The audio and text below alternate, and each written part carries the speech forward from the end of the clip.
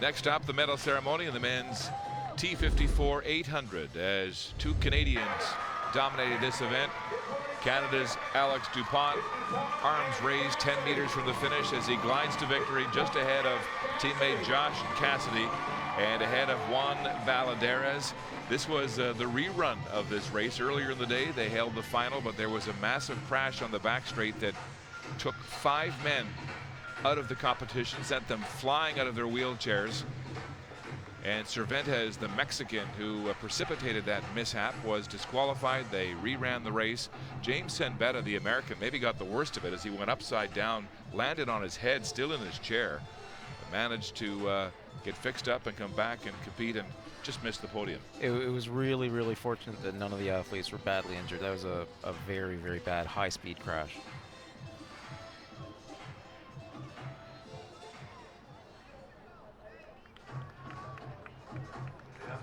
La cérémonie de remise de médailles.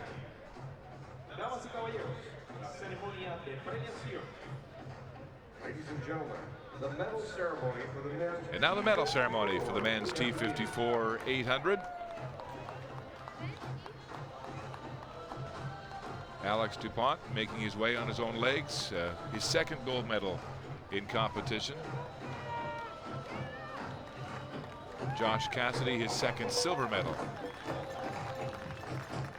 These two great wheelchair athletes, teammates and good rivals too. Yeah, they get along as teammates. They're certainly not out there to help each other. We saw that a couple times in the both the rerun and the preliminary or the original race. Were definitely competitors. It was an interesting cat and mouse game in terms of tactics in that rerun. And I think it really shows they have a lot of respect for each other as athletes, and they're both worried about the other one coming out on top. The bronze medal in the T54 800 to Juan Valadares. He got visibly shaken up in that event as Cervantes swerved right into him and catapulted him, which triggered the chain reaction in that mishap earlier in the day when they ran the race for the first time. Yeah, I mean, I watched the rerun over and over again last night, and the Mexican athlete Cervantes really came. He moved almost a full lane in 15 or 20 meters on a straightaway, which, you know, I mean, if it happens in a curve, that's one thing, but when it happens in a straightaway, it really indicates that an athlete doesn't have control of their chair. It was a reckless move, to be sure. The silver medal to Josh Cassidy of Canada, 141.18 clocking. He went out hard early. He really did, yeah. He tends to do that. It's not necessarily a bad thing to do, especially if you know that some of the other athletes may not have chairs, you know, the greatest of chair skills. It's sometimes better to just get out and stay where you're safe. And he managed to escape that mishap in the earlier run of this race, taking his hands off the wheels and easing back just as he was about to be pincered by Cervantes and caught against the wheels of Valadares. When you hold up, you know, his chair skills were incredible, and you hold that up against the other athletes who really popped right out of their chairs. You have to be really, really tight in your chair to have that kind of chair control and chair skills. And Alex Dupont of Canada, the gold medalist. Winning time of 1:40.67. Had to do it twice, and now he'll savor the gold.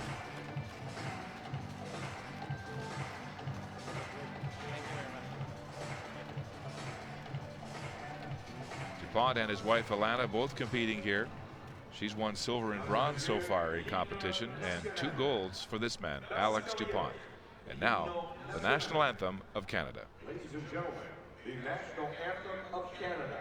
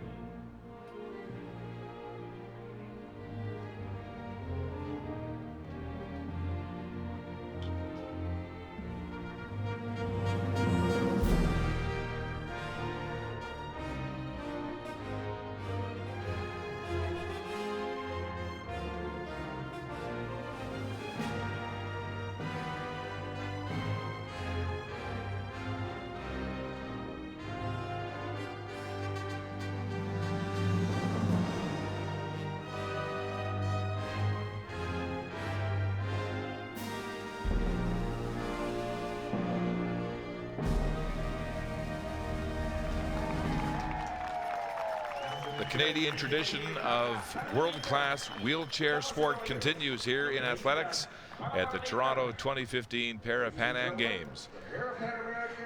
Alex DuPont and Josh Cassidy, gold and silver, ahead of Juan Valderas of Venezuela for bronze.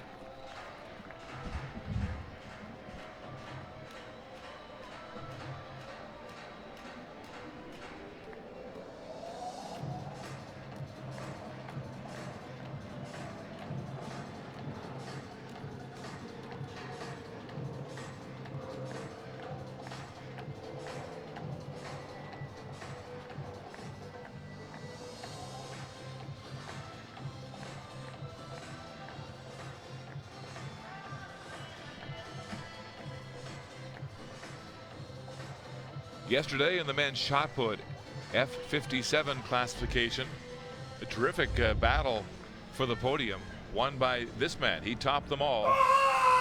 Tiago Paulino dos Santos. His gold medal winning toss coming in the second round, and America's record at 13 meters 57.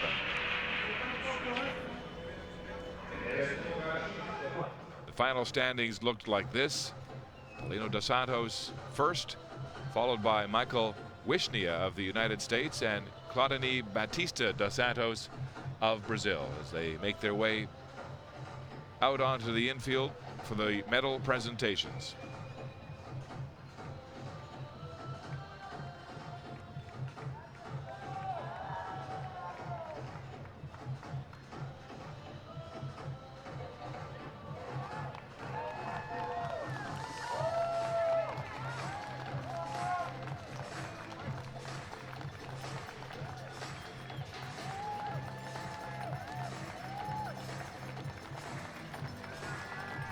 Real difference in the physiques and size of these shot putters with the Brazilian and the American, dos Santos and Wisnia, two very large men. And Batista dos Santos of Brazil, quite slight compared. And you know, you can get away and sometimes in the throws with it's a combination of speed and power that generates the velocity. So the smaller athletes definitely rely on their speed much more than the bigger, more powerful men. And the medals being presented by Dr. Rory Cooper, the Paralympic Scientific Award recipient, and Ms. Carla Qualtro, Vice President of the Americas.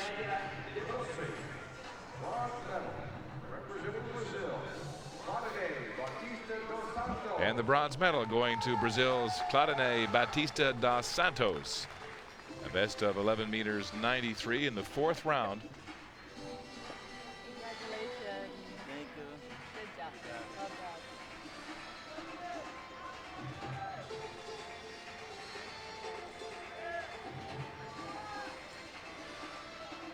Congratulations. Thank Great you. job. Thank you. Claudine Batista dos Santos of Brazil, the bronze medalist.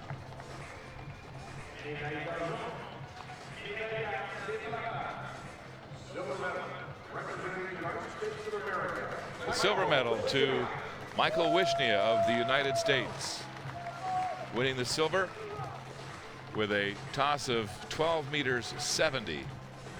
And his fourth round attempt had a couple of fouls in his series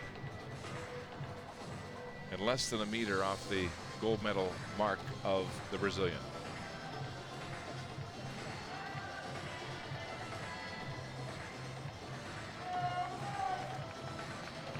Michael Wisnia of the USA, the silver medalist in the men's F57 shot put.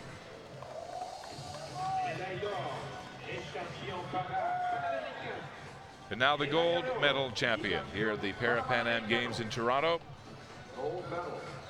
Brazil with two men on the podium, and this is Tiago Paulino dos Santos.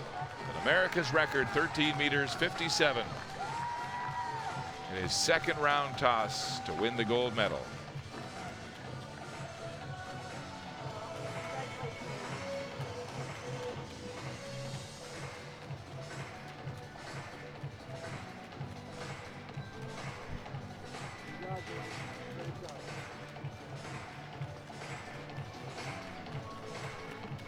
Tiago Paulino dos Santos of Brazil, the gold medal champion in the men's shot put F57. And now the familiar refrain of the Brazilian national anthem. Ladies and gentlemen, the national anthem of Brazil.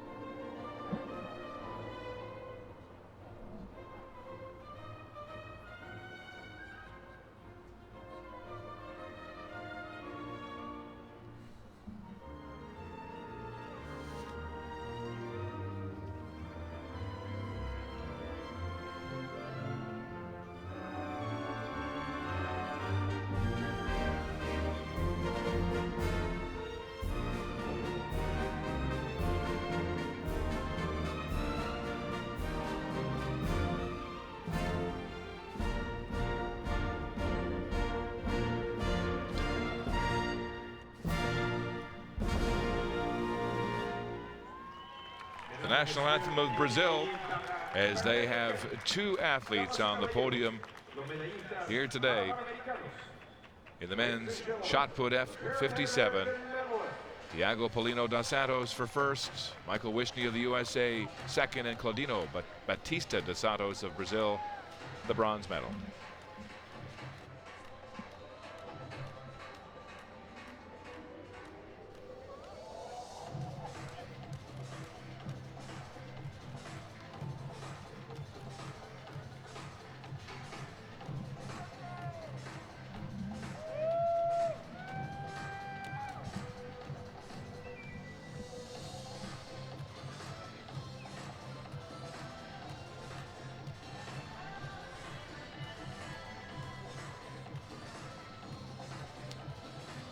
Men's 400 T52 contested last night, and when the gun went off, this race was over. Ray Martin of the USA pumping his arms to victory here. You can see there was nobody else in the shot. A command performance and a dominating victory.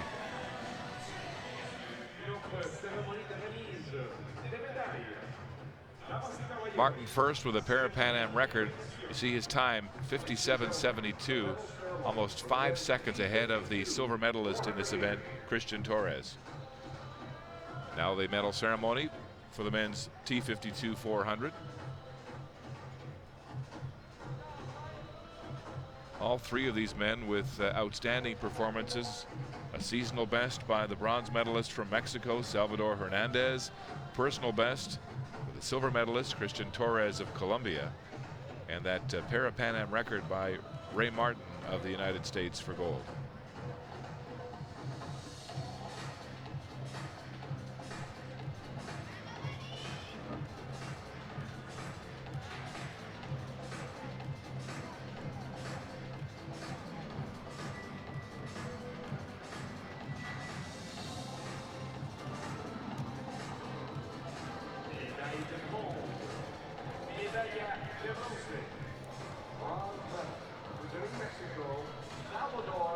The bronze medal to Mexico, Salvador Hernandez. The time of 1:03.18.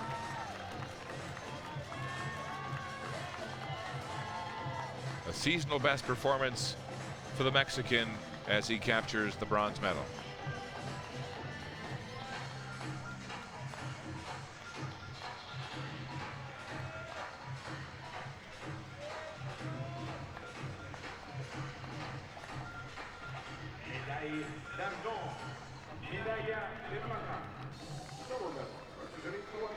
The silver medal to Colombia, Christian Torres.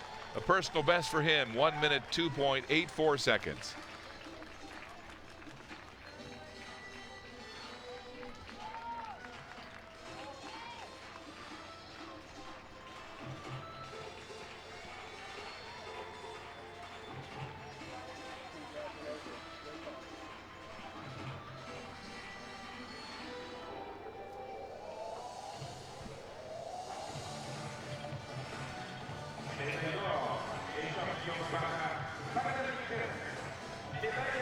And the gold medal goes to the USA and Raymond Martin with a command performance here today, a Parapan Am record as he's awarded his gold medal for that great race yesterday, 57.72 seconds. It was never in doubt.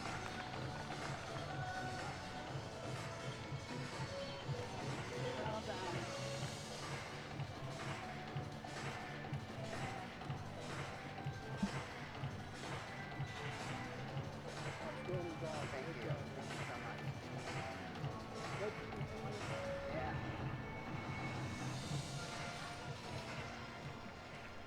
done. And now the playing of the U.S. national anthem. Ladies and gentlemen, the national anthem of the United States of America.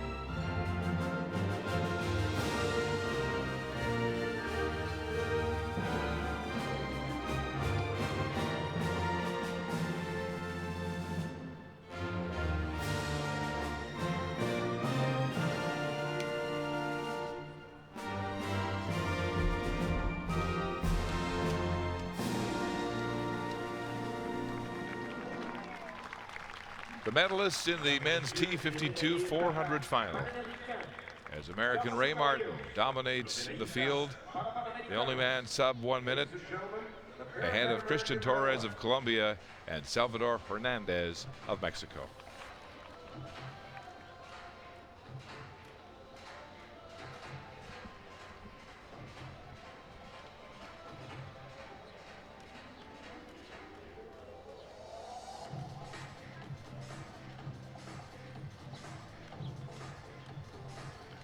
Several field events getting underway in the next hour here at CIBC Pan Am Parapan Am Stadium, including the men's T13 long jump for athletes classified with a visionary impairment. Field includes Angel Jimenez of Cuba, gold medalist in 2004 at the Paralympics in Athens, Greece in this event.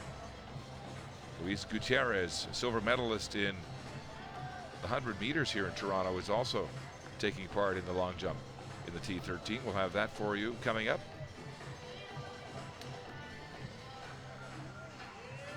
And they're warming up as we speak for the men's javelin throw in the F46 classification.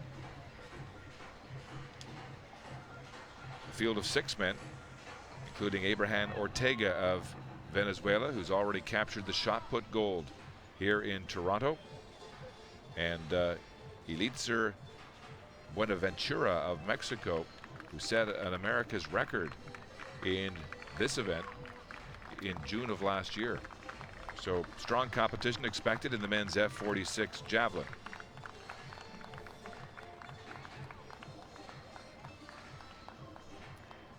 Also coming up among the field events in Toronto, the men's F56 shot put.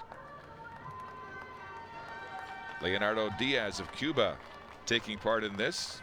He's had a prolific go in the throws here in Toronto, with a gold in the discus, a silver in the javelin. He holds the America's record in this event, set 4 years ago in Guadalajara. So some exciting field events still to come, including the women's javelin F53-54. Canada's Pamela Lejeune is in this one, fresh off a gold medal in the shot put at these Toronto Games, along with Maria Marin of Mexico, silver medalist in this event 4 years ago at the 2011 Guadalajara Parapan Am Games. We got such great bands here today to check out our final session. We Stay with us. Our coverage will begin with the women's T12 800 final in about 6 minutes.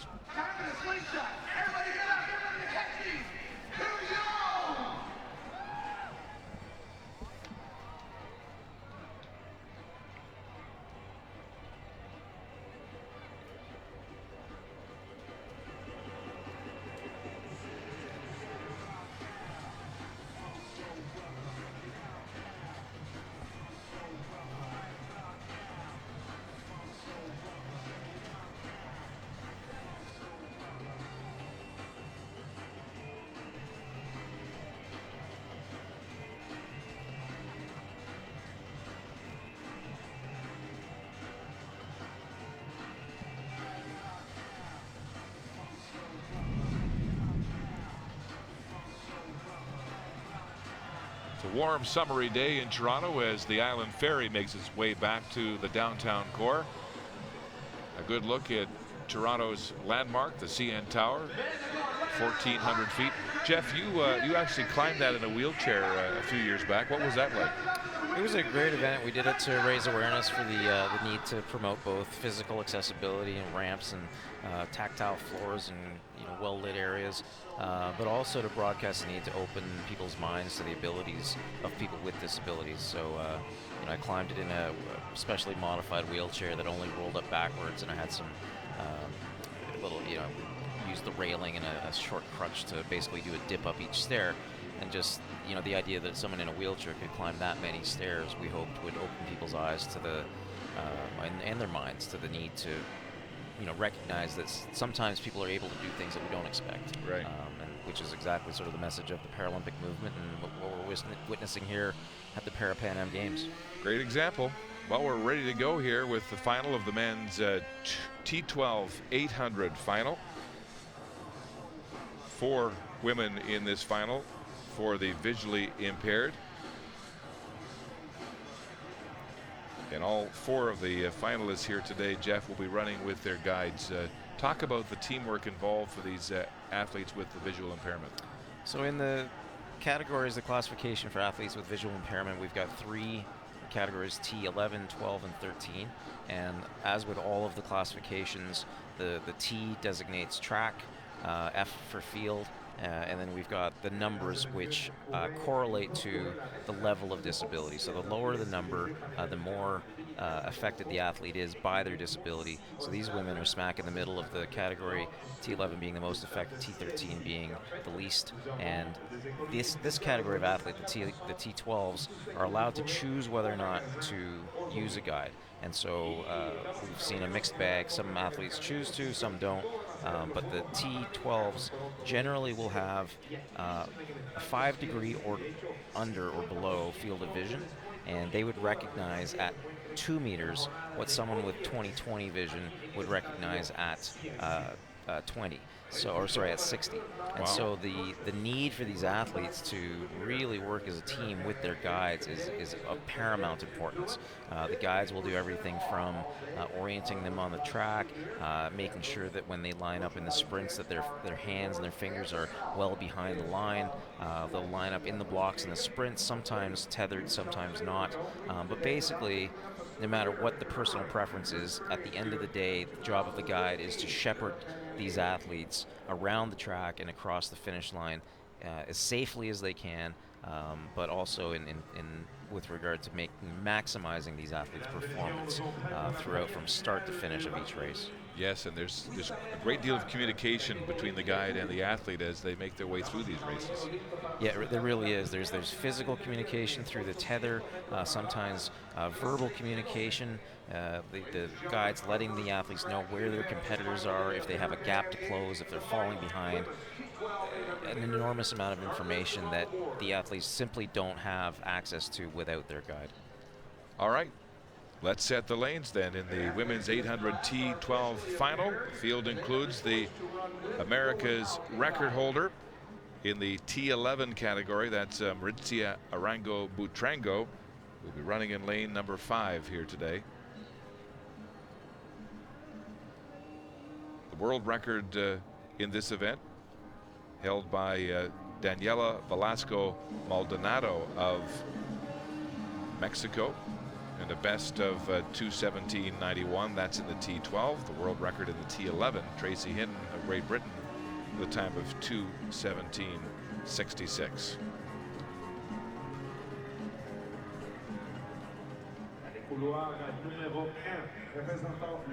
So running in lane number 1 with her guide is Chile's Margarita Fondez Orellano.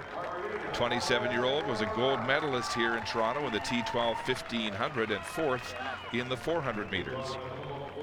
Running in lane number 3, representing Mexico, Daniela Velasco, a silver medalist at 400 in Toronto, a bronze medalist at that distance at the 2012 Paralympics. She is only 19 years of age. In lane number 5, the favorite from Colombia, Maritza Arango Butrango, the America's record holder in this event, won gold in the 1500 in Toronto with a new America's record there, and set a personal best in the semifinal coming in to this event. She was disqualified in the 400 when her guide false started, and so she's put that behind her. In lane number 7 from Colombia, Marcelo Gonzalez Arias. The 19-year-old was a bronze medalist at 400 and silver at 1500. So 2 medals so far at these Toronto 2015 Parapan Am Games.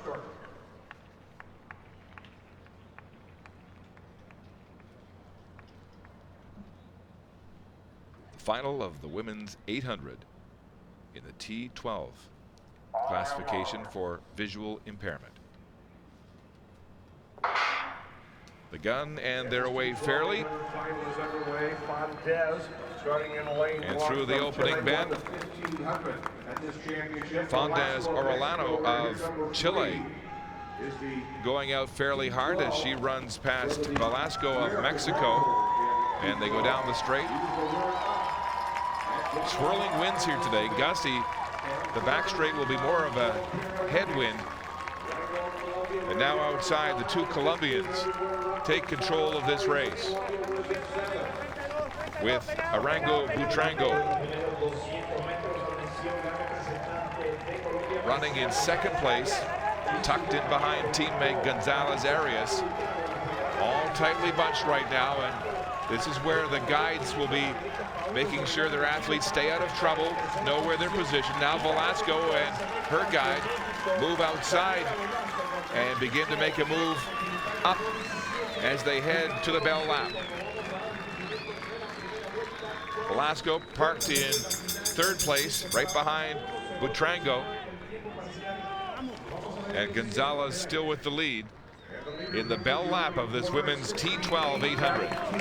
And this is where, when moves need to be made, we've got 4 athletes on the track, but we've got 8 people. And so when you're trying to overtake another athlete, you're essentially going around someone who's twice as wide as you normally would be, because they've got the athlete and the guide. Butrango makes the move. Now she is passed by Velasco. Velasco with a surge with 300 meters to go, and chasing her down now is Butrango of Colombia, the favorite. Around the bend they go with 200 meters to go. In a big attack here by Daniela Velasco of Mexico. The Mexican opening about a 10-meter lead as they come out of the bend and head down the straight.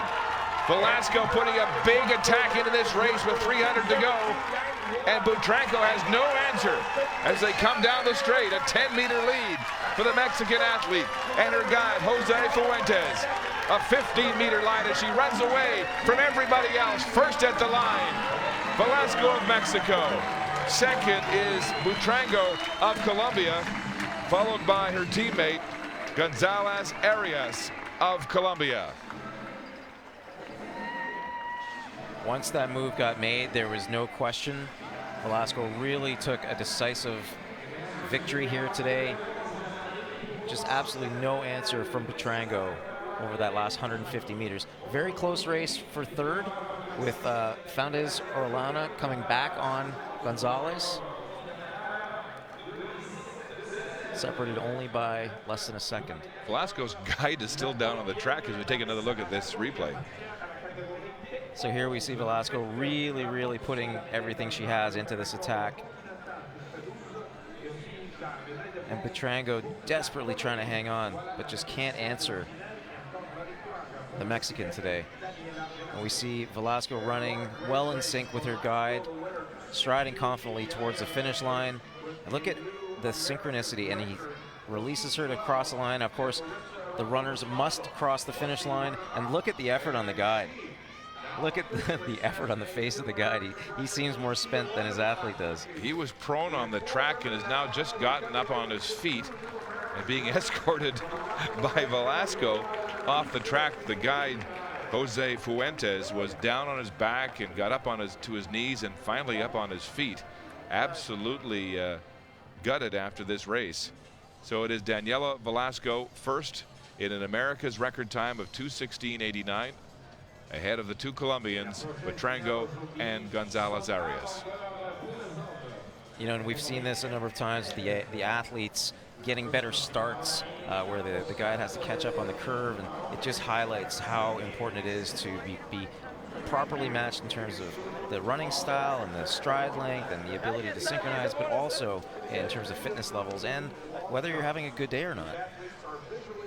Daniela Velasco doesn't look like she's breathing too hard, but her guide is winded for sure and recovering after a terrific gold medal victory in the women's T12 800. Luis Gutierrez of Cuba is your defending champion. He is also the reigning Paralympic champion in this event. Over to the men's long jump as competition gets underway in the T13 classification. 5 men in this field, including Luis Gutierrez, the America's and world record holder at 7 meters 66.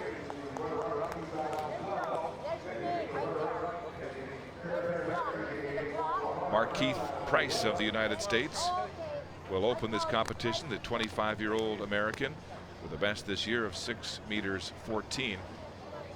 He won a bronze medal in this event 4 years ago in Guadalajara at the Parapan Games. Up. Good style, but he leaned back. He had got a lot of speed on the runway, but fell back in the pit. And here we see the difference between the and he fouls. In the 100 final in this championship. So we see the difference between the F13s and the F11s and 12s who have an extended point of takeoff, so they have a 1 meter square roughly area where they can take off from, and the measurement is taken from the point of takeoff to the point of landing. These T13 athletes, being the least affected in the category, have what you would normally see in an able-bodied competition with the takeoff board that you would normally see with able-bodied competitions. Here's the world record holder from Cuba, Luis Gutierrez. Has the best world record of 7 meters 66.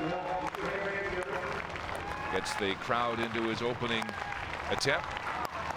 Coming off a silver in the men's 100 here in Toronto. He's got great speed, and look at him fly. Past the 6 meter mark, to be sure.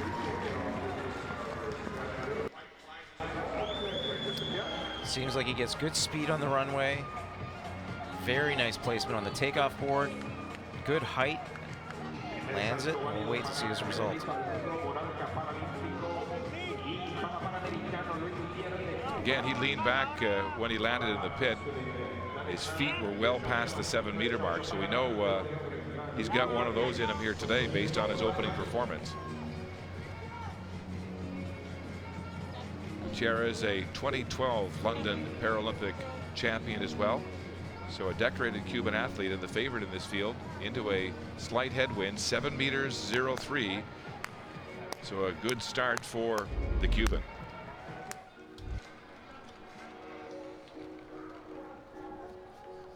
On the track, sprinters are set for the T36 100.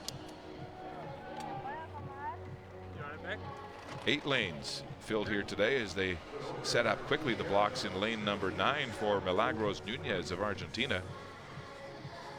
So the officials weren't ready for lane 9, and they'll get that set up as the rest of these athletes warm up for the T36 100. And athletes in this category are looking at some difficulty controlling their motions, movements, and muscles that are often in a state of tension. So the start, which is always critical, will be even more so for these athletes. There's the start list, and in the field, the America's record holder from Brazil, Jacinta Oliveira Cruz, will be racing in lane number 6, right down the middle of the track, next to her chief rival expected in this final from Argentina. So there's a delay in the start of this race as they were late setting up the blocks in lane number 9 for the Argentinian athlete Milagros Nunez.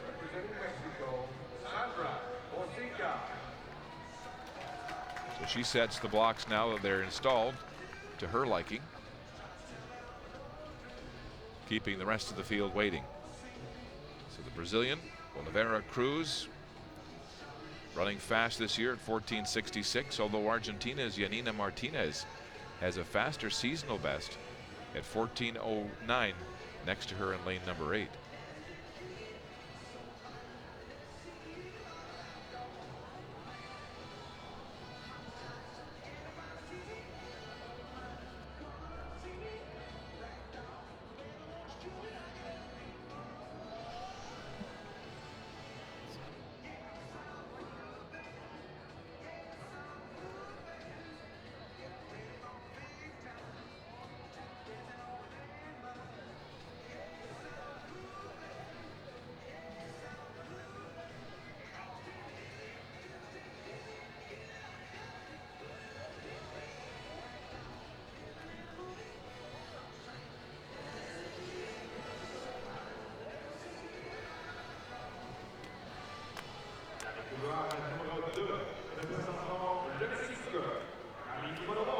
Let's set the lanes. Running in lane number 2, representing Mexico, this is Sandra Fonseca.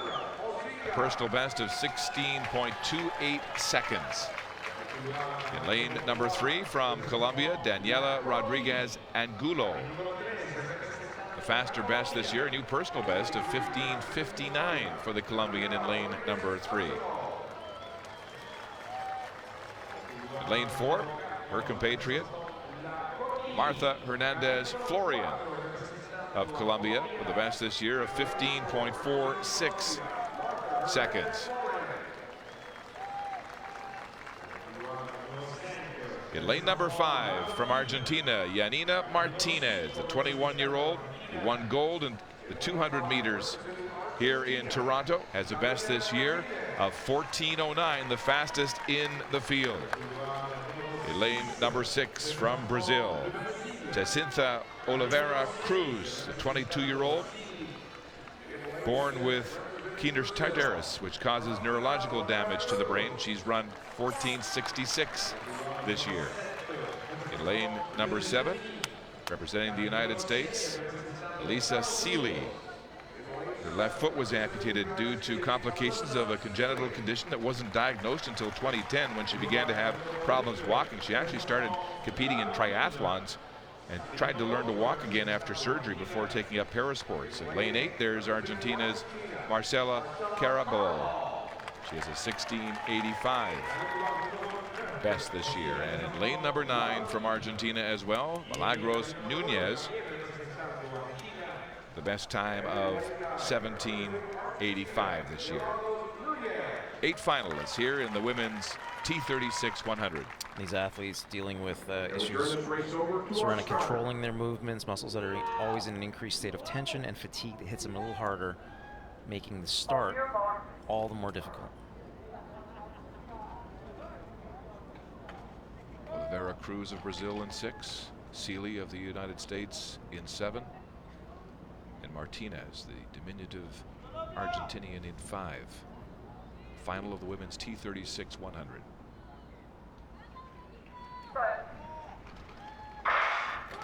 And they're away, a mixture of athletes using the blocks and standing up, and it's Martinez with the early lead. Martinez running away now from Cruz of Brazil, and she's opened a 5-meter lead. It's Martinez of Argentina first in the women's T36 100, celebrating past the line, 14.31 seconds. And gold for Argentina's Yanina Martinez.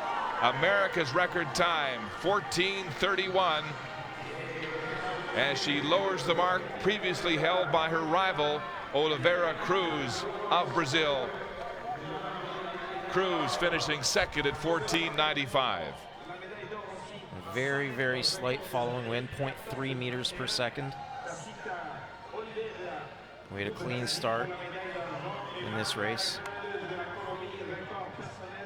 And here we see there's a clean start with Martinez immediately charging out of the blocks and taking the lead. She's being challenged by Cruz and Florian, but her turnover, she doesn't have a long stride, but she has great cadence, great turnover, crossing the finish line first, 14:31 for the gold medal here today in Toronto. Throwing her hands up in victory at the finish line. Just a great race for Yanina Martinez, breaking the Brazilian's America's record, taking 3/10 off the mark with her victory here in 14:31. As we look at the overall results, Martinez for gold ahead of Cruz of Brazil for silver, and Hernandez Florian of Colombia winning the bronze, her third medal of this competition. She now has 2 bronze medals and a silver at these Toronto 2015 Parapan Am Games. Martinez with her second gold medal of these games here in the women's T36 100. That was a very long foul for the world record holder, so keep an eye on him today. 7:03 on his first jump. World record is 7.66. Santo Domingo para el cubano Luis Felipe Gutiérrez, se prepara su compañero de equipo Ángel Jiménez, el subcampeón. Back to the men's long jump T13. Gutierrez has the lead at 7:03, the world record holder. And the Cuban Angel Jimenez is on the runway. Jimenez, gold medalist in the 2004 Paralympics in this event in Athens, silver at the London 2012 Games. He's already won a silver here in the long jump. Jimenez with a best this year of 6:23. His personal best is 7:14. Look at those strides. Oh, he's flying into the pit. He's upset with himself. I didn't see the flag. He gets the white flag, but doesn't like the way he landed. He seemed to think that he fouled on the takeoff board, but no, very, very good placement. Gets up and high. Maybe not quite the landing he wanted. Jimenez with his second round attempt, he went 6 meters 50 to open, currently in second place behind teammate Luis Gutierrez, in the lead at 7:03. He seemed to be pointing at the track. Usually when we see that, we see athletes pointing down, indicating that the placement marker for where they're going to start their run-up is off, but his takeoff was so on point. It's hard to know what he was pointing at there. So these long jumpers running into a headwind. 6:43 for the Cuban will leave him in second place. He did not improve on his first round jump.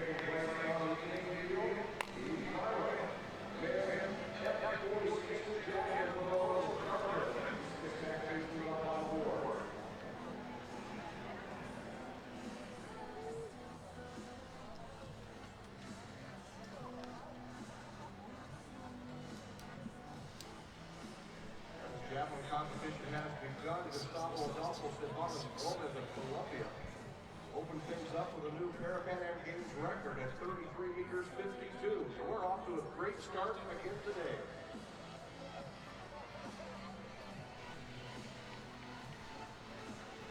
Y buen comienzo para el colombiano Gustavo Adolfo Esteban Gomez, el récord para Panamericano en la jabalina para hombres F46 33 52.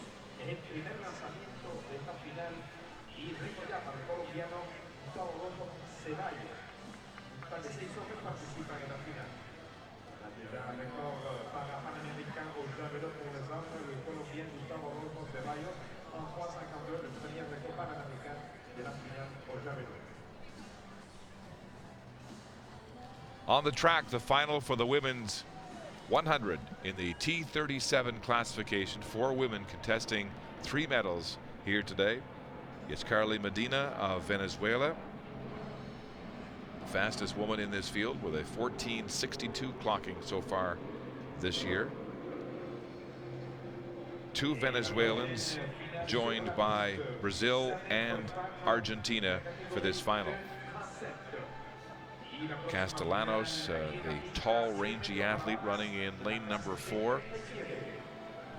As we get set to introduce the finalists here in the women's T37. Medina, one of the favorites, staying loose. Scarlett Medina with a 14:62 clocking this year. 23-year-old was 5th in the 200 here in Toronto. Next to her, teammate Berliana Castellanos of Venezuela with a 14:90 clocking this year. Castellanos, a silver medalist in the 200 meters at the Toronto Games. In lane number 5 from Brazil, this is Sulen Marcheski de Oliveira, a 14:82 clocking, 3rd fastest this year in this field. 4th in the 200, 17-year-old from Brazil. And in lane number 6, representing Argentina, this is Liz Scaroni. Scaroni, the gold medalist in the 200 meters in Toronto, and last year the Para South American champion. And these athletes in this category dealing with issues down one side of their body, so they'll be trying to balance out the power that they're delivering and keep that stride length exactly even for the length of this race. Final of the women's T37 100. And they're away. And an early lead by the Brazilian de Oliveira, challenging Scaroni outside. And now inside in lane 3, there goes Scarlett Medina. Medina pumping hard at the line, very close, and she gets there for first. 3 women abreast at the finish line. And Medina, a Venezuelan, prevails in a very closely competed final of the women's T37 100. A Parapan Am record time, 14:68, with a very slight following wind of 0.2 meters per second. And this is one of the closest races we've seen in this CP category, of any of the CP categories. Very, very tightly bunched at the finish line. 6/100ths of a second only between first and third. So close. 4/100ths between first and second. And we saw some movement on the line due to the nature of their disability. The officials will give some leeway to that. But here we see, even at the halfway point, we've got 3-4 abreast, with the Venezuelans running neck and neck and being challenged on the outside by the Argentinian Scaroni. Look how close that finish is. Medina just getting to the finish line first, claiming that gold medal over her countrywoman Castellanos, and barely getting across her in front of Scaroni from Venezuela, from Argentina. The taller Castellanos, with that dip at the line, just about pipped her teammate, but Medina celebrating the gold medal victory in Parapan Am record time, 14.68 seconds, just 4/100ths ahead of Castellanos and 6/100ths ahead of Scaroni in third. Final results: a Parapan Am record for the gold medalist, a personal best for her teammate Berliana Castellanos, and bronze for Liz Scaroni in one of the closest sprints we've seen here this week in Toronto.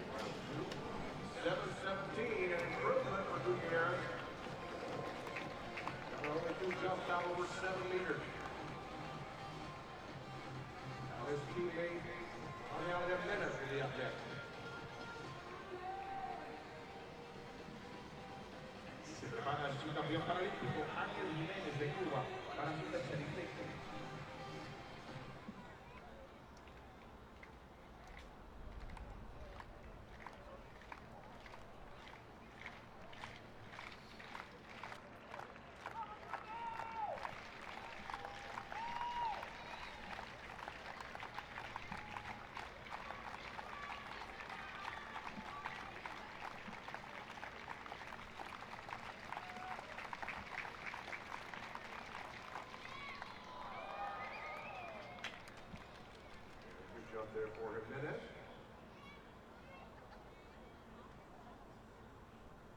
And it was a foul for Jimenez.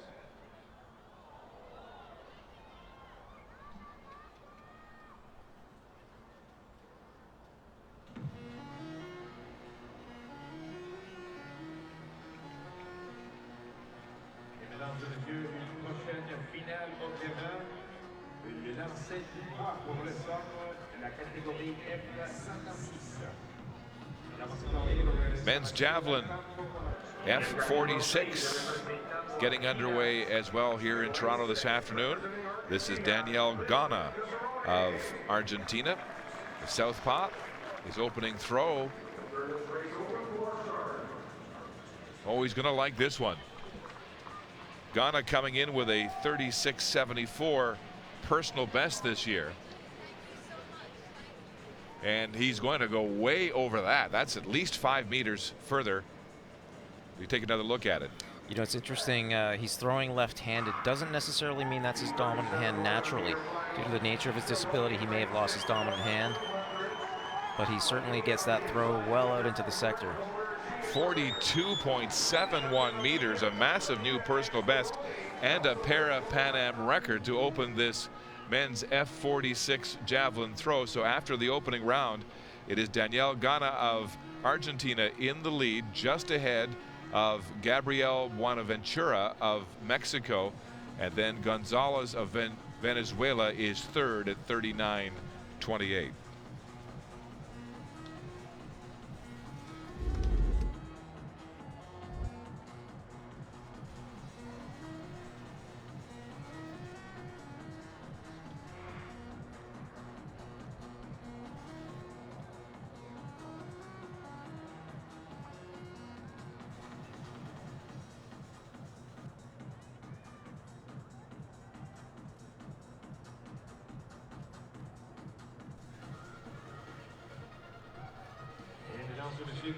L'action continue au terrain ici au stade de Fiat. Ici, la finale lancée du javelin pour la femme dans la catégorie S53 et S54.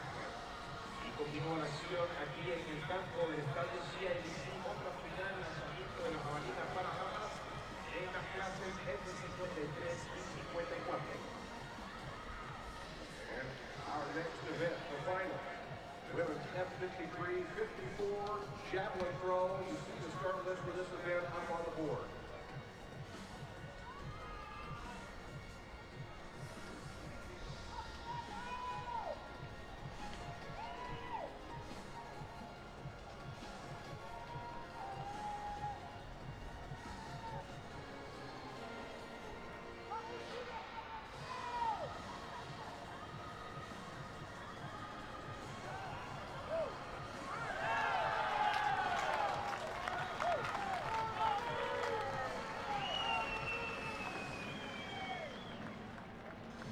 On the track, it's the final of the women's T11 200 for visually impaired athletes. These are blind runners who will be tethered to their guides. 3 Brazilians in this final of 4 athletes, including the great Teresina Guilhermina of Brazil, the world record holder and America's record holder, with a best set 3 years ago in this event of 24.67 seconds.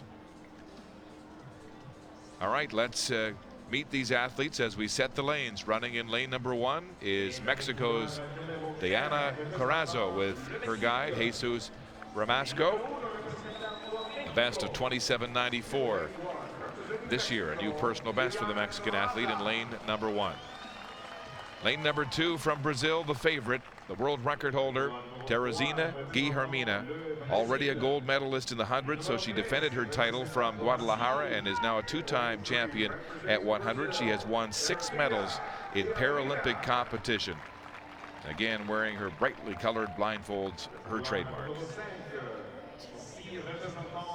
Next to her in lane number 5, the second of 3 Brazilians in this final, Dalita Simplicio da Silva.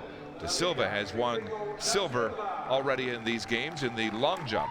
and was a silver medalist last year in this event at the Paris South American Games. And the third Brazilian in this final, running in lane number 7, Julia dos Santos. Dos Santos, a silver medalist behind Guilhermina in the women's 100 T11, and a factor here today. And as we see these athletes getting ready to get into their blocks, their guides will assist them in lining up and getting settled, making sure that their hands are well behind the start line, orienting them on the track. And we see that now, with making sure that Guilhermina knows exactly where she's going to be pointed. And we see them setting up very, very wide. These athletes have 2 lanes each, one for them and one for their guide. And we see Guilhermina lining up in the outside lane with an extreme angle. So what they're doing is they're going to aim at that inside lane and at the inside line of the inside lane. They're going to flatten out their start. And so instead of starting on a curve, they're going to start on a straight. T11, women's 200 final.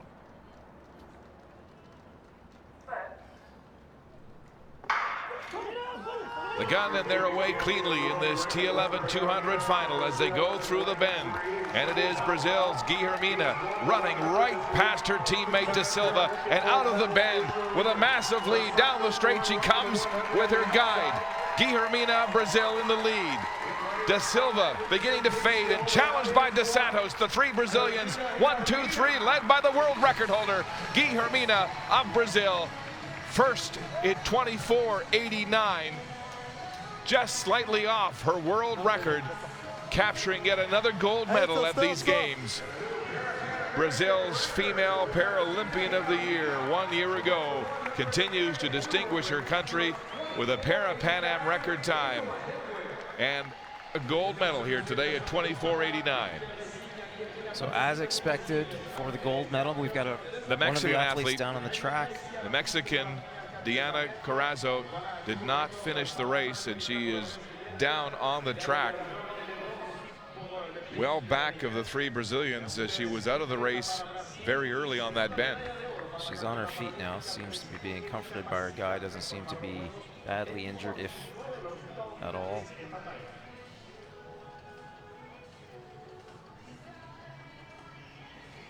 There we see.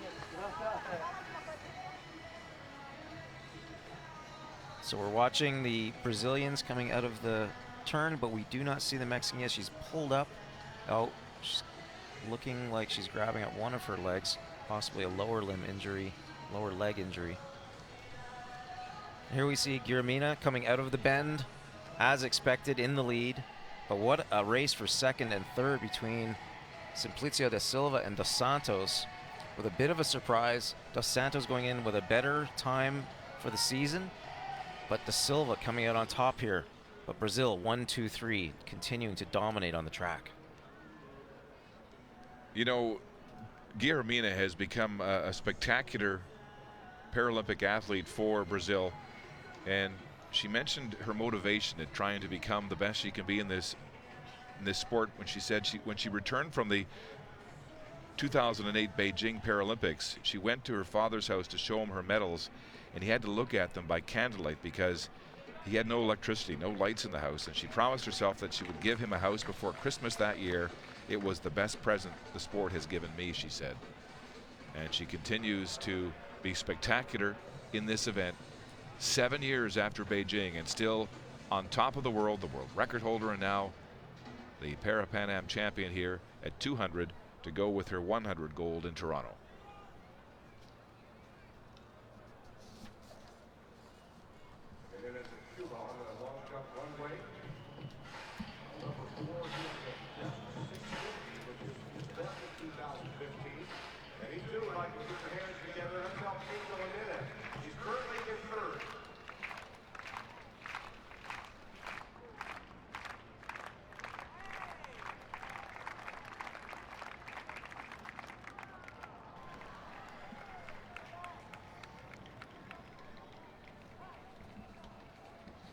Parece ser el mejor salto para este momento para el subcampeón paralímpico Ángel Jiménez de Cuba. En estos momentos en la tercera posición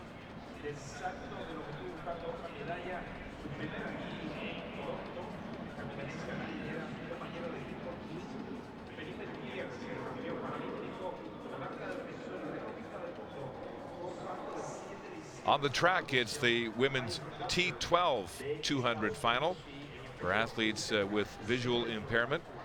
And these athletes have some sight. It's quite reduced, and they can elect to use a guide or not. And in this case, 3 of the 4 finalists will. The exception being Omara Durand of Cuba, who is state of the art in the women's T12 200. These athletes having between 2/60 and 6/60 vision, or sorry, rather, these athletes having 2/60 vision. So recognizing at 2 meters what someone with 20/20 vision would recognize at 60, and a field of vision less than 5 degrees. So imagine the difficulty in finding the line, running the line, and making the most of this 200-meter effort. Let's set the lanes. Running in lane number 1, representing Mexico, Daniela Velasco. And her guide, Jose Fluentes.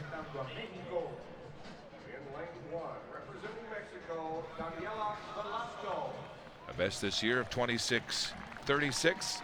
A silver medalist at 400 meters. And a bronze medalist 4 years ago in this event in Guadalajara. In lane number 3 from Brazil, Alice de Oliveira Correa, the 19-year-old silver medalist at 100 in Toronto, born with glaucoma and had cataracts, a 2012 Paralympian. Running in lane number 5 from Cuba, the world record holder, Omara Durand. Durand already with 2 gold medals in Toronto in the 100 and 400, and seeking to sweep the sprints here today. And in lane number 7 from Venezuela, Grealiz Villarreal, a 26:74 clocking for the Venezuelan, who has won a bronze medal so far in Toronto at the 100 distance. So the finalists of the women's T12 200. Turn this race over to our starter. Favorite, Omara Durand in lane number 5. As the race gets turned over to the starter, 3 of 4 of these athletes will be shepherded to their blocks by their guides.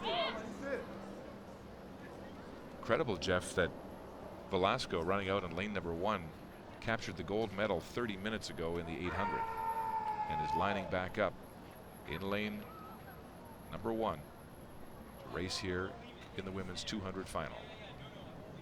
Durand of Cuba in 5. De Oliveira Correa of Brazil in 3. The women to watch in the final of the women's 200 T12.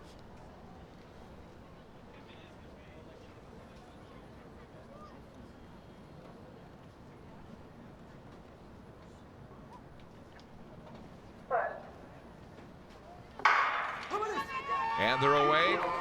Durand, the only unassisted visually impaired athlete in this final, making the turn in lane number 5. And look at that, she's already built a 5-meter lead. Running ahead of De Oliveira Correa of Brazil. Omara Durand, flashing her arms and legs, pumping hard. Tremendous turnover to the finish line. First, sub 24. And she has broken the world record. 23:68 unofficially on the clock for the Cuban, who smashes her own world and America's record to win the gold medal ahead of De Oliveira Correa of Brazil in a one-woman show here today. 23:67 officially as they round it down by 1/100th, a world record and gold medal for Cuba's Omara Durand. And did it into a not insignificant headwind at 0.9 meters per second. We see the start, comes out of the blocks very, very well, and is really running the bend. Look at how close she is to that inner line. You have to do that if you want to challenge for a world record. Very, very good turnover, running with her arms. Lots of power being generated by her upper body. Nice high knees. Very, very clean race. World record holder, the reigning Paralympic champion, has now won 3 gold medals and 3 world records set here at these games. Couldn't ask for any more. A picture of perfection, Cuba's Omara Durand. It's the hat trick in track and field for the Cuban sprinter. As we look at the overall results, Omara Durand first at 23:67 with that 3rd world record. Oliveira Correa of Brazil, a personal best for 2nd, and Villarreal of Venezuela, another personal best for 3rd, but none of them could match the ability and the speed of Durand today.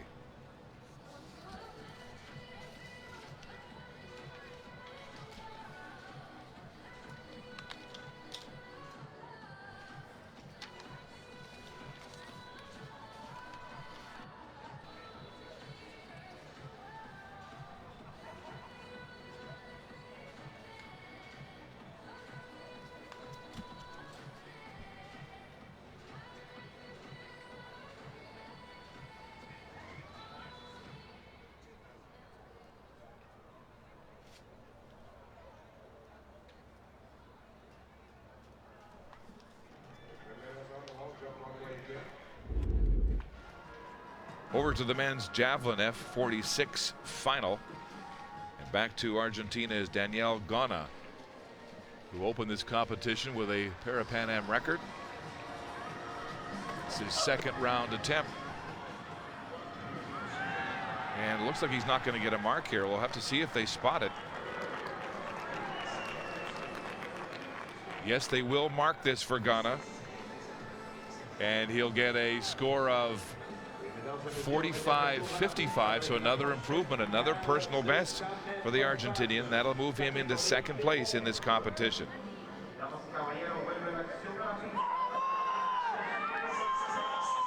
So Gana excited with that 2nd personal best in as many throws.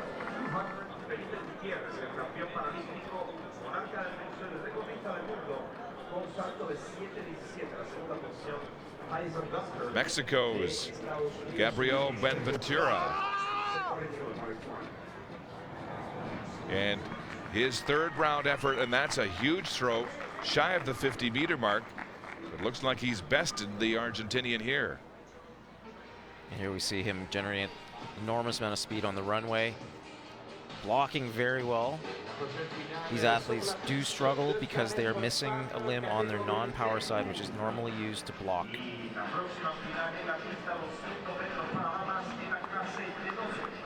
And so Buenaventura, 47.67 to take the lead with a new Parapan Am record. Now to Venezuela's Abraham Ortega. His 3rd round throw. Ortega already a winner of gold in the shot put. And in this competition, in 3rd place.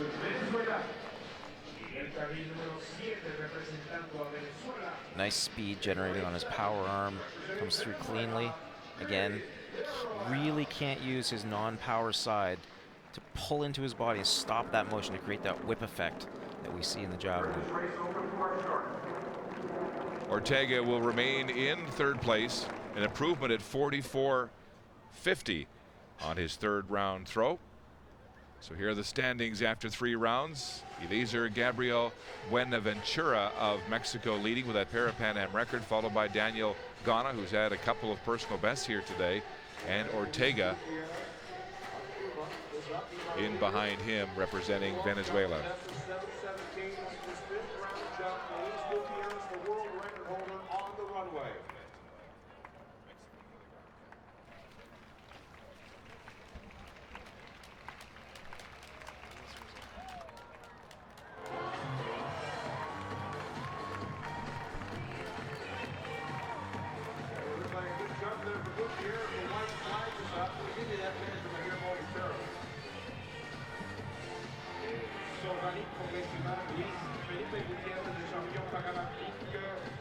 Champion à titre et puis aussi détient le record du monde avec 7,66.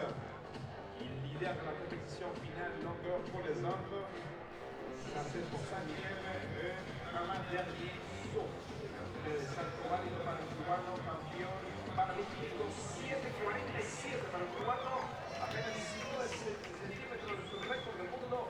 Se consolida la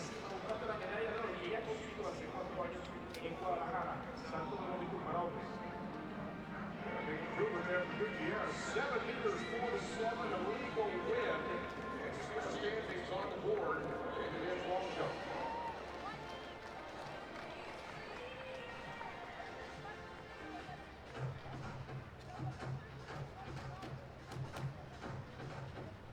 Mesdames et messieurs, la série des cérémonies de remise des médailles. Damas y caballeros. The medal ceremony in the women's T36 100 sprint final. The medal ceremony for the women's T36 100 meters. Argentina's Yanina Martinez capturing her second gold medal of these games with an America's record.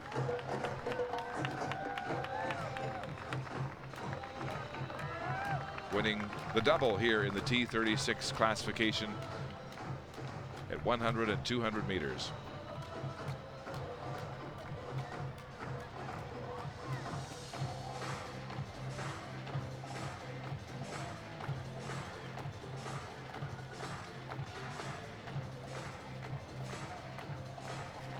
Les médailles seront présentées par la médaille sera présentée par. The medal will be presented by Mr. Vincent Crisanti, Deputy Mayor of Toronto.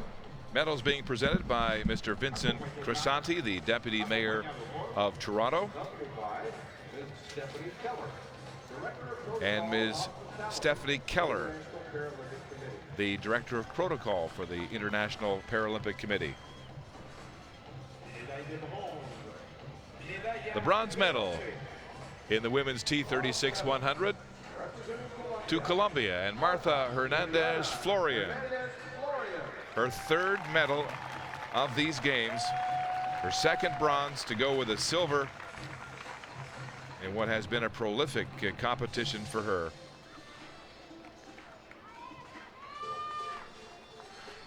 Martha Liliana Hernandez Florian, bronze medal in the T36 100.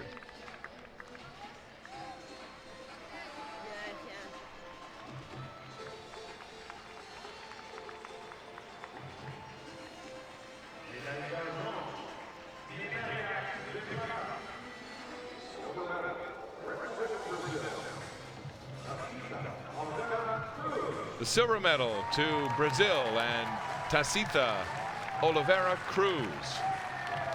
14.95 clocking for second place. Cruz was born with an ailment which causes neurological damage in the brain. She only began competing in Paralympic sport in 2012.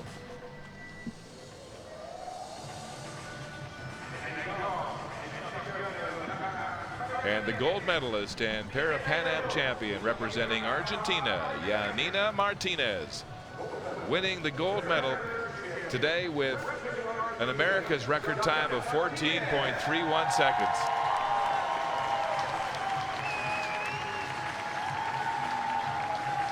Yanina deals with the cerebral palsy. Won silver at the 100 and 200 distance in Guadalajara 4 years ago, and now wins the golden double 4 years later in Toronto. Yanina Martinez of Argentina, the gold medal champion.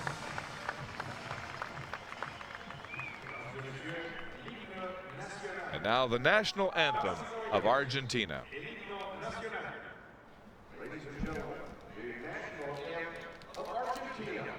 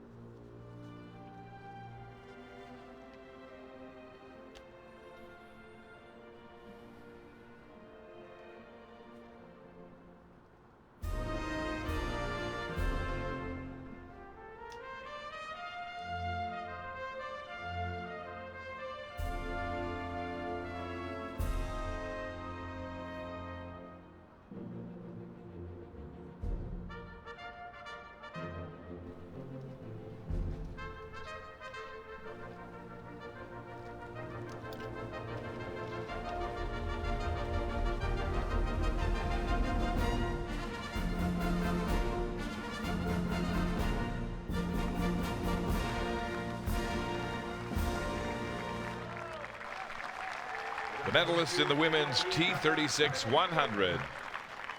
Argentina's Yanina Martinez topping the podium for gold, her second of these games, as she wins the sprint double in her classification,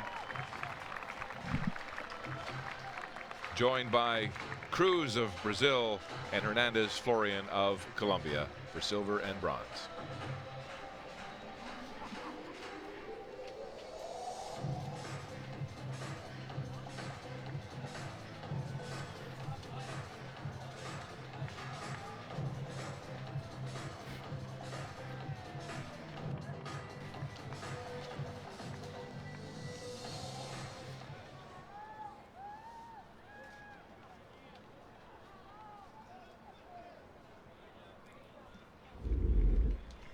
Back to the men's javelin F46. We're looking at Venezuela's Abraham Ortega. Already won a gold medal and set an America's record in shot put here in Toronto. His fourth round attempt. Been knocked out of the top spot by Buenaventura of Mexico as he launches this fourth round throw. Oh, that's a nice one. Well past the 45-meter mark, it looks like.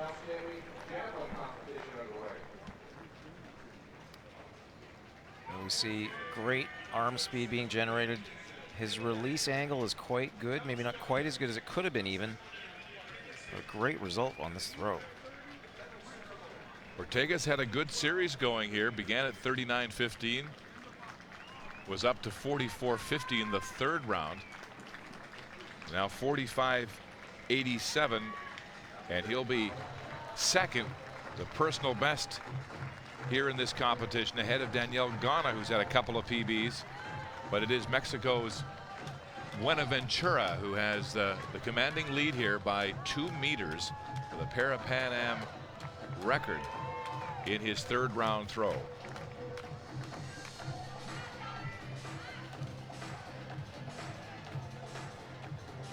Now the medal ceremony for the women's T12 800 final.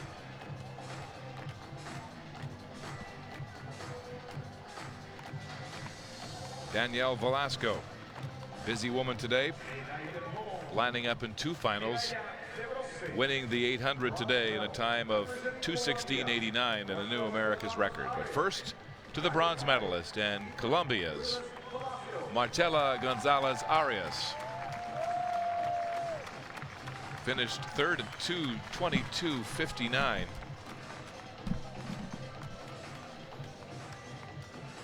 "19-year-old with her third medal of these games. Her second bronze to go with a silver.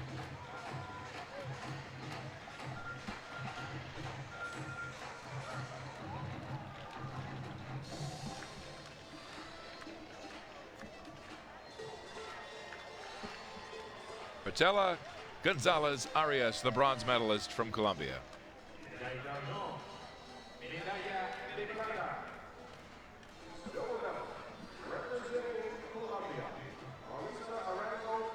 The silver medal to Colombia as well, and Mauricia Arango Butrango.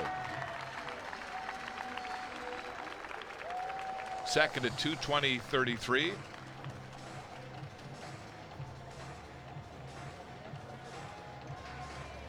Won the gold medal in the 1500 T11 classification this week in Toronto, adding a silver to her collection.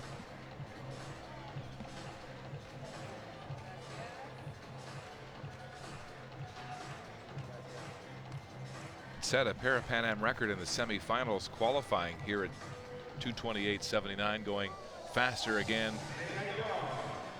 for silver.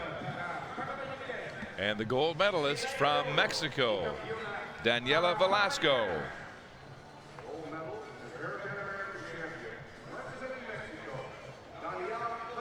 Velasco won silver in the 400 in the T12 class, and now the gold medal in the T12 800.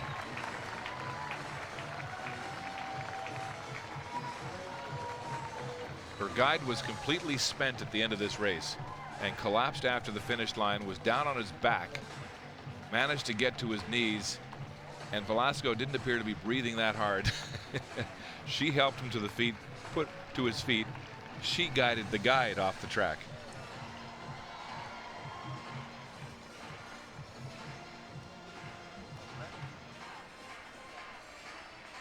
Daniela Velasco, the gold medalist from Mexico in the women's T12 800. Now it's time for the Mexican national anthem. Ladies and gentlemen, the national anthem of Mexico.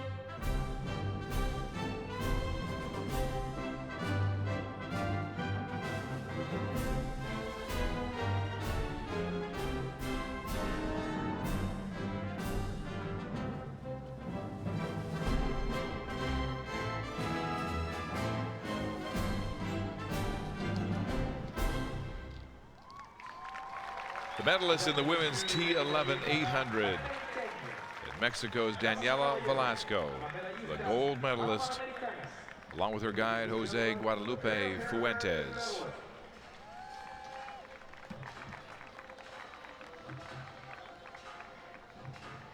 Velasco joined at the top of the podium by Maritza Arango Butrango and Marcela Gonzalez Arias of Colombia.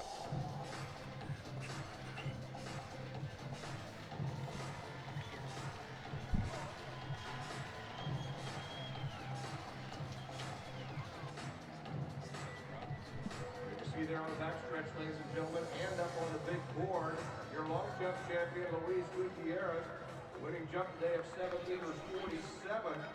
With a great story there in the battle for second and third. Tyson Gunter, United States, on the sixth and final jump, jumped a lifetime best 674 to move in the silver medal position.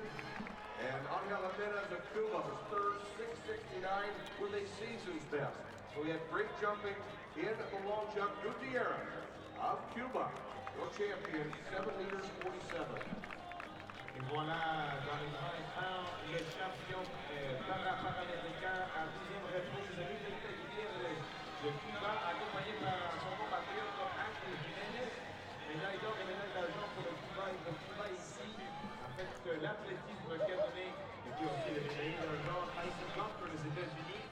L'athlétisme qui a donné la moitié des médailles d'or à Cuba ici à Toronto au cours de Jeux Parapan American. Y aunque se la gran pantalla el campeón panamericano, que reconquista el mundo, también campeón paralímpico Luis Felipe Gutiérrez con la medalla de oro para Cuba, en el salto de los su compañero de equipo Ángel Jiménez la medalla de bronce, y esta es la primera medalla de oro para Cuba aquí en el atletismo panamericano, y el joven de la hora militar, la medalla de oro a Cuba en estos Juegos Panamericanos aquí en Toronto. Felicidades.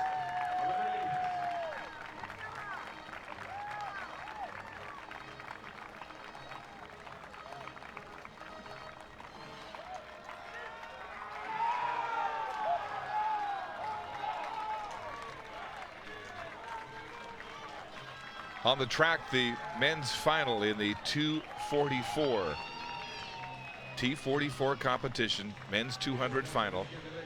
Only 2 men in this race, as Richard Brown of the United States, the world record holder, has withdrawn.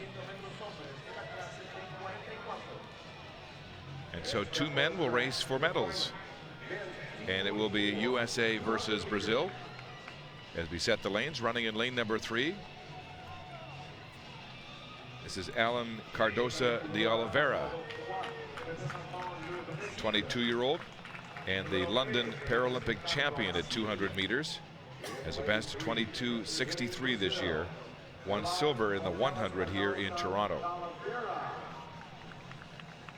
Cardosa de Oliveira running in lane 3.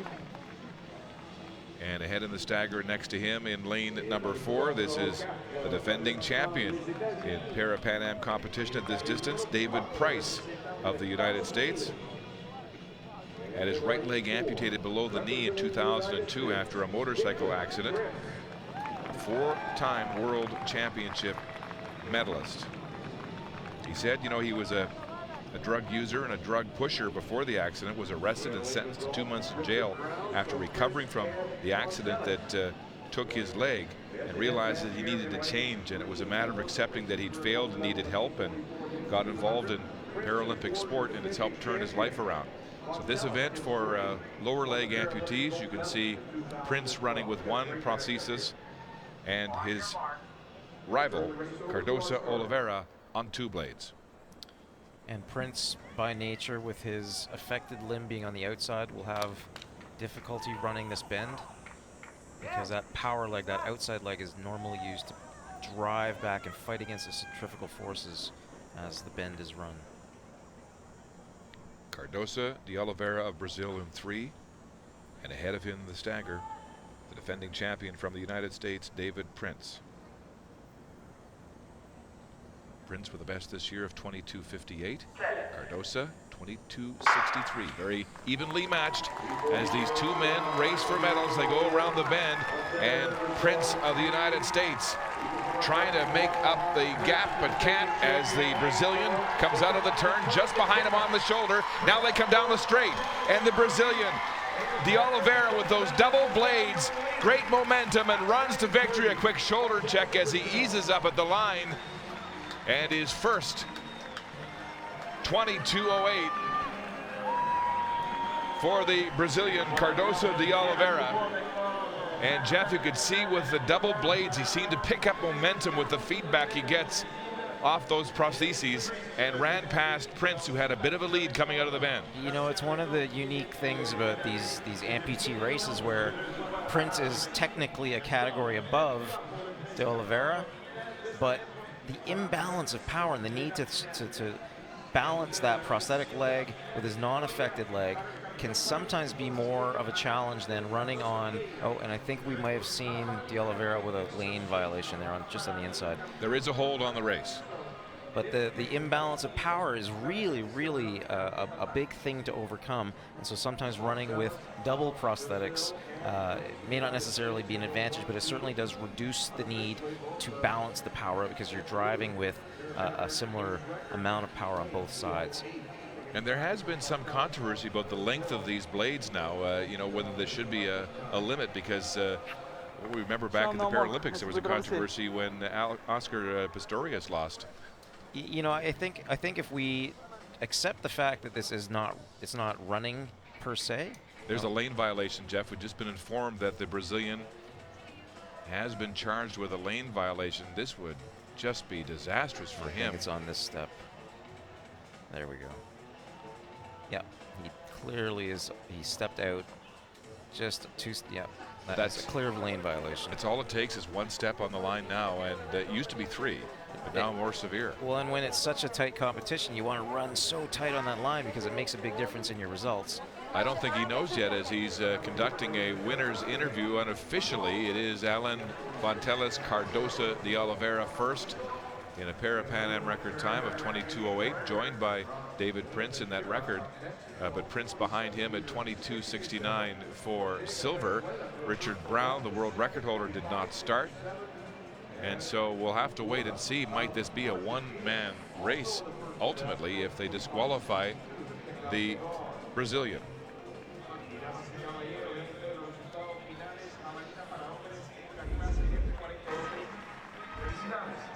Back to the men's javelin F46, 6th round now. And Argentina's Daniel Gana, the southpaw, who's had a couple of personal bests so far. And they will mark this. And he's made another improvement, it looks like. That's past the 45-meter mark.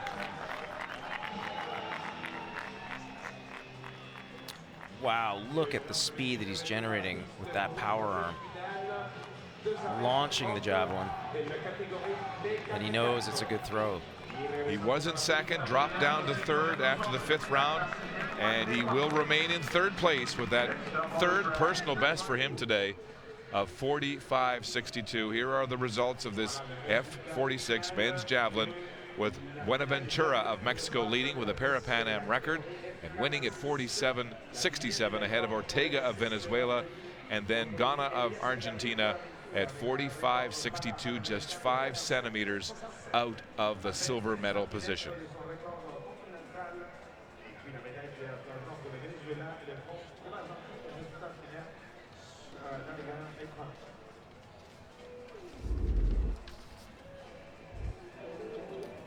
Mateuzinho, vem aqui, Mateuzinho. Vamos lá, goleiro. Olha lá, Mato Grosso do Sul aí. On the track, it's the final of the men's T37 200. The America's record held by Omar Monterola, who is in the field. As we set the lanes, running in lane number 3 from Brazil, Matheus Evangelista Cardoso, seeking his 3rd gold medal here at these games after winning the 100 and the long jump in the T37 classification. Cardoso with a best this year of 24.08 seconds. He has the fastest time in this field. Next to Cardoso of Brazil, running in lane number 4, is Colombia's Oscar Fabian Riveros Amaya. Amaya with the best time of 25.92. Second fastest in this field, was 7th in the 100 and 6th in the 400 at these Toronto 2015 Parapan Am Games. Lane number 5 from Brazil, Lucas Ferrari. Won silver in the 100 here in Toronto, was a silver medalist in this event 4 years ago in Guadalajara. He suffered a skull fracture falling out of his high chair as an infant, and that has affected his abilities. There's Omar Monterola of Venezuela, the America's record holder in this event with a best of 23.34. He'll be in lane number 6. And in lane number 7, the 3rd Brazilian in this final, Paulo Pereira. Pereira, gold medalist in the 400 in the T37 classification here in Toronto. He caught Omar Monterola in a gutting finish in that race when Monterola appeared to have the race won and then tied up in the last 5 meters to settle for second. So Monterola, the America's record holder in 6, Cardoso of Brazil, fastest man in the field in 3. We continue to see some odd lane assignments with the 2 fastest runners in the outside lanes, which normally they would be seated on the inside lanes. Men's 200-meter final in the T37 class. Monterola in 6, outside of him Pereira of Brazil, on the inside Cardoso of Brazil.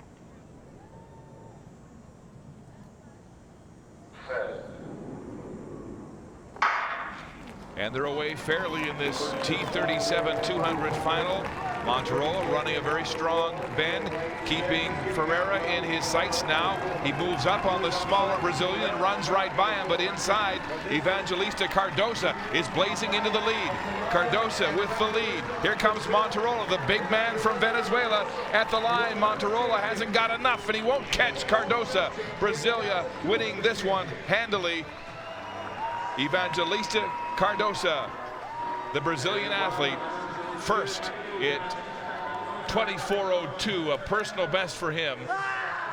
And again, Monterola settles for second place to a Brazilian. Monterola at 24.20, just 18/100ths of a second back of Cardoso. Running into a very slight headwind of 0.5 meters per second. Here we see the athletes coming out of the blocks, and these athletes dealing with 2 limbs, one side of their body affected. You can already see what you would normally see when they fatigue, when able-bodied athletes fatigue, some shoulder roll. That's due to the nature of their disability.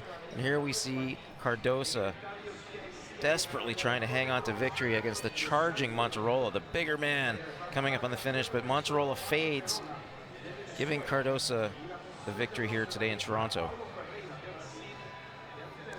Running with his hands, arms striding, you can see the effort to keep everything balanced and to keep that delivery of power equal on both sides of his body.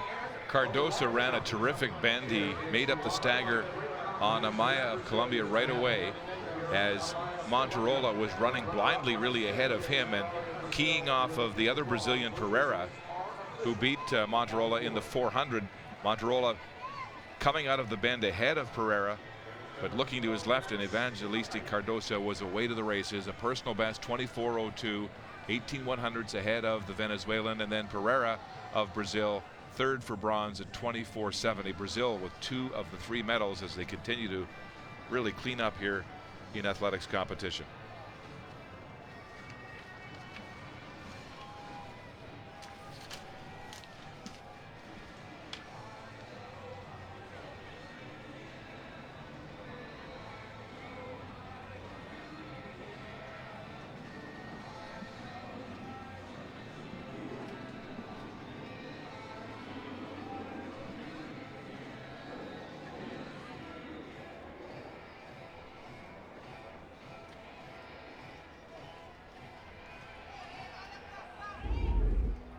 To the men's long jump, T13 final. And you're looking at Colombia's Luis Gutierrez, one of the favorites here.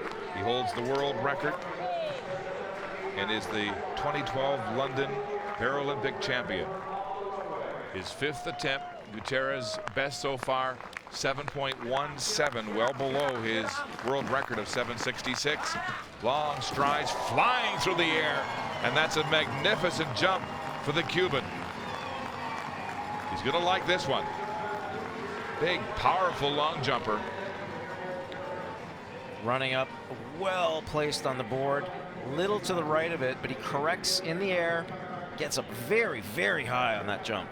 Gutierrez has great speed. He was the silver medalist in the 100 sprint.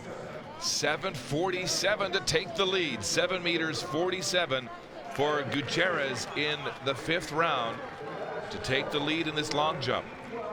Now to his teammate Angel Jimenez as they move to the 6th round. Jimenez trying to stay on the podium. Great form himself. Jimenez with a best this year of 6:23. He has a personal best of 7:14, so he has gone past the 7-meter mark. We've seen some very, very good takeoffs in this competition. Another one there from Jimenez. Angel Jimenez of Cuba, 6:69 in his final attempt. That's a new seasonal best for him, and that will leave him in 3rd place as we move to the American Tyson Gunter. Gunter has competed in both the long jump and the high jump at World Championships. Has a best this year, 6:16. This is his 6th and final round attempt. Oh, great form in the air. He doesn't use the kick, and hung up there for a long time. He really doesn't generate very much speed at all. It's amazing that he's able to jump as far as he does. Nice placement on the board.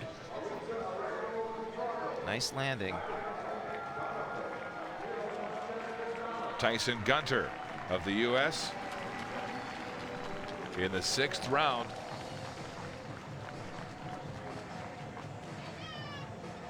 Waiting for his score. 6 meters 74, so a personal best for the American, and that'll move him into 2nd place in the final round of jumping to capture the silver medal. So Gutierrez, the world record holder, hangs on to the gold as he did in London in 2012, ahead of Gunter on that 6th and final jump. 6:74 personal best for silver, and Angel Jimenez, the 2nd Cuban in this event, with a seasonal best 6:69. Some terrific jumping here today as Jimenez captures the bronze.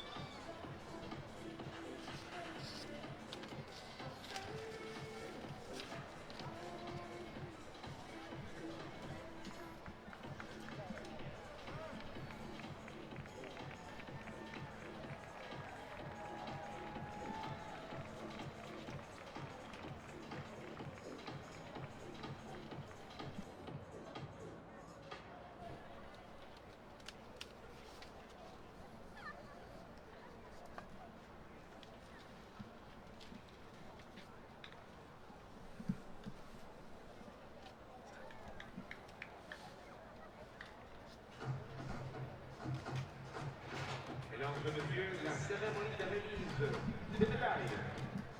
Damas y caballeros, la ceremonia de premiación. The medal ceremony for the women's 100 in the T37 class. Delightful sprinter from Venezuela, Yescarli Medina, capturing the gold medal ahead of her teammate Berliana Castellanos. Argentina's Lise Scaroni finishing third for the bronze. Very close race. Just 6/100ths of a second separating first from third in this women's final. One of the closest we've seen here over 5 days.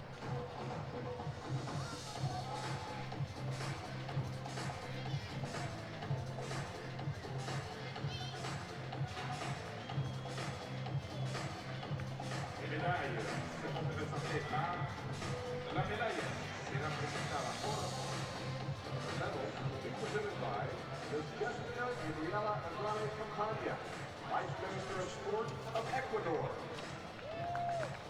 Acompañada por, accompanied by Mr. Chris Smith, Director of Media and Communications of the International Paralympic Committee.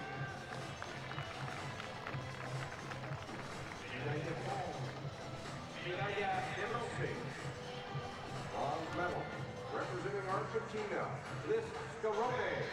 The bronze medal to Argentina's Lise Scaroni. Third at 14.74 seconds, missing the silver by 2/100ths as she came down, accelerating and catching Castellanos, but just missing the silver at the finish line.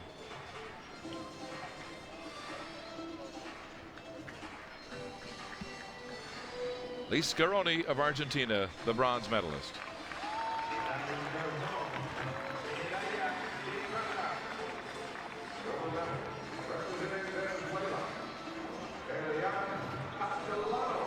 The silver medal to Venezuela's Berliana Castellanos.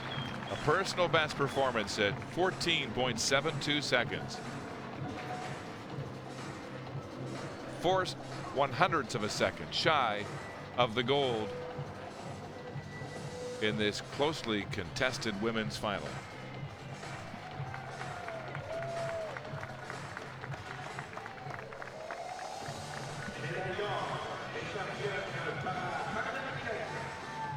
And the gold medalist from Venezuela, the second Venezuelan on the podium in this event, Yescarli Medina.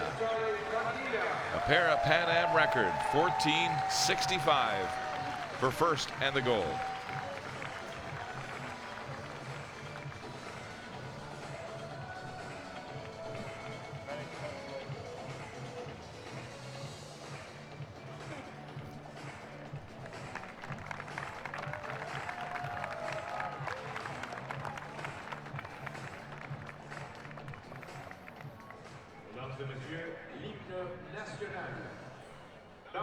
Now the national anthem of Venezuela.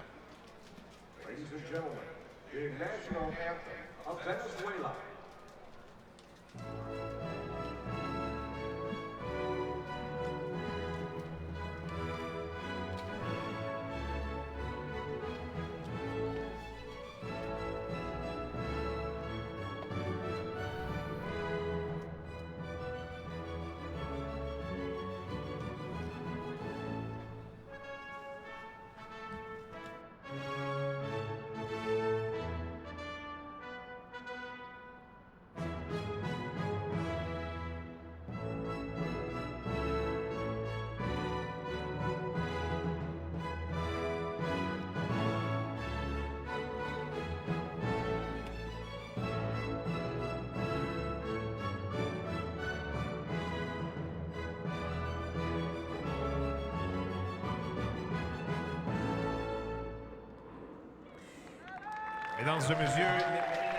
The medalists in the women's T37 100 final.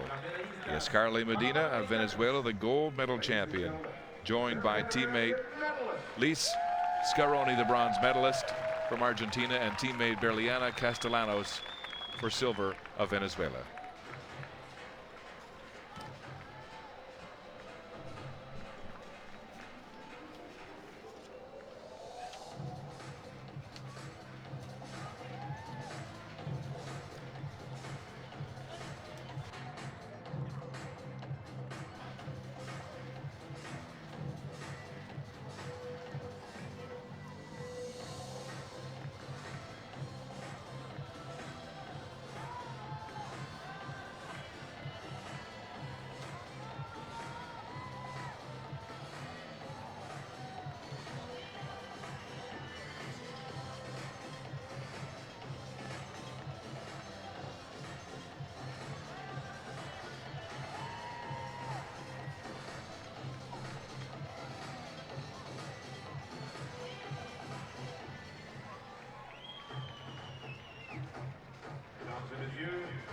cérémonie de remise des médailles.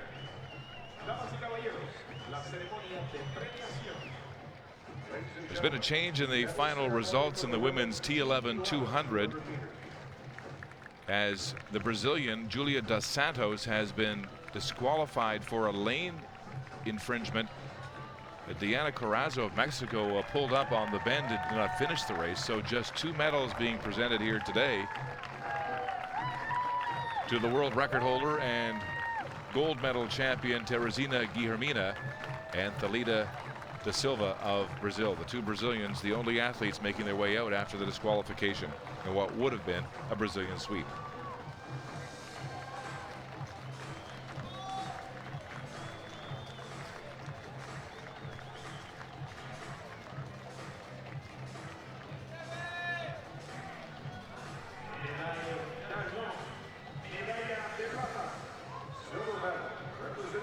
Silver medal to Brazil's Thalita Simplicio da Silva.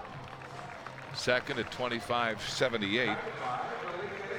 Da Silva with her second silver medal of these games. After winning the long jump silver, now the 200 silver.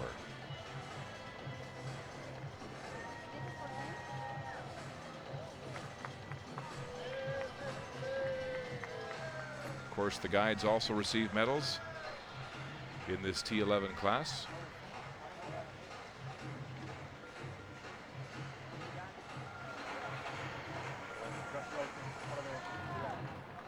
Classification for blind athletes. Thalita Simplicio da Silva, the silver medalist.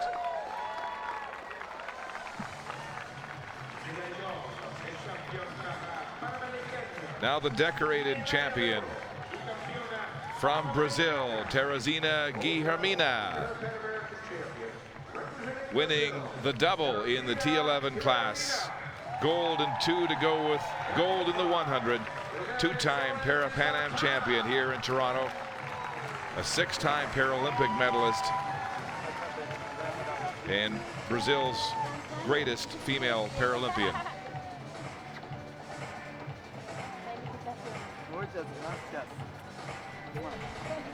Winning in a Parapan Am record time here today of 24.89. She now holds the Parapan Am record, the America's record, and the world record in the women's T11 200 as she celebrates the gold, Teresina Guilhermina.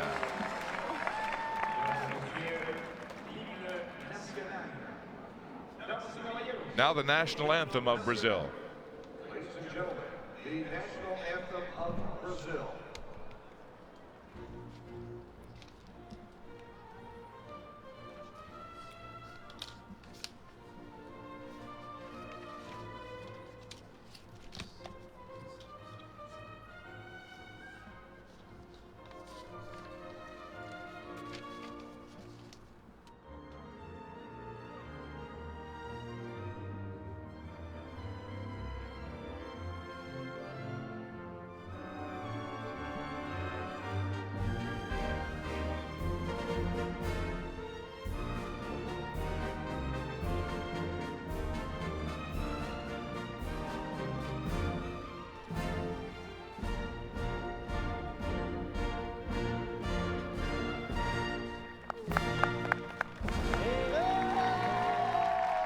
The medalists, just 2 of them after the disqualification of Julia dos Santos of Brazil. It's all Brazil in the women's T11 200.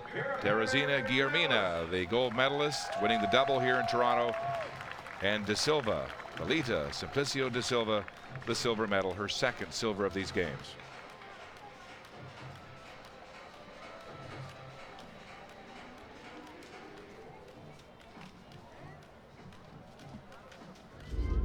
Back to the field now in the women's javelin F53-54 classification. This is Maria Salas Marin of Mexico, 46-year-old, in her second attempt. Her impairment is polio, and she's strapped hard into that throwing chair. And her first attempt looks just shy of that 10-meter mark. She was the silver medalist in this event 4 years ago in Guadalajara, and a second round throw of 11.69. as we move to Colombia's Torres Martinez in the 5th round. And this is well beyond that 10-meter mark, the Colombian. And a throw of 15.09, that'll move her into 3rd place. Canada's Pamela Lejeune, and her 3rd round attempt, the Halifax native, has already won gold in the F53, 54, 55 shot put with a Parapan Am record. Hard to get a good look. She's in the F53 category here. Higher impairment, 10.44. So using the points tables, that will give the Canadians 2nd place. So using the tables to average the 2 impairments together, it is Salas Marin of Mexico first at 11.69, then the Canadian Lejeune second at 10.44, and Colombia's Torres Martinez, a much longer throw, but with a lower degree of classification, puts her in 3rd place.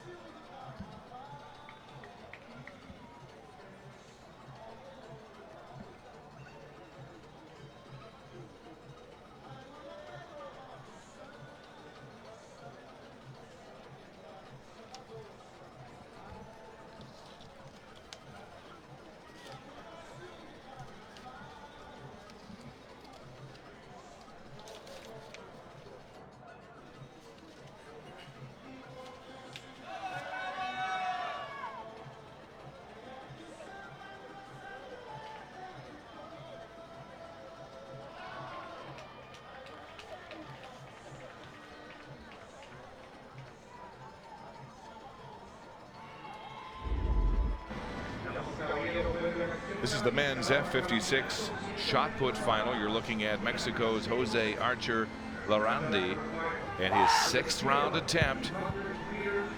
The Mexican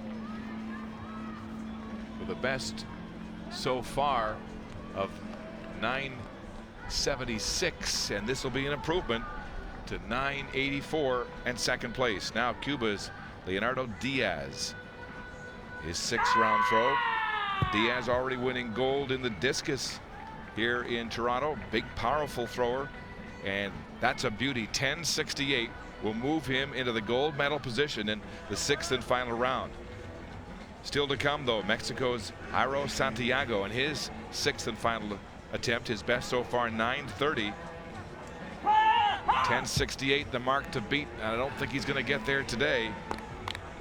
Nope, it'll leave the Mexican 3rd at 9.35, his best in the 6th round, and that'll get him on the podium for the bronze medal. As we look at the overall results, Leonardo Diaz of Cuba adding another gold medal to his credit with an America's record 10.68, followed by Mexico's Larrandi at 9.84, a personal best for him, and Mexico's Santiago, 3rd for bronze on his final throw, gets onto the podium at 9.35.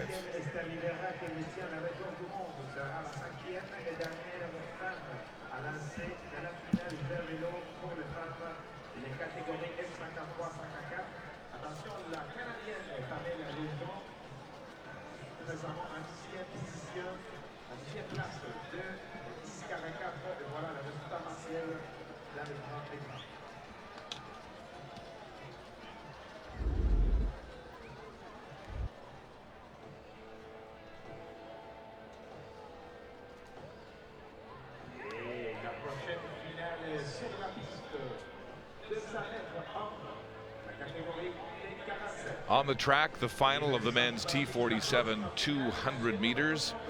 And in the field, the world record holder at T46 and 47.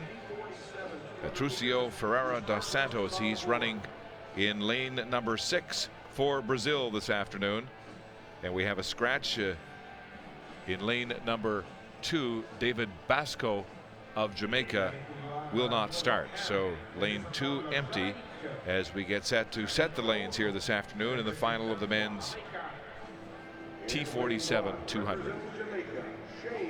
Running in lane number 1 from Jamaica, this is Shane Hudson, a silver medalist in the 400 meters, a Commonwealth and IPC World Championship competitor with lots of experience internationally. In lane number 3, this is Raciel Gonzalez of Cuba, has a best this year of 22:09. Gonzalez of Cuba running in lane number 3.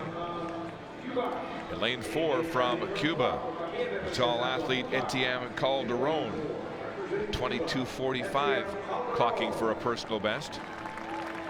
Calderon of Cuba in 4. Lane number 5 from Brazil. This is Johansson Nascimento. Was born without both of his hands. Gold medalist in the 100 at the Parapan Games in Guadalajara. Won the bronze here in Toronto. Nascimento of Brazil looking for another medal here in the 200. Lane number 6 also from Brazil. Patricio Ferreira dos Santos, the world record holder and already winner of the gold in the 100, going for the double here today. His arm was amputated below the elbow after an accident with a grinding machine when he was only 2. In lane number 7, Ernesto Blanco of Cuba. Blanco of Cuba, one of 3 Cubans in this final. And in lane number 8 from Venezuela, Samuel Calamares, a 2-time gold medalist in the 2011 Parapan Games and a 2-time Paralympian. Calamares of Venezuela in lane number 8. And this is a combined event with T46 and T47 running together. Unlike in the field where factoring system based on world records is used, this is a straight head-to-head, man-to-man race. First one across the line wins. On your mark. Field of 7 athletes in this men's final T47 200.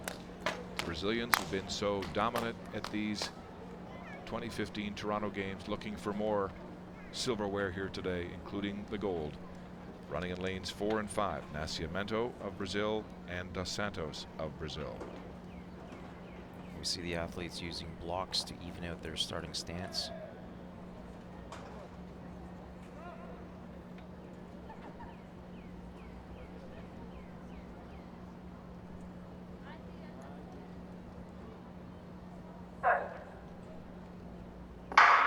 And they're away in the men's T47 200 final as they charge through the bend. Nascimento looking strong. Look at Dos Santos fly. Dos Santos has the lead as they come out of the bend. Dos Santos being tracked down by Nascimento, the world record holder, but he won't have it today. Look at Dos Santos fly, running away from his teammate to the finish line, first for gold. Into a headwind of 1.2 meters per second, 21:51. The time for Dos Santos, just 2 100s off the world record held by his teammate Nascimento. Ferreira dos Santos upstaging the world record holder here today with a Parapan Am record and just 2 100s off the world mark. What an impressive performance given a 1.2 meter headwind. 1-2 to Brazil. And 2 of the smallest men in the field coming through for the gold and silver medals. We see the athletes coming out of the blocks. Dos Santos getting it very, very cleanly. He's already by the Cuban. Yeah, the stagger, he made up the stagger so quickly. Nascimento struggling a little bit on the bend, comes out just behind Dos Santos. And here's the final charge with these flanked by 2 massive men from Cuba.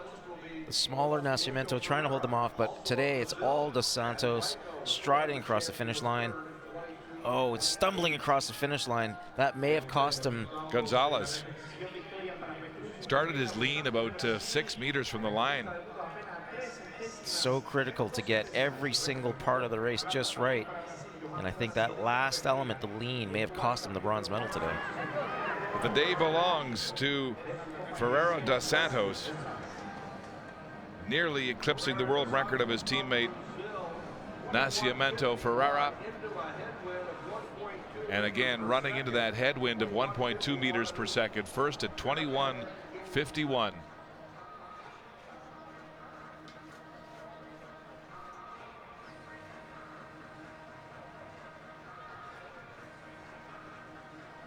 So the unofficial results have Dos Santos first at a Parapan Am record at 21:51 ahead of Nascimento and Blanco of Cuba for bronze.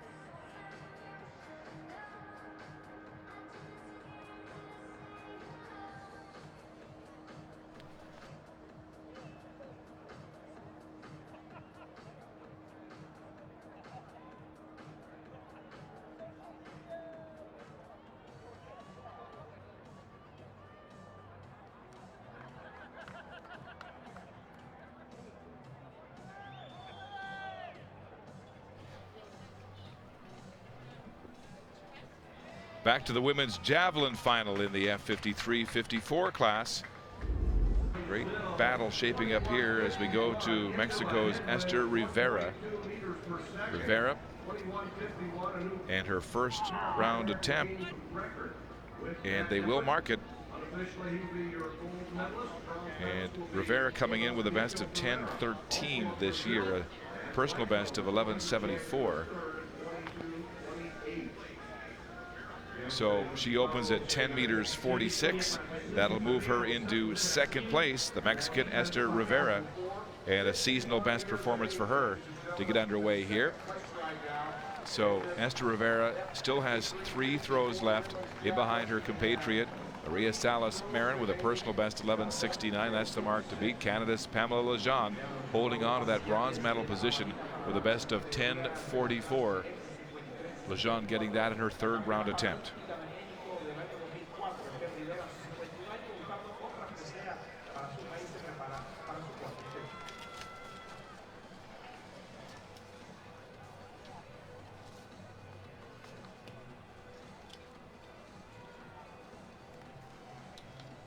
La competencia la domina su compañera de equipo María Salas Marín con récord personal de 11:69. Que Rivera presenta el récord del equipo con 11:87, que fue campeón. Justamente su marca que data de porque fue ganadora del Juego Panamericano de Río en 2007.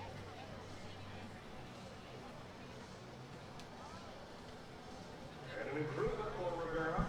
No second, 10:69 now is his best today. And just 69 to Esther Rivera. Written in the hand, ready for row number 5.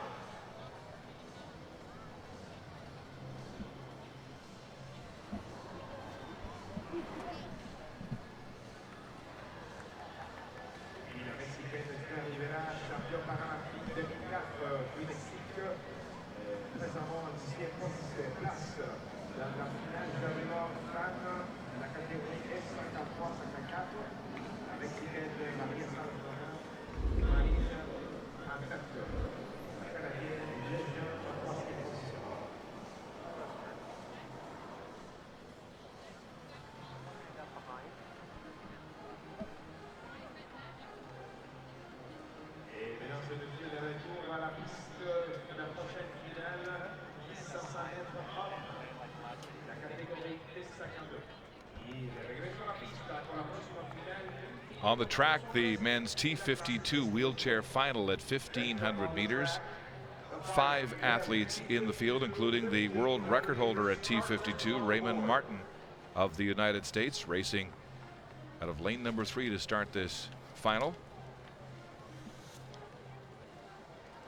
One of 2 Americans in the field, joined by Isaiah Rigo, who's out in lane 5 today. Wheelchairs have been among the more thrilling events here in Toronto. We've had a couple of crashes and a couple of reruns as these athletes get ready to go. Let's set the lanes. In lane number 1 from Mexico, that's Leonardo Perez. Perez, a spinal cord injury, was a bronze medalist in London at the 2012 Paralympics at 800 meters. He's 22. Lane number 2 from the USA, Stephen Toyoji, a 3:48.25 best this year. He contracted a rare neurological disease at the age of 8 months. In lane number 3, there's the huge favorite from the US, Ray Martin, a best of 3:29.79. Martin's impairment affects his legs, sometimes his fingers, his feet, and his wrists, as a pending world record in this event. As we move to Colombia's Christian Torres racing in lane number 4. Torres has won 2 medals already in Toronto, a silver at 400 and a bronze at 200 meters.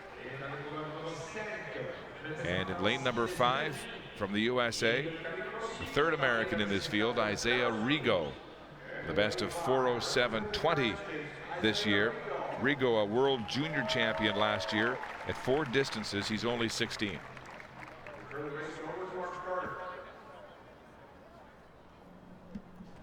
So Ray Martin looking for his 2nd gold of these games, racing out of lane 3 in the final of the men's T52 1500 as they get underway. Torres pumping hard, the Colombian. Moving in front early, just ahead of Martin as they come down to the rail. Outside of him is Rigo, the American. So there are 3 Americans in this race, 1 Mexican, 1 Colombian. We'll see whether team play comes into it, as Christian Torres of Colombia leads them around the bend for the first time. Torres with silvers at 400 and 200 meters and a best of 3:56.38 this year. As they come down the straight, Torres on the rail, and outside of him, Mexico's Leonardo Perez, side by side. The pace begins to pick up with 3 laps to go in this men's 1500. And we see this is a good example of functional classification, where we have an amputee in Perez who has been functionally classified into the quadriplegic category of the T52s. So he's pushing with only 1 arm. So he's been judged to have 4 limbs effect, and you can see how difficult it is for him to keep his wheelchair going in a straight line. That may be why he's choosing to race out in lane 2. We see Ray Martin, who has a condition that does not affect his autonomic nervous system.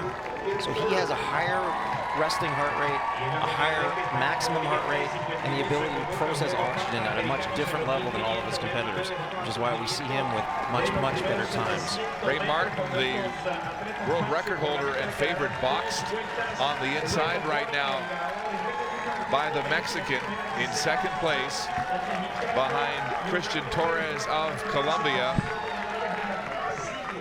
And we've seen the mishaps in wheelchair racing. These men have to be careful, but right now, Martin biding his time in 2nd behind the Colombian. And now the Mexican, Perez, fading back to the back of the pack. I was starting to think that that might have been a South American collaborative effort, but it seems like they've given Martin the room to get out. There he out goes. Ray Martin making his push with a lap and a half to go as he moves by the Colombian Torres in a good battle up front. Martin racing with fellow American Toyoji. Now the Americans perhaps doing some teamwork together as Martin comes around first and all 3 Americans come down the straight. And when Toyoji came up on Martin, he did say something to him. He may have been telling him that they needed to wait up a little bit for Rigo, but now the three Americans are together at the bell. Bell lap of the men's T52 1500. Ray Martin, the world record holder, out front, followed by Stephen Toyoji of the USA and Isaiah Riaga of the USA, falling back now by about 10 meters as the pace really picks up down the back straight. 300 meters to go, and Martin pouring it on now, beginning to open a gap on his teammate Stephen Toyoji as they go through the bend with 200 meters to go. A quick shoulder check by Martin, and he has a 5-meter lead on Toyoji. Through the bend now and into the straight. The Americans are 1, 2, 3, and it's Ray Martin, the marathon world champion this year at 1500, opening a 10-meter lead as he pours it on down the straight. Raymond Martin of the USA is first, 3:52.77, followed by Toyoji of the USA and Rigo of the United States. 1, 2, 3, 3:52.88 officially for Martin, winning this T52 1500 and another gold medal, his second here in competition in Toronto. Very, very decisive victory. Very, very decisive victory for Martin in this 1500 meters. But his teammate Stephen Toyoji with a fabulous performance. Less than a second and a half behind Martin, followed by Rigo. 1, 2, 3 for the US here today in Toronto. You know, the early stages of this race, it looked like Leonardo Perez was going to play the South American card and have these guys boxed in, at least have Martin boxed in, but he couldn't stay on the pace. No, and here's where they let him out of that box. Martin makes no mistake about it. Gets out of the box, gets safely up in front. You can see the Americans communicating with each other. Toyoji's talking to him right there. And the Mexican pair is struggling badly at that point, falling back. Here's Martin. Great cadence, great high elbows, a little bit of movement in his head, but he crosses the finish line first, followed by his teammate Toyoji. A very, very good performance for second. Did not lose that much to Martin at all in that last 250 meters or so when Martin really started to pick up the pace, started to try to hit his top speed on his campaign for the finish line. Toyoji has a lot to be proud of today. Ray Martin, the superstar in this sport, competing at the 2013 World Championships. He became the first male para-athlete to win 5 gold medals in a single event. He cleaned up, winning the 100, the 200, the 4, the 8, and the 15, and he wins the 1500 here at the Parapan Am Games in Toronto handily, leading an American sweep of the medals in Toronto.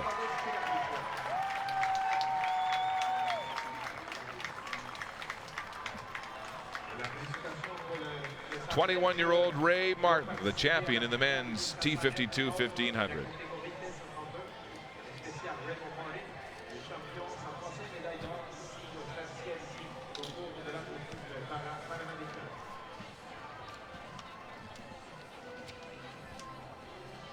Also in that T52 1500, ladies and gentlemen, how about Leonardo Perez of Mexico in that final 1500 meters with one arm.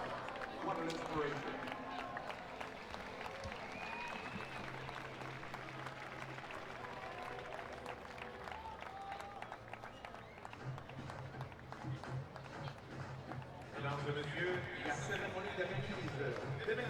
The medal ceremony up next for the men's T13 long jump.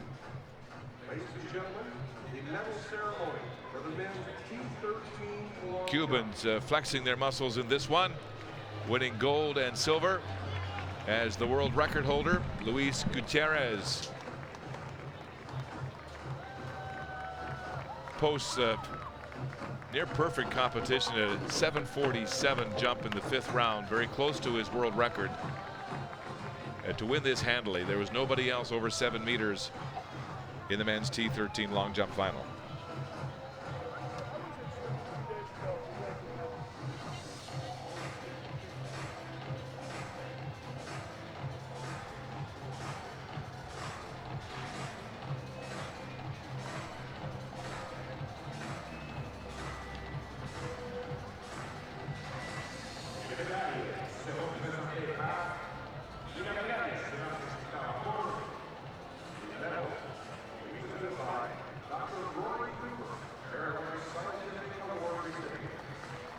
Medals being presented by Dr. Rory Cooper, Paralympic Scientific Award recipient.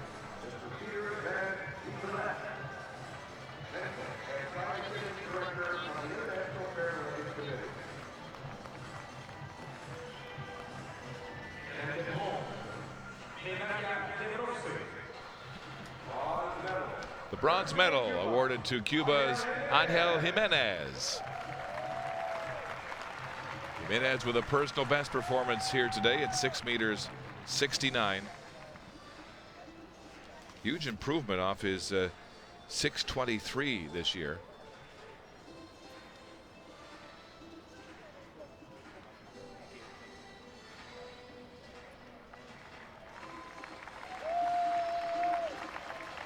Jimenez capturing the bronze into a slight headwind.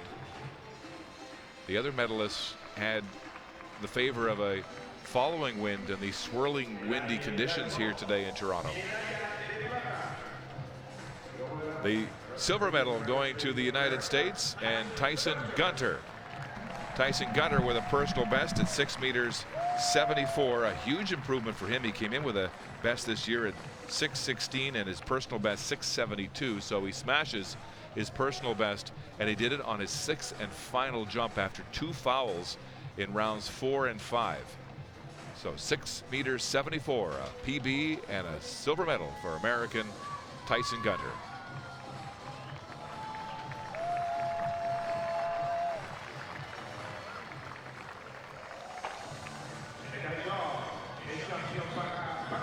And the gold medalist representing Cuba, the world record holder and the Paralympic champion, Luis Gutierrez.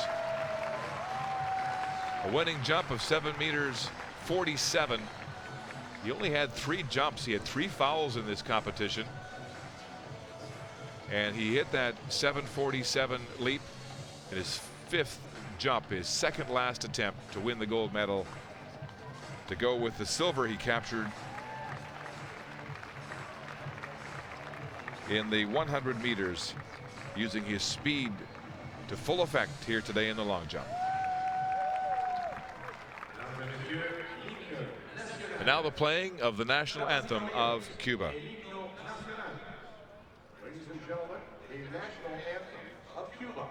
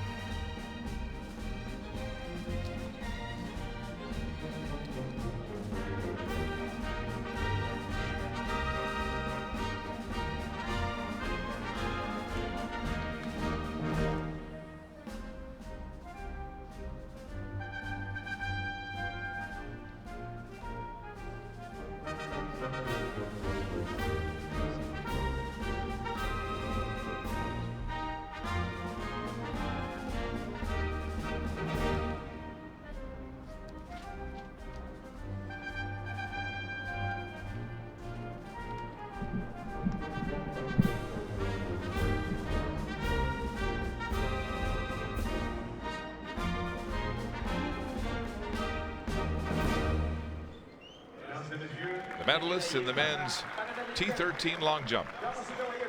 And Luis Gutierrez, one of the world's great Paralympic long jumpers, joined by teammate Angel Jimenez, the bronze medalist, and American Tyson Gunter. Atop the podium today in the T13 class men's long jump.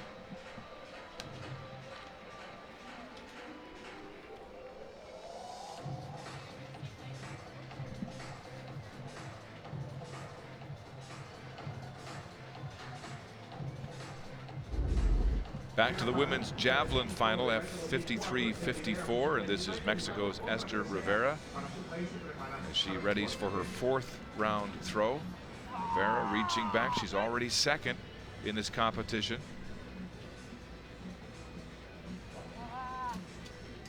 Not sure she likes it, but it's an improvement at 10 meters 69, a new seasonal best for Rivera, and that will strengthen her grip on second place in this javelin F53-54 as we look at the final results now.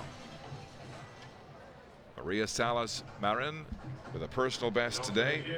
46-year-old from Mexico capturing gold ahead of Rivera.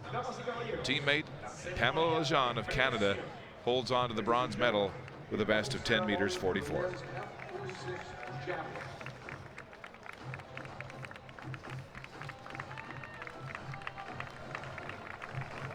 Now the medal ceremony for the men's javelin F46 classification. These men with upper limb impairments. A very close battle, really, for the three medals, with the Mexican Buenaventura victorious at 47.67, a Parapan Am record, followed by Ortega of Venezuela at 45.67, just 5 centimeters ahead of Daniel Gona of Argentina at 45.62. All with personal bests and a Parapan Am record to boot.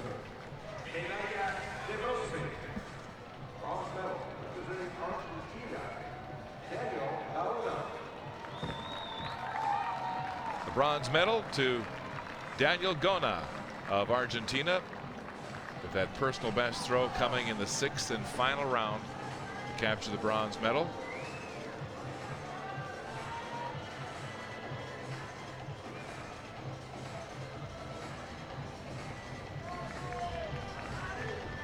Daniel Gona of Argentina, the bronze medalist.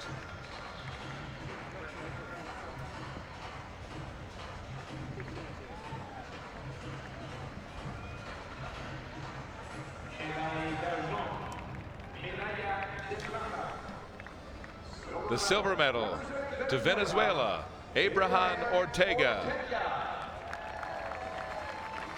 Ortega with a personal best and clinching the silver medal with a 45.67 throw in the 4th round today.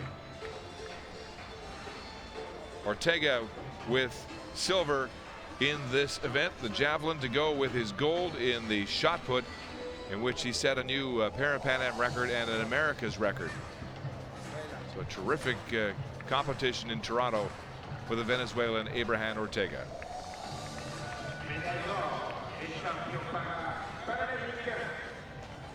Now the gold medal to Mexico and Eliezer Gabriel Buenaventura with a Parapan Am record 47.67 meters.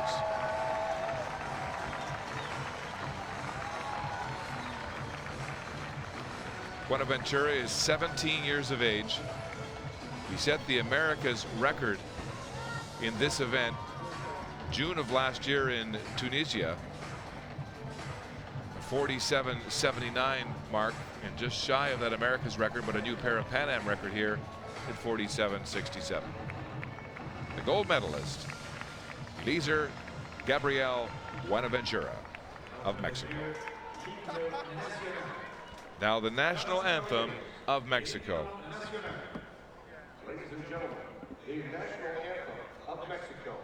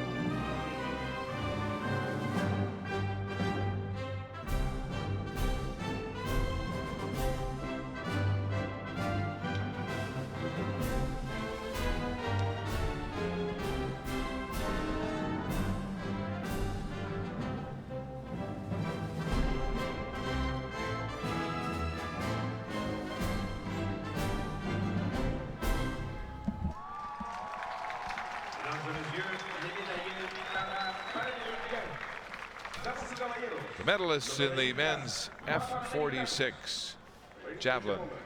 Parapan American medalist. Buenaventura leading the way with gold for Mexico, Ortega of Venezuela for silver, and Ghana of Argentina the bronze.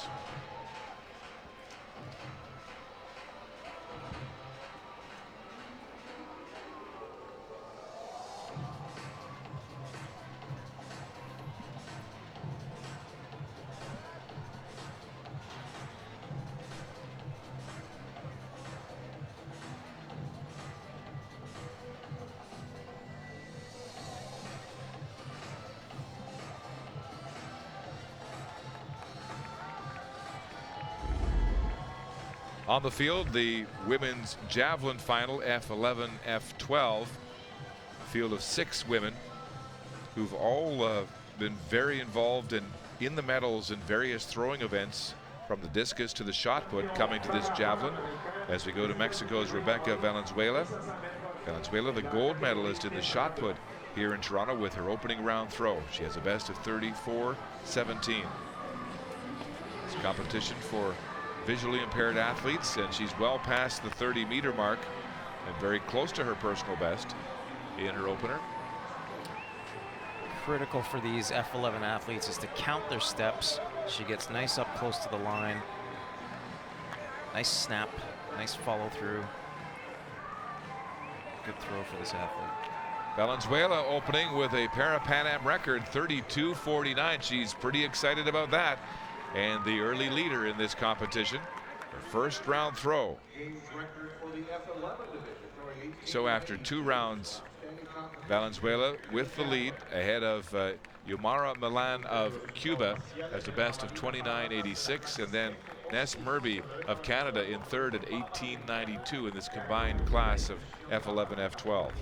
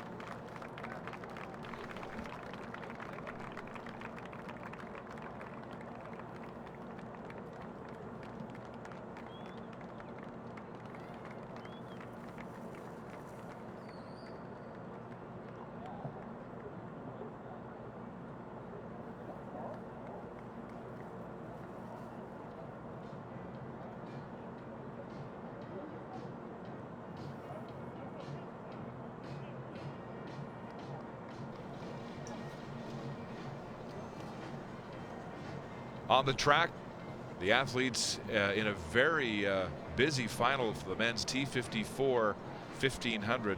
There are 12 wheelchair athletes in this final, including Canada's Alex Dupont, a 2-time gold medalist here in Toronto, and Josh Cassidy, a 2-time gold medalist. Also in the field, James Senbetta of the USA, Juan Valadares of Venezuela. There are no fewer than 5 men in this race, Jeff, who were involved in that horrible crash when they ran the men's 800 final yesterday. 5 men going down, unable to finish the race after Cervantes of Mexico. And so watch the athlete in green coming in. He comes in almost a full lane. Watch him still coming in, pinches the Canadian Cassidy. The Colombian goes down, and it's just carnage. If you can see, I don't know if people noticed it, but the American athlete, Senbetta, goes up on his head at one point. That was amazing. Amazing that nobody suffered a So that's got to be injury. on their minds, Jeff, coming into this race, because it is a very busy field with 12 athletes. I mean, how unusual to have that many in a race like this. Frankly, 12 is a lot of people on the track. They normally will run only 10. 12 is a lot of people to have out there. And they're having a hard time fitting everybody on the start line. You can see Bermudez of Colombia in that aerodynamic helmet. He's supposed to be in lane 9. He's having a hard time fitting in there as well. There are 12 men. As you can see, they can't get them all lined up here side by side. So they'll have to be very aware of there's circumstances in this race to guard against another mishap like the one we saw in the T54 800 final. And I don't know if Jimenez is trying to line up in lane 1 there with helmet number 11. He's not allowed to do that. The smart racers, you know, maybe the 3 or 4 outside ones, they're allowed to line up behind these racers. I would line up directly in back at Josh or Alex Dupont. We've got 2 racers. Looks like Bermudez and Jimenez of Colombia and Costa Rica off the track. Yep. It would be a very good strategy to just go grab a couple of the inside lanes in row 2. And now the Colombian Fernandez Lopez is going out there too. So a very crowded field here in the men's T54 1500 final. Difficult to explain why the officials wouldn't have run semis in this race. You know, even if it is just to eliminate 2 athletes, much safer to run 10 instead of 12. That extra 2 may not seem like much, but these wheelchairs are 6.5 feet long. You know, and with that many athletes out, it's going to get very crowded. Given the crashes that we've seen, this really doesn't seem advisable. So the officials trying to make room for all 12 of these athletes, preparing for the men's T54 1500.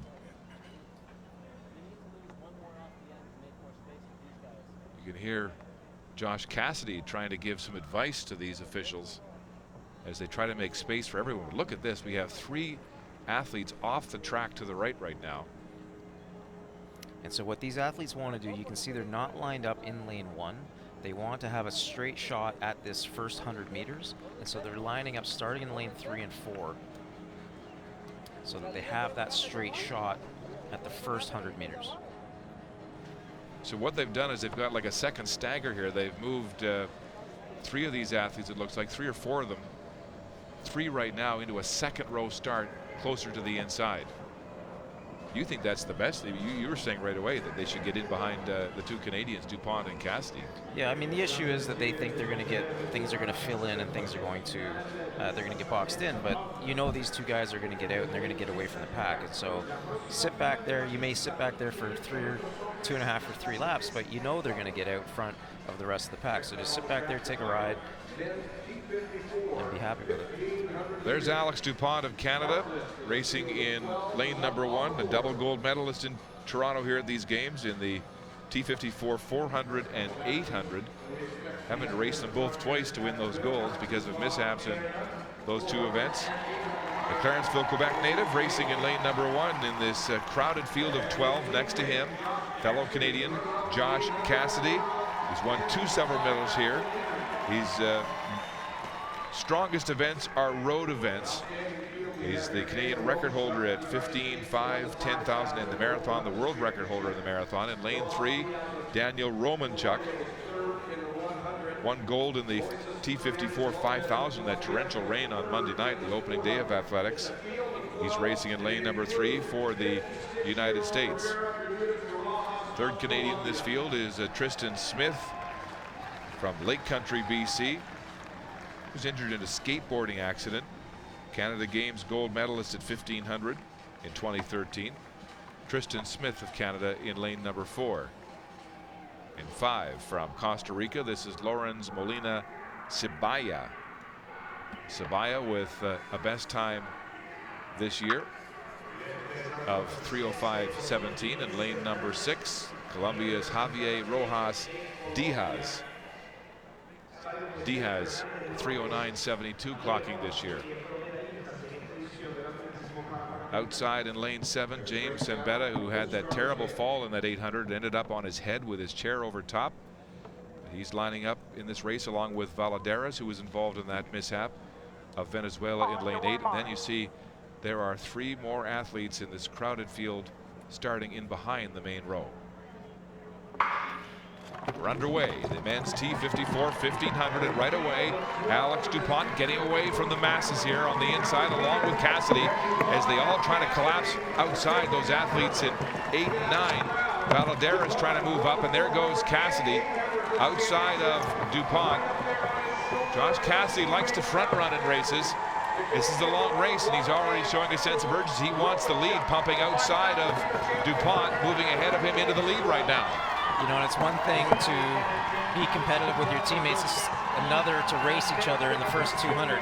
You know, Alex is going to let Josh take the lead now, but now he's in a box on the inside rail. And now outside, Fernandez Lopez of Colombia, who came from the second row, has gone to the lead. So it is Lopez of Colombia in front of the Canadian Josh Cassidy.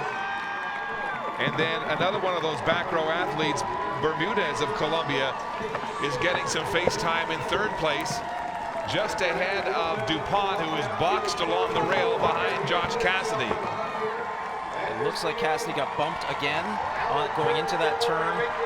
It's not surprising that this has been a race to the front, given the crashes that we've seen, and given how skittish these athletes must feel right now, given 12 men on the track right now. Now down to 11 as one man is pulled off. They come through the straight, and it is Bermudez. And now Diaz.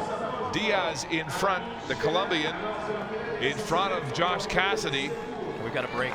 And a break going around the bend. Down the back straight they go. Diaz of Colombia in front of Cassidy of Canada, then DuPont behind him. See the Americans working desperately to try and close that gap. Valadares in fourth place, the Venezuelan. And yes, Romanchuk looks like he's closed the gap. It's Romanchuk who's moved into fifth place as they come through the bend. Diaz leading the way ahead of Josh Cassidy of Canada, then Alex DuPont. And Romanchuk in that yellow helmet has moved up outside of DuPont. The Canadians are going to have to be very careful now not to get boxed by Romanchuk as he moves up on the outside. The bell lap as they go through the bend. Rojas of Colombia with the lead. And Cassidy outside of him in second. DuPont in third. Romanchuk fading back to fourth. In behind Valadares of Venezuela. Down the back straight they go. There goes Cassidy and DuPont. DuPont going three wide. He's third. Trying to get by Diaz. Three men abreast into the turn with 200 meters to go. Diaz giving up his lead as DuPont powering into the lead, but three wide. Cassidy struggling and can't get past Diaz as they come down the straight.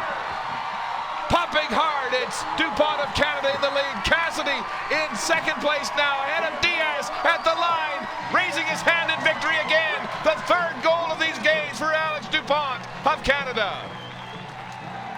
Josh Cassidy gets there for second, his third silver, as they beat back Diaz of Colombia. No mishaps in a stirring final lap. And again, we saw Cassidy doing a lot of the work up front. We saw DuPont always in a perfect position. Very, very good strategy. Very, very good tactical race from that man, DuPont, who's been making leaps and bounds and improvements.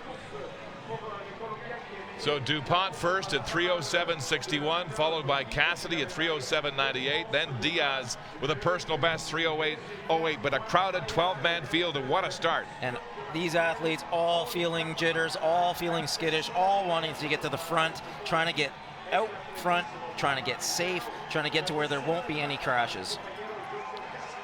Here's Cassidy, everything he's got, but DuPont perfectly placed on his shoulder, times his attack, keys off Cassidy, and leaves him behind to fight it out with Diaz from Colombia. What a powerhouse, Alex DuPont. He had to go three wide to take the lead, getting past Cassidy and Diaz down the straight.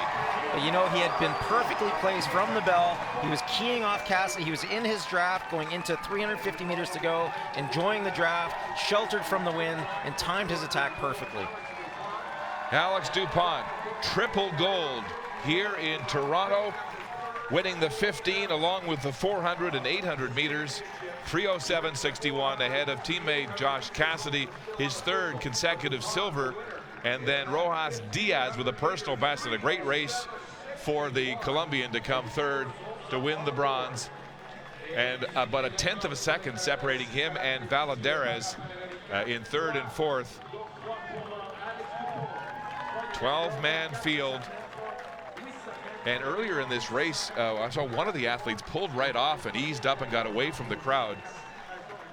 I'm not sure if it was Jimenez or not of Costa Rica, but it almost looked like he was intimidated by the numbers. Well, you know, you go through a crash, or you see a crash, or you're involved in a crash, and it really makes you think twice about getting into the middle of it.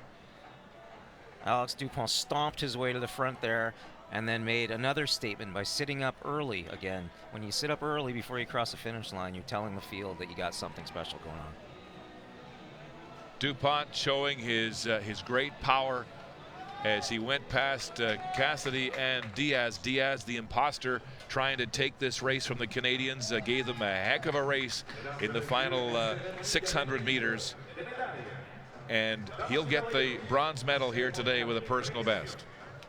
Ladies and gentlemen, the medal ceremony for the women's T12 200 meters. Now to the medal ceremonies, and this one for the women's 200 T12 final.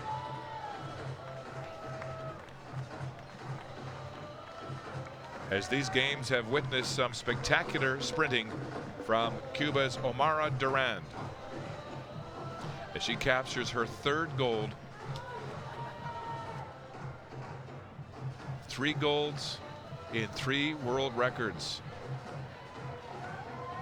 100, 200, and 400 meters, simply in a class by herself.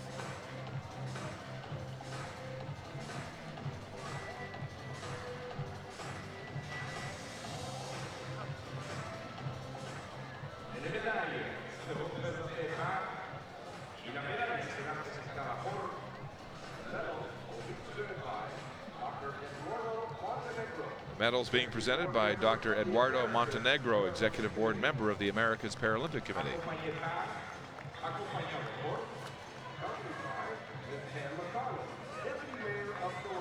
And accompanied by Ms. Pam McConnell, the Deputy Mayor of Toronto.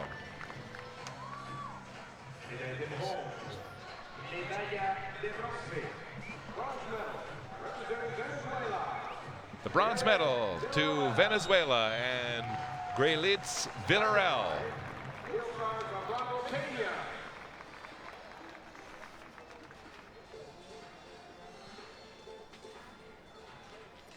Racing with a personal best 26:64 today.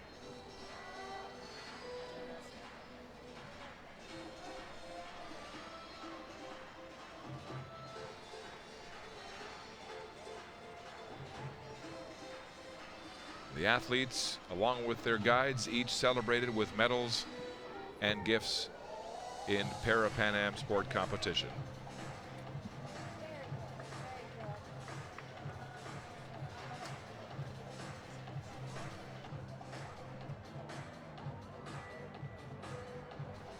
Grelitz Villarreal of Venezuela, the bronze medal in the T12 200 for women.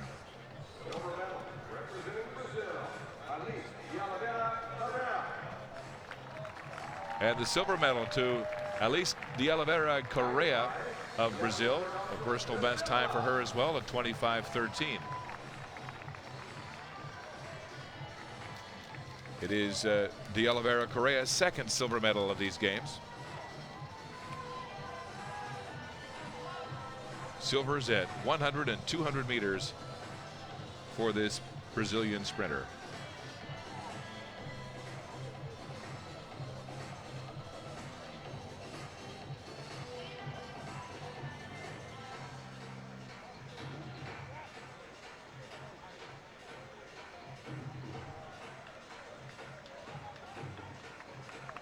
Alice de Oliveira Correa, the silver medal for Brazil in the women's T12 200. Now the gold medalist, her third gold. 3 times doing it with world record performances. Omara Durand of Cuba.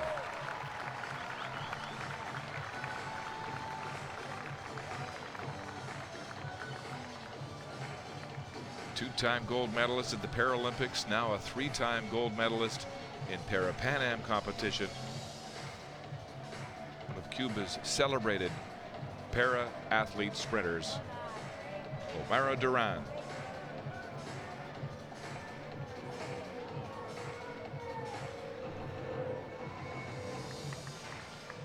Mara Duran breaking the world record twice, also in the semifinals of the 200, en route to the world record she broke, winning the gold here in the final.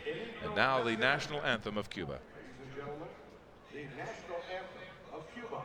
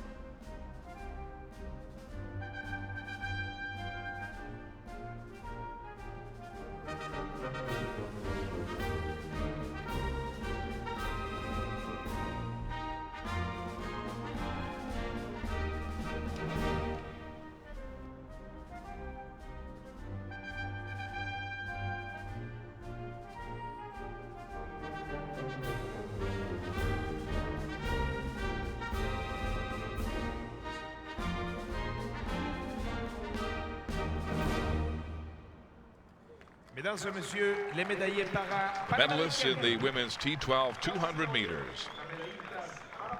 Mara Duran of Cuba. State-of-the-art performance in Toronto. Her third gold medal. Joined by Alice de Oliveira Correa of Brazil for silver and Grilitz Villarreal of Venezuela for bronze.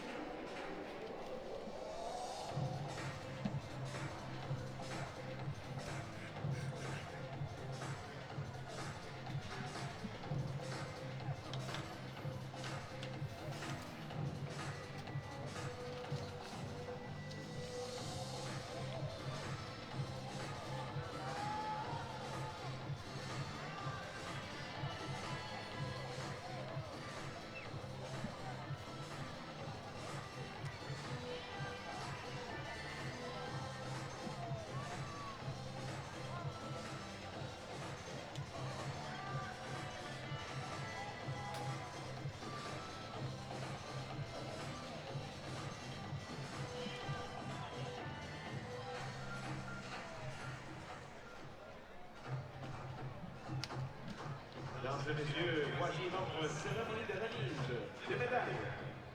Damas y caballeros, la ceremonia de premiación. Ladies and gentlemen, the medal ceremony for the men's T44 200 meters. Medal ceremony for the men's T44 200 meters. Just two men in this final. Alan Fonteles Cardoso de Oliveira, the gold medalist, and David Prince of the United States, the defending champion who won the silver here today.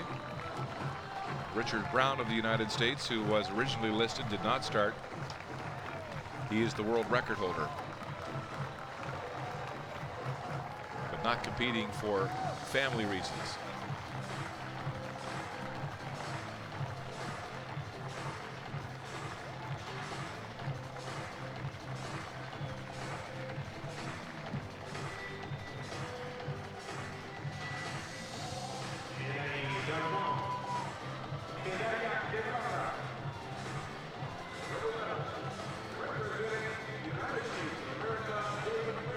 Silver medal to the USA and David Prince, who lost his right leg, amputated below the knee in a motorcycle accident in 2002. He changed his life getting involved in parasport. Was actually arrested and sentenced to 2 months in jail. Involved in the sale of drugs and using drugs, and realized he needed something in his life, and sport has really turned him around. David Prince of the United States, silver medal in the men's T44 200.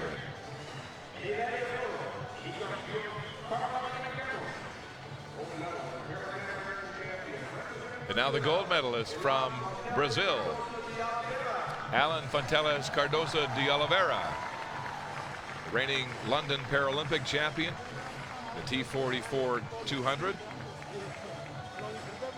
wins the gold in the Parapan Am Games, going one step higher this year, proving on the silver he won in 2011 in Guadalajara.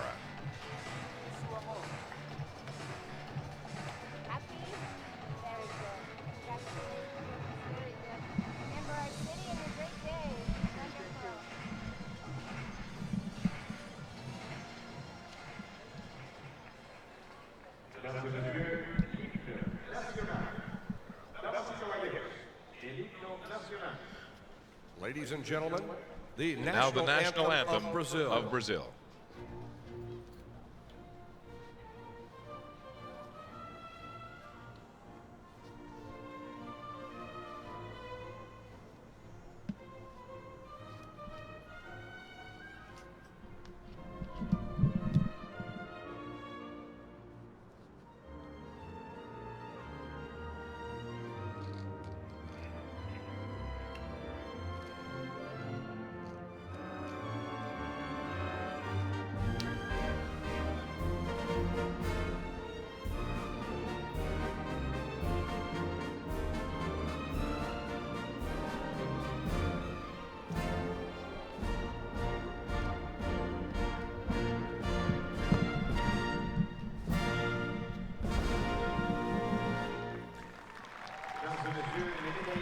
Medalist in the men's T44 200. Alan Cardoso de Oliveira of Brazil for gold, and David Prince of the USA wins silver.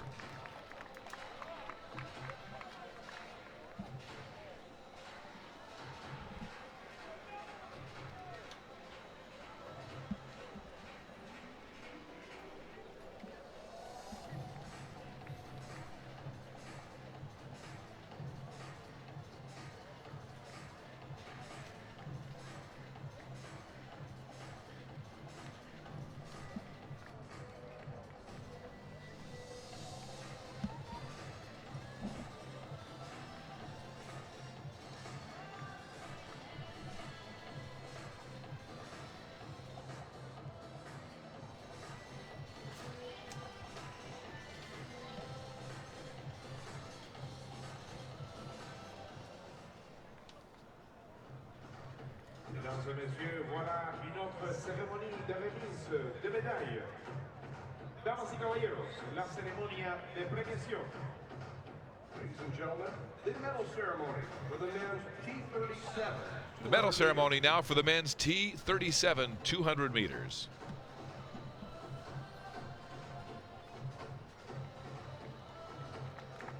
A terrific battle between the Brazilians and the Venezuelan as Matus Evangelista Cardoso prevailed with a personal best, 18/100ths of a second ahead of Omar Monterola, who settles for the silver again. Close to winning the gold in the 400 before Paulo Pereira, who wins the bronze here today, passed him in the 400. And again today, it was just before the finish line that Monterola began to run out of gas.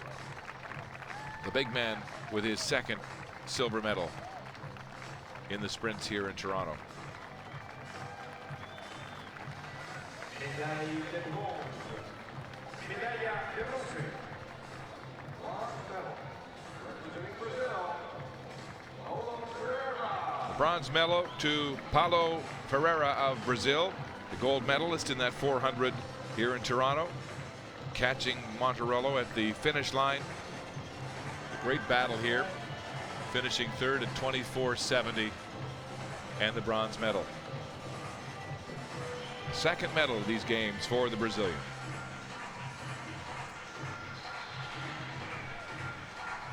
Remember, great day and the city of Toronto. Thank you. Congratulations. Well done. Paulo Pereira, the bronze medalist.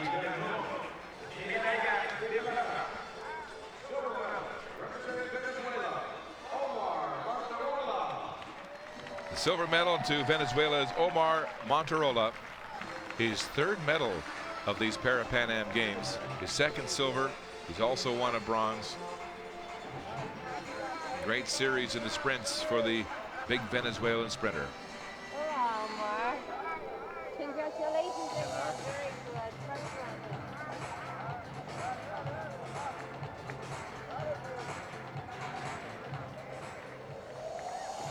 médaille d'or et champion Parapan American Games.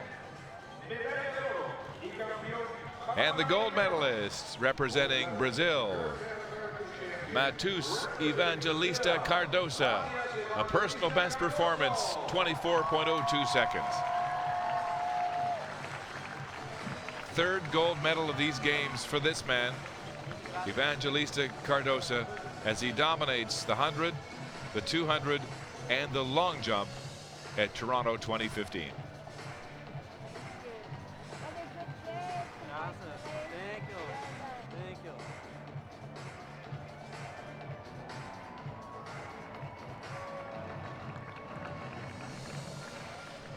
The gold medal champion, Matheus Evangelista Cardosa. And now the national anthem of Brazil. Ladies and gentlemen, the national anthem of Brazil.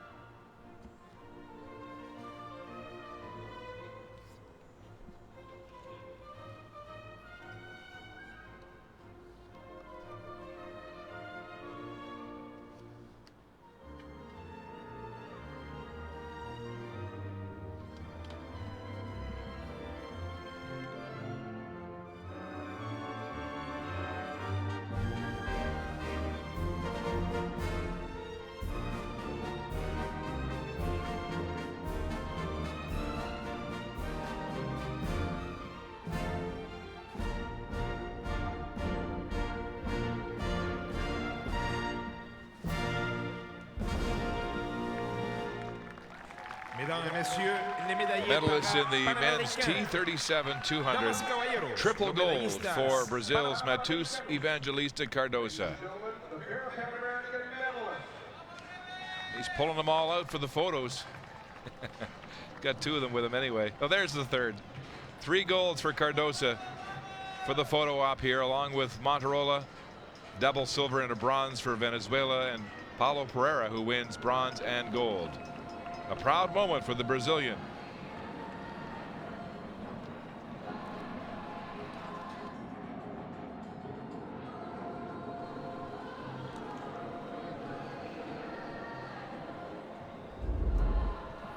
Back to the field in the women's javelin F11-12. This is Canada's Vanessa Murby, 29-year-old from Salt Spring Island, BC.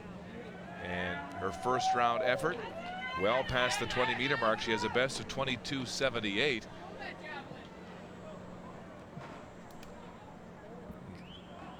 Not much of a run-up, generating all of the speed, using her arms and hips. Her third round attempt, and that'll move her into second place at 23.29. So a new personal best for the Canadian Ness Murby, and currently second as we move to Mexico's Rebecca Valenzuela. And her 5th round attempt, she is in second at this point in the competition. The left-hander lets it fly. Valenzuela won gold in the shot put here in Toronto with a Parapan Am record and America's record. Her 5th round toss is a good one.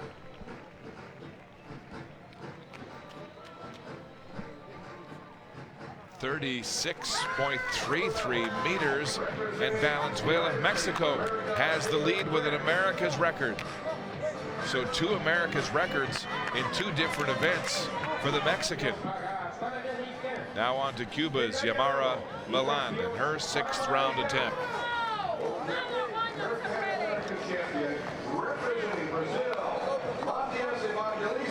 Milan is an F12 classified athlete, currently in 3rd place. Had a foul in the 5th round. Lets it fly. She's got a best of 32.63, and she's right at that 30-meter mark. See the run up, nice speed. This will be her best throw, Jeff, of the competition.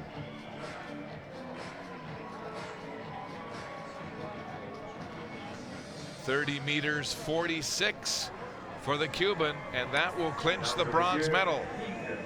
as she gets over that 30-meter mark on her third and final throw to capture third place. So Valenzuela at 36-33, that America's record for gold. Ness Murby gets her second medal of these games, 23-29 for silver. And Milan of Cuba at 30-46 in that higher class at F12 for bronze.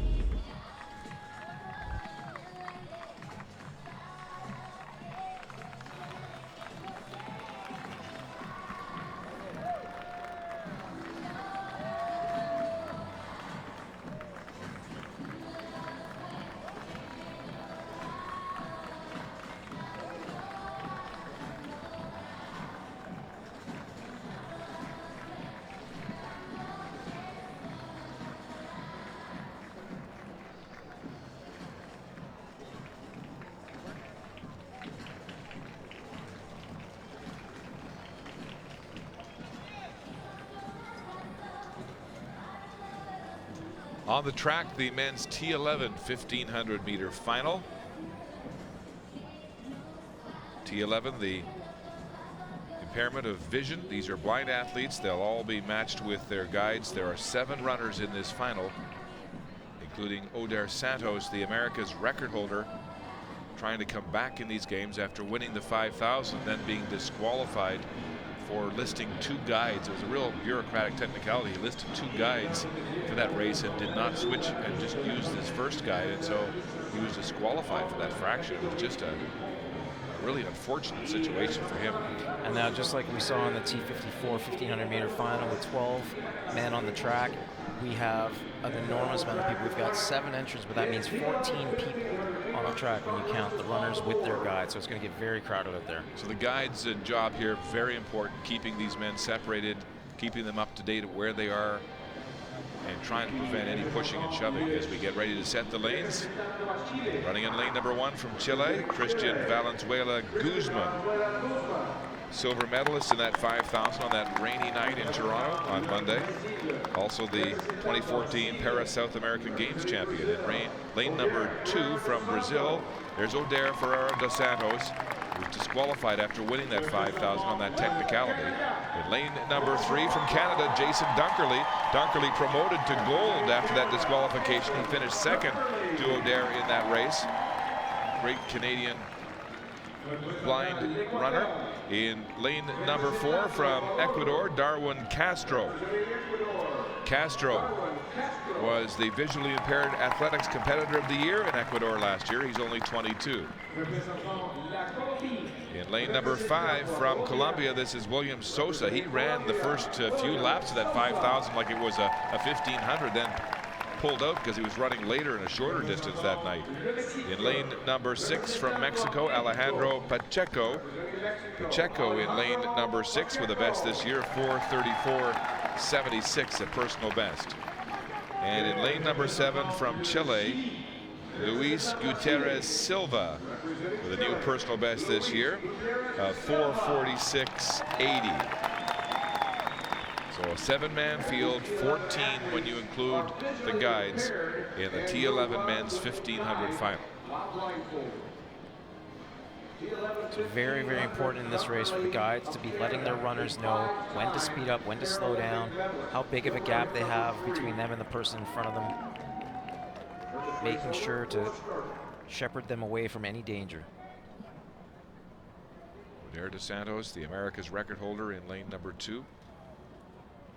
Looking for redemption here in the men's 1500 T11 final. Jason Dunkerley, one of the fastest men in the field. Can he match the speed of Oder Santos here today? The only man sub 4 minutes with a personal best in this event.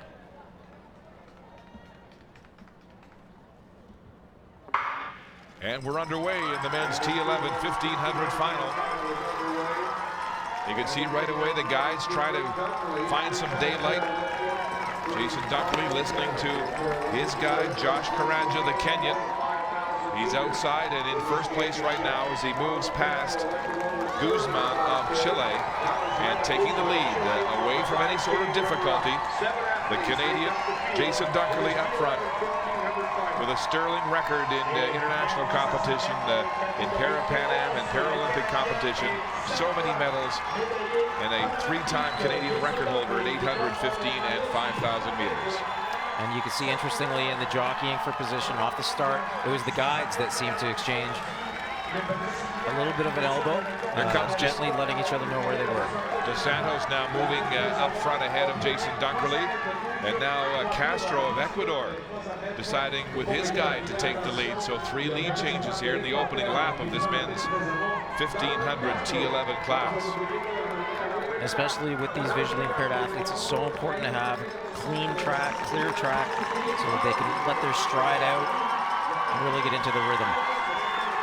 They string out down the back straight with Castro of Ecuador in the lead. And now Santos, Oder Santos, deciding to retake the lead, followed by Jason Dunkerley. So these guides calling the shots in terms of strategy, communicating with their blind athletes, and reestablishing the order here with the America's record holder, Oder Santos, up front in front of Jason Dunkerley. Especially in these races where there are going to be attacks, where athletes are going to be getting into some amount of stress and difficulty, the guides absolutely have to be certain that the runners have it in them to follow these attacks or to launch an attack of their own. William Sosa of Colombia has moved into 3rd place behind Jason Dunkerley of Canada, and Oder dos Santos of Brazil, with 2 laps to go now. And 6 men stretched out in a group together.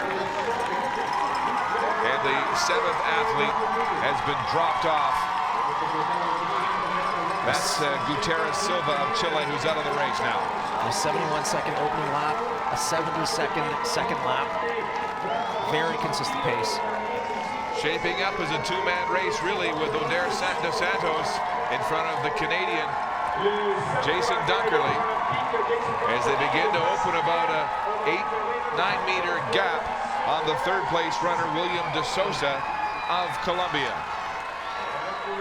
Down the straight they come now. Dos Santos has greater speed in this event. Dunkerley has greater experience. And this is where the guide becomes not just a guide, but a motivator. Jason doesn't know how far ahead his competitor is until the guy relays it to him. The bell lap of the men's T11 1500, and the pace really picks up. There goes Dos Santos trying to break away from Jason Dunkerley of Canada. Dos Santos of Brazil running down the back straight now, opening about a 5-meter lead on the Canadian. The guides telling their athletes what's going on as the Brazilians make a break with Carlos Dos Santos, the guide running with Oder dos Santos. Now Caranja, the guide with Dunkerley, closes the gap to about 4 meters as they go through the bend at 200 meters. Brazil's Oder dos Santos denied the gold medal on a technicality disqualification of the 5,000. It was handed to the 2nd place finisher, Jason Dunkerley, trying to track him down here in the 1500. Dunkerley going wide with Caranja with a great finishing kick. Has he got enough? The guide telling Dos Santos that the Canadian's coming. Dunkerley trying to close the gap, but he might not get there. No, he won't. Dos Santos claims the gold at 1500. Dunkerley with a game effort down the straight, trying to reel him in. Just running out of gas for silver. And Dos Santos will get back on the podium after that frustrating and disappointing disqualification in the 5,000. You know, anyone who's run a race or tried to chase down a bus will know what it's like. You have that visual cue, you're chasing after something. To not have that, Jason Dunkerley relies entirely on the cues of his guide and the motivation that guide provides. Tried desperately to chase down Dos Santos, came so close to doing it, but Dos Santos prevails today, wins a gold medal here in Toronto, and Dunkerley will settle for silver.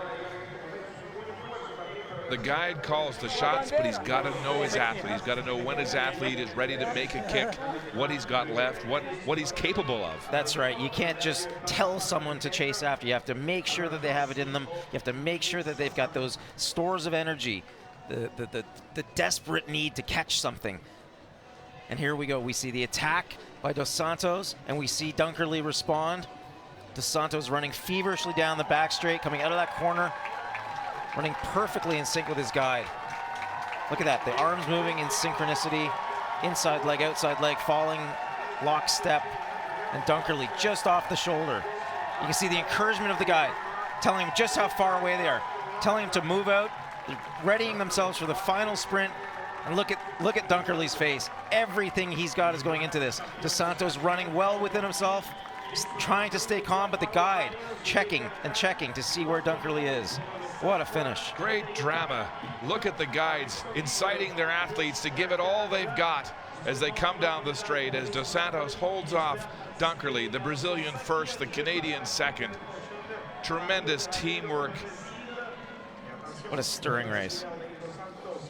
Dos Santos, some vindication here today as he runs to victory, as he did in the 5,000, but losing that in a disqualification over technicality. First at 4:12.16, ahead of Jason Dunkerley of Canada at 4:12.65. What a finish. And then Valenzuela Guzman of Chile with a seasonal best is third for the bronze medal.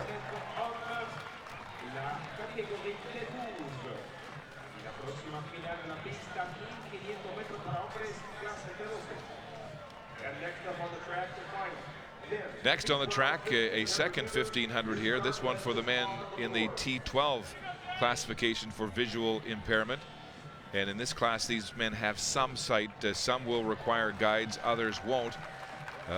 3 of the 5 entries here today will run with guides as we get set to introduce the athletes here after that stirring T11 1500 final. These men no doubt inspired by the sounds of the crowd. And there's the Brazilian Yeltsin Ortega Jacques running in lane number 1. Jacques, a gold medalist in the T12 5000 at these games. Medals at World Championship competition as well, silver and bronze. Running in lane number 2 from Colombia, Herman Angarita Otero. Otero was 4th in that 5,000. This is his second appearance at the games. In lane number 3 from Ecuador, Sisto Moreta. Moreta was a silver medalist in the T12 1500 last year at the Parapan South American Games. Running in lane number 5, one of the fastest men in this field, Elkin Alonso Serna Moreno. Moreno was a bronze medalist in the 5,000 here, a 2-time silver medalist in Paralympic competition. Lane number 5 from Venezuela, Roger Rodriguez. Rodriguez did not finish the 5,000 in the T12 class at these games. He's a bronze medalist at 800 meters in 2011 in Guadalajara. The field for the men's T12 1500.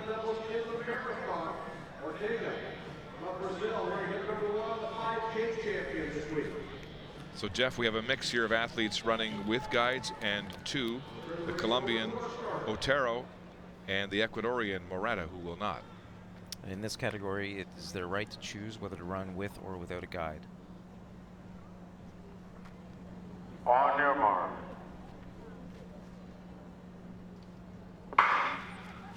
Gun and they're away in the final of the men's T12 1500 meters. Running through that back straight on a sunny, warm, humid night here in Toronto. And it is the Brazilian Yeltsin Ortega Jacques who decides to take the rail in the lead, just ahead of Venezuela's Roger Rodriguez. And in behind him, the Colombian Otero. Jacques running with his guide, but running untethered, it seems, which is one of the techniques, one of the styles that they can run with. Athletes can run either tethered or not.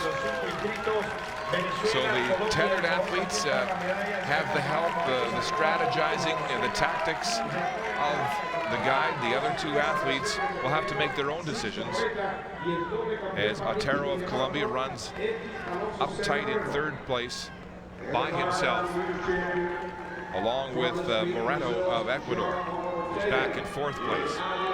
So the Brazilian in the lead right now, Ortega Jacques,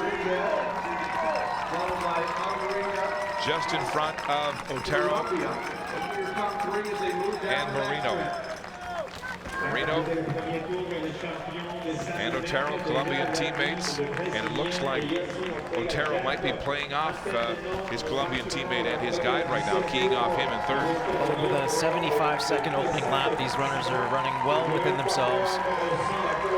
Not a very strong start, not a very high pace. Brazil continues to lead. So the Venezuelan Rodriguez sitting back about 8 meters in second place, with Otero in third. 800 meters to go. With 800 meters to go. 2 laps of the track left, and the Brazilian Ortega Jacques opening a 10-meter lead now on the second and third place men, Rodriguez and Otero. This race quickly turning into a race for silver and bronze. The second Colombian has fallen well off the pace. Serna Marino at the back of the pack, in behind Sisto Moreta of Ecuador, about 20 meters behind the second and third place finishers. And the gap keeps growing now as Ortega Jacques of Brazil has opened a 20-meter lead coming down the straight, untethered but running with the guidance of his sighted guide. In behind the Venezuelan Rodriguez, and quickly behind him the Colombian Otero. Bell lap here of the men's T12 1500, and running away with this one is Yeltsin Ortega Jacques, and now the Colombian makes a move. Check that, it's the Venezuelan makes the move past the Colombian as Otero jumps out in front of Rodriguez. The Colombian, the tall strides, running all by himself down the back straight in second place now. And the guide for Ortega Jacques is having a hard time keeping up with the Brazilian in first place as he hits a kick with 200 meters to go. Otero of Colombia and Venezuela's Rodriguez in second and third. And look at this, Jacques opening up a powerful kick, and his guide can't keep up. Down the straight he comes, Brazil's Yeltsin Ortega Jacques, leaving his own guide 10 meters and growing in his wake. Jacques powering his way to victory. The guide 10 meters behind him at the line. And down the straight comes Otero of Colombia, running by himself to second. And Rodriguez of Venezuela will finish third.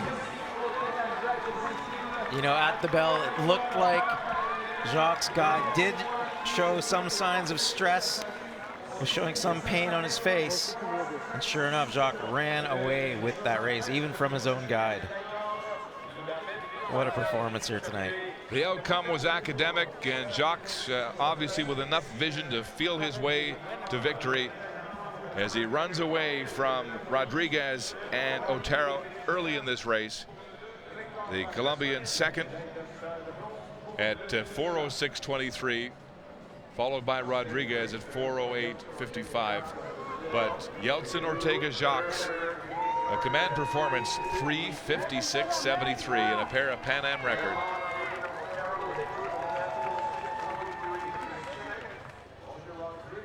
Here we see Jacques striding along his guide, a yard behind, a meter behind. He's pulling away. This is where he made his move, started pulling away from the pack, leaving Otero and Rodriguez behind.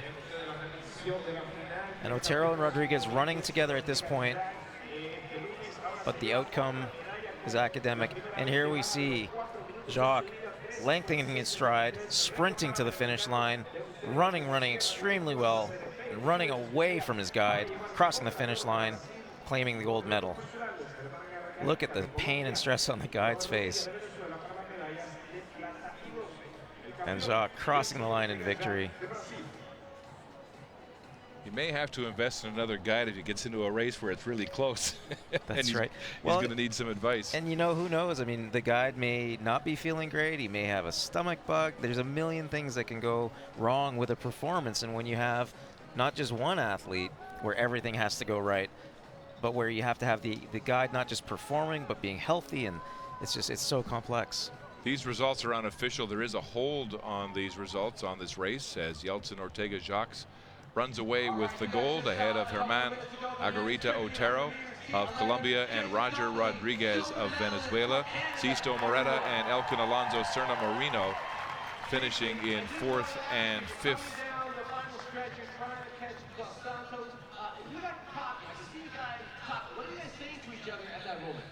I wasn't talking, Josh was doing a lot of talking. Most of it was just encouragement, kind of really get me fired up. But this crowd was going to be part of that too, and I wanted to thank everyone for giving us that little push. You know, we got really close. That's amazing. Josh, when you are coming down there, is there a certain thing that you're looking for in terms of where to put Jason on the track for people that have never seen this before? Well, we're trying to find an opening. They kind of went on the inside and we went wide. My job is to try to see if they're slowing down or if they're picking up and throwing those cues at James, see if we can, you know, go a little harder. And, you know, sometimes if they slow down, it gives them a second win and get a little finish line. But they had a little finish line. All right, you got the silver medal in the 1,500 meters. You got the gold in the 5,000 meters. How's that feeling for you, Stuff? Getting the chance to do this on home soil for the first time. It feels great. I think our season, you know, with our coach and this whole planning just culminated in being here and executing two really great races. And I'm proud of us. I'm proud of Josh and the team that we have, and you know, all the people that are behind the scenes too. Our coach, you know, my wife is here, my family's. It's wonderful to be here and have to go this way and just build on it. That is fantastic. Give it up. Jason Duffy, 5,000 meters champion, 1,500 meters silver medal.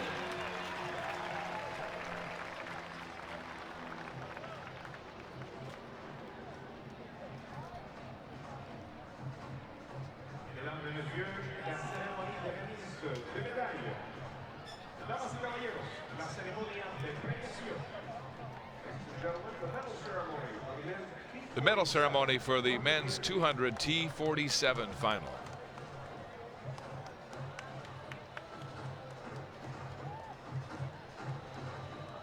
The bronze medalist Ernesto Blanco leading the way, along with two more Brazilians on the podium here tonight.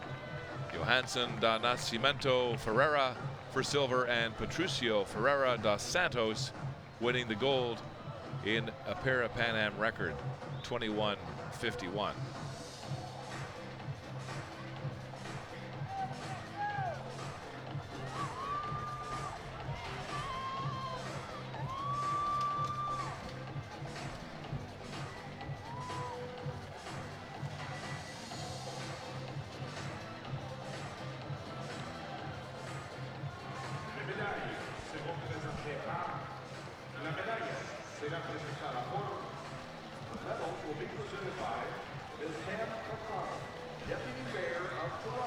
Medals being presented by Ms. Pam McConnell, Deputy Mayor of the City of Toronto.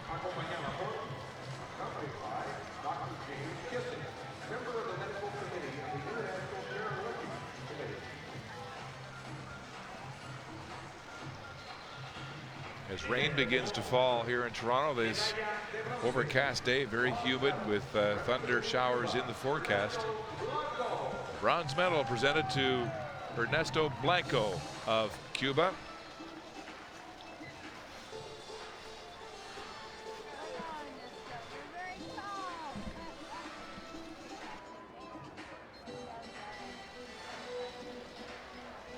The tall, rangy Cuban receiving his bronze medal with a time of 22:28 here today for third place. One of three Cubans. The Cubans were third, fourth, and fifth in this final. Blanco ahead of Gonzalez and Calderon. Bronze to Ernesto Blanco.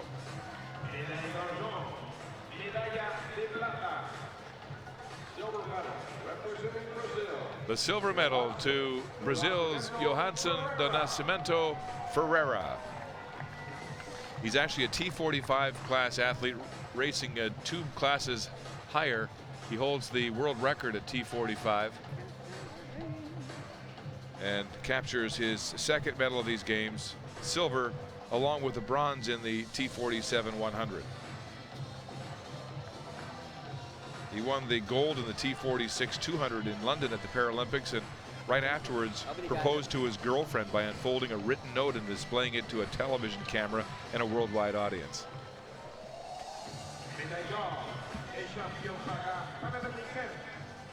And the gold medal to another Brazilian athlete. This is Patricio Ferreira dos Santos, a Parapan Am record 21:51 for the gold medal. Dos Santos winning his second gold medal of these games. He captured the 100 and the 2 for the double in the T47 class. Well done, well done. Very well done.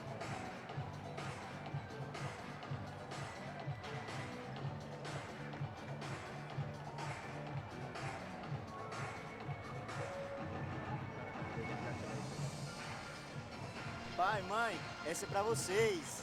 Patricio Ferreira dos Santos, the gold medalist, his second gold of these games. And now the national anthem of Brazil. Ladies and gentlemen, the national anthem of Brazil.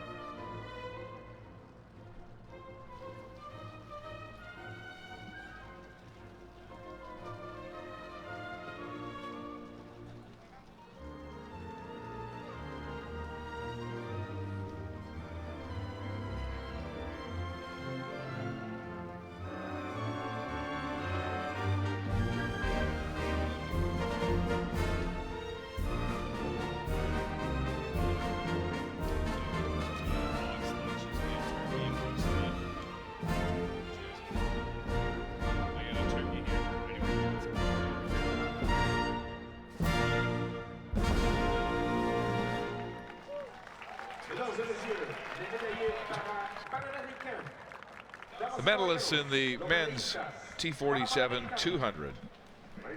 Two more Brazilians flanked by that tall Cuban Ernesto Blanco. The bronze medalist. Another great day for Patricio dos Santos of Brazil for his second gold medal of these games, along with Nascimento, his teammate, for silver.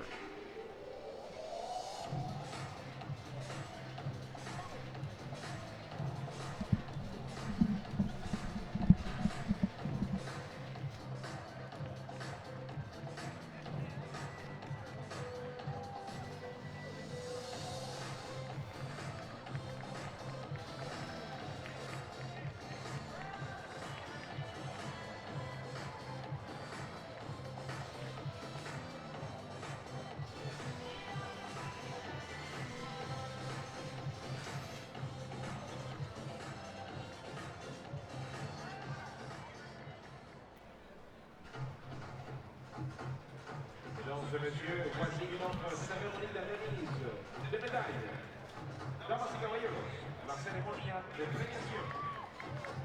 Ladies and gentlemen, the medal ceremony for the men's T52 1500 meters. The medal ceremony in the men's T52 1500.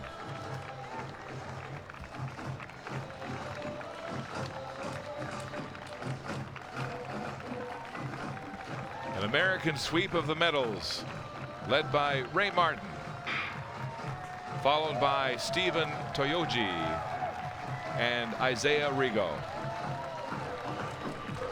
Martin, the world record holder, at 3:29.79, waited for his moment and took control of this race in the late stages, and then raced away. His world record 3:29.79 still pending. And he'll receive his second gold medal of these games here today. The bronze medal to American Isaiah Rigo. He's only 16, was a world junior champion 1 year ago in 4 distances, the 100, 200, 400, and 800 meters. And he just missed getting into the draft behind Toyoji and Martin. Always just about 5 meters back. Had he been able to connect at his age too, look, that was a great result. No question about it. The youngster Isaiah Rigo accepting his decorations here today as the bronze medalist in the men's T52 1500.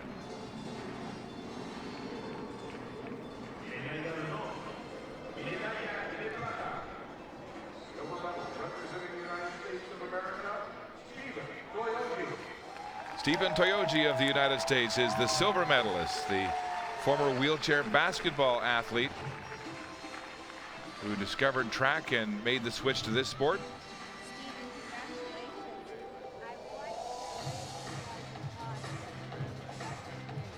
2008 Paralympian with silver at the World Championships at 400 meters in 2013.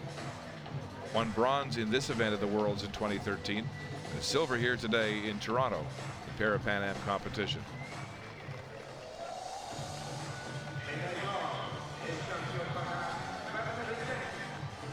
And a man in a class by himself, 21-year-old Ray Martin of the United States, capturing the gold medal. A versatile wheelchair athlete. The World Championships in 2013 was the first para-athlete to win 5 gold medals in a single event. He did it in the 1, the 2, the 4, the 800, and the 1500 meters.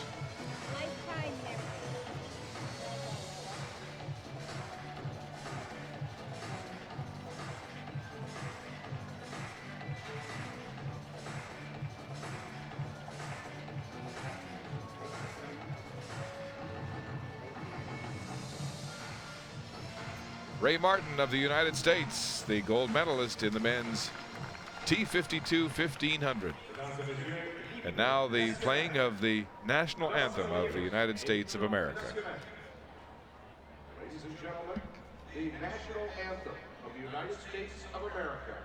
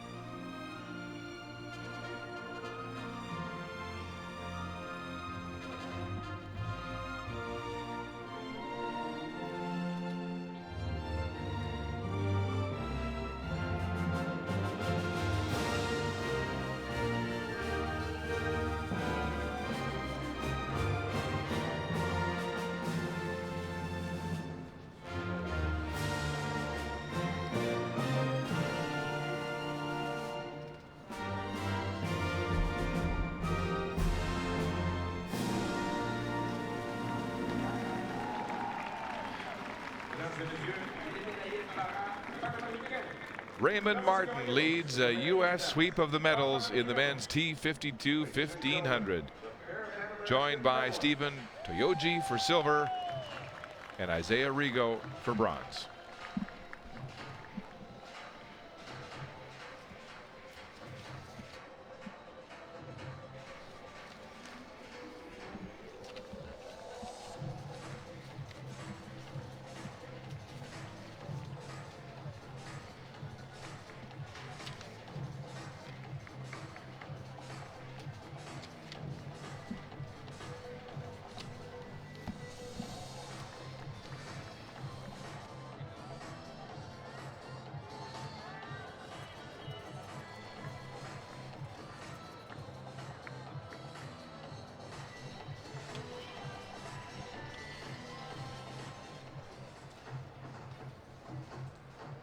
Mesdames et messieurs, la cérémonie de remise de médailles.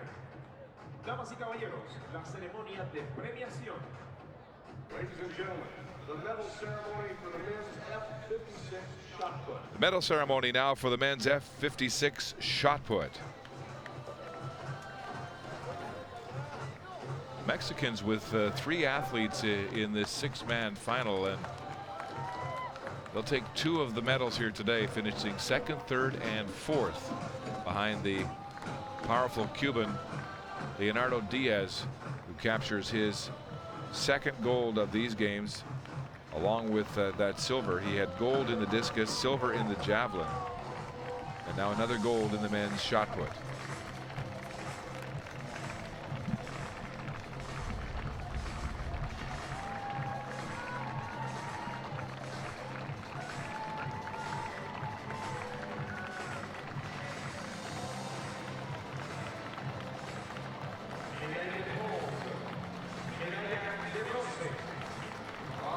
The bronze medal awarded to Mexico and Jairo Santiago. His best 9 meters 35 on his 6th and final throw. The 25-year-old Mexican capturing the bronze.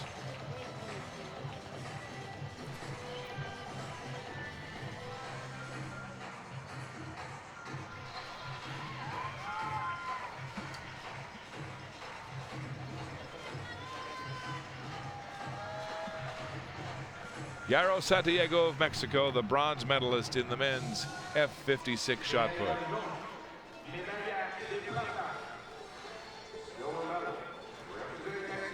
The silver medalist, also from Mexico, Jose Archer Larandi.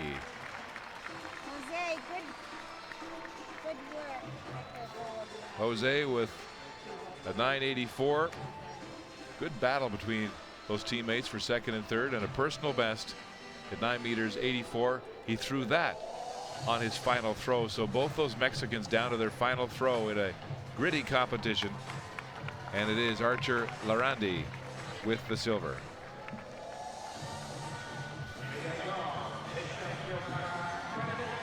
And the gold medalist from Cuba, Leonardo Diaz, the two-time Paralympic champion in discus. Winner of gold in the discus here and silver in the javelin. Captures his second gold in the shot put. You want this? Yes, you earned it. Oh, Yes, he earned it indeed. 10:68, an America's record for the big man from Cuba, Leonardo Diaz, for gold.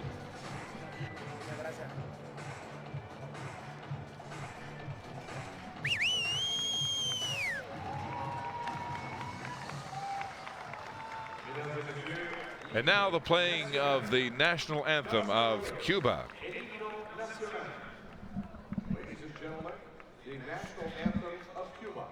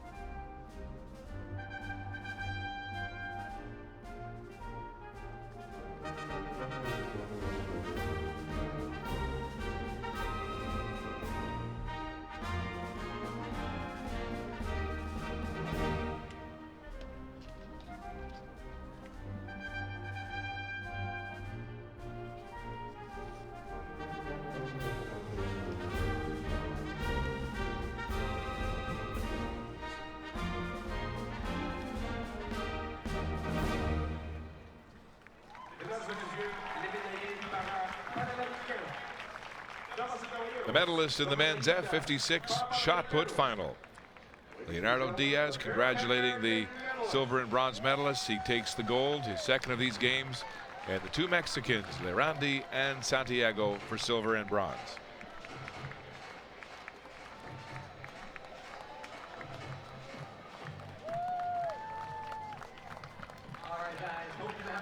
Another field event coming your way here from Toronto. It is the women's javelin throw, F55 and 56. In the field, Erica Maria Salazar of Colombia, who's won a couple of bronze medals in throwing events, and this woman, Angela Madsen of the United States, this is her 6th round, her final throw of the competition. Best this year of 16:37. 55-year-old veteran. Lets it fly. Oh, and that's a great throw. That might be an improvement on her personal best by a couple of meters, no less. Madsen of the United States celebrates a great delivery. Her distance 18 meters 77, a massive new best this year, and a Parapan Am record to capture first place in this competition by a mile. There's no one within 3 meters of the American. 1877. She'll take the gold. That massive final throw. Now to Colombia's Erica Castaño Salazar in her 4th round attempt. These athletes throw all 6 of their throws at the same time when they're harnessed into that throwing chair. A good throw for her, just shy of that 16-meter mark. Throwing out of her throwing chair, using that grab point for balance and to generate speed and use all of the power available to her. The Colombian in F55 class, so a higher degree of impairment than the American. And her throw will be 15.67 meters. So that's an America's record in that F55 class for the Colombian, Erica Castaño Salazar. So that will move the Colombian into 2nd place in this competition. 15.67 in the 4th round, and they'll use point tables to, compare these 2 different classes and rank them for medals as we move to Brazil's Reza Rocha Machado. This is her 1st round throw, and it's past the 16-meter mark. She's in the higher class, the F56 with the American, so her points will be based on a tougher standard. And the Americans throw Madsen at 18.77, just too far for the Brazilian. As she awaits her result, it will not be near the 18-meter mark. 16.81. So a new personal best for her and 3rd place.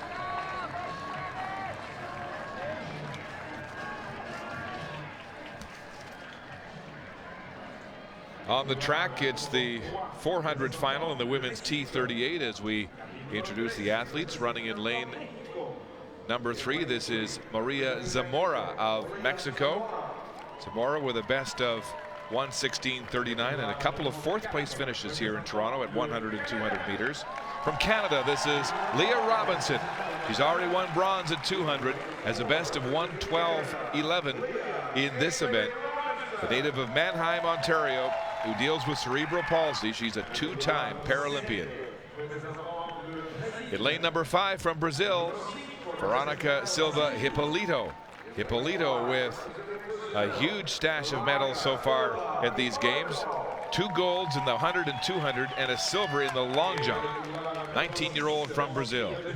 And outside of her in lane number 6, her teammate from Brazil, Suelen Marcheski de Oliveira. De Oliveira is 17 years of age, a gold medalist last year at the Paris South American Games in the 100. Finalists here in the T38 400. Canada's Robinson in 4, next to Hippolito of Brazil in 5. And this is a mixed category race with the 37s racing against the 38s. 37s with 2 limbs, 1/2 of their body affected. The 38s with only 1 limb affected. So there is a significant disadvantage to the class 37 athletes. So Robinson of Canada in that class 37 against the Hippolito of Brazil in 38.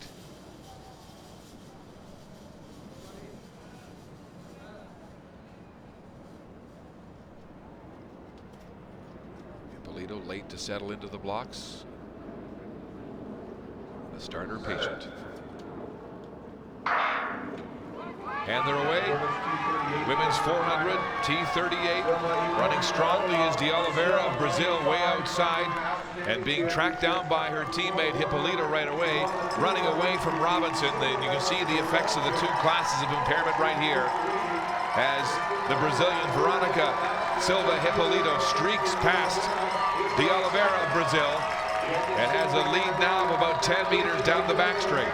It's Hippolito of Brazil ahead of De Oliveira of Brazil, and then Robinson of Canada in third. Trailing way back is Mexico's Zamora. Through the bend they come with about 110 meters to go. Veronica Hippolito, the decorated Brazilian athlete, after her 4th medal of these games, comes flying down the straight all by herself. Robinson making a great move into 2nd place. But it is all Brazil here as Veronica Silva Hippolito crosses the line first for her 3rd gold medal of these games. Look out, here comes Zamora of Mexico trying to track down Leah Robinson, but she'll manage to get to the line. Tying up badly, holding on to 2nd for silver, ahead of Zamora of Mexico, and Marcheski de Oliveira of Mexico coming 4th as these athletes embrace at the finish. And the 400 meters, such a difficult race regardless, for these athletes with cerebral palsy dealing with involuntary muscle control sometimes, tension in the muscles, but also an increased effect of fatigue. So when they tie up, the effects of fatigue hit them really, really hard. And we saw that happening to Leah Robinson just as she was coming up on the finish line. She gamely held on for 2nd place. But these athletes, especially in the 37, you can see Hippolito in the front, very, very balanced compared to the other athletes. Her right side and her left side are running very, very well. Yep, and we see the outside athletes and Leah Robinson on the inside. A little less balanced, fighting that imbalanced side, the side that's affected. Here we see Hippolito coming down the finishing stretch, still running very, very well. Nice long strides, very balanced gait, running with her arms just like you need to. Coming up to the finish line, crossing it in a great time for her tonight. What was impressive for me was the Canadian Leah Robinson, who's in that T37, a more severe impairment, suffering from and dealing with cerebral palsy. She was trailing the Brazilian De Oliveira, and then with about 120 meters to go, ran by her in the curve. So those are 2 athletes in the same class. That was the race for them. And it was Robinson who made a great effort and then held off Zamora, who has less of an impairment in that T38. The Mexican came charging down and could not reel her in. So look at this. America's record time for Hippolito in that 38 category for gold. America's record time for Leah Robinson of Canada in the 37 category for silver. And then Zamora of Mexico, a personal best for 3rd in the bronze. And De Oliveira really tying up and feeling the effects of her disability, finishing 4th, but finishing gallantly in a seasonal best 1:20.26.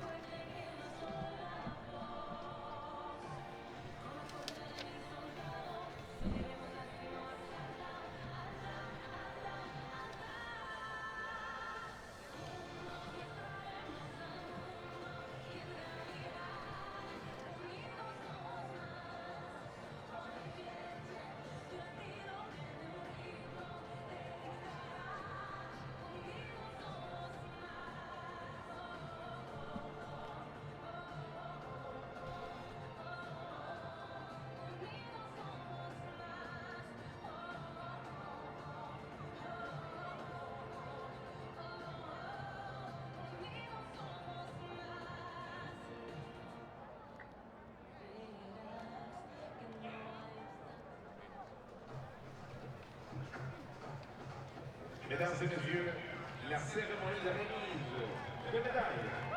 Damas y caballeros, la ceremonia de premiación. Ladies and gentlemen, the medal ceremony for the men's T54 1500.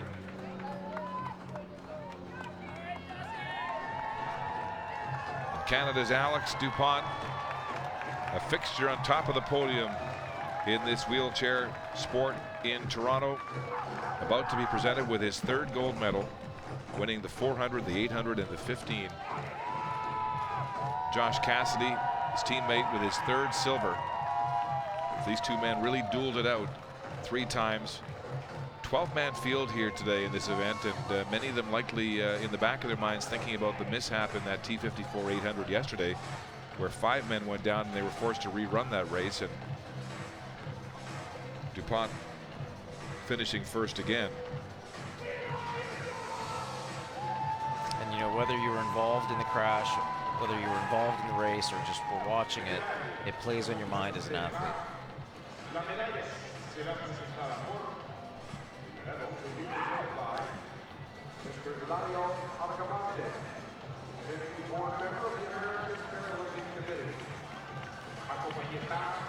Acompañado por number 5, Ms. Pam McConnell, Deputy Mayor of Toronto.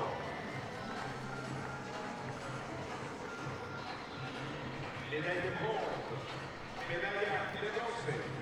The bronze medal to Colombia's Javier Rojas Diaz, who really put a great thrill into this race with a little over a lap to go, deciding to push the Canadians, going out front and challenging them, forcing Alex DuPont to go 3 wide, really, with a little over 200 meters to go to try to get back into the lead, which he did, showing his incredible finishing power and kick. Well, and both Canadians show that they have very, very good finishing kicks, very, very good last laps. And so that was a really courageous move by Diaz, really taking it to them. He had great position on the inside lane, so that was the moment to attack. He played it perfectly, just didn't have quite enough in the gas tank. Diaz setting a personal best performance here today, winning that bronze medal, 3:08.08 for third.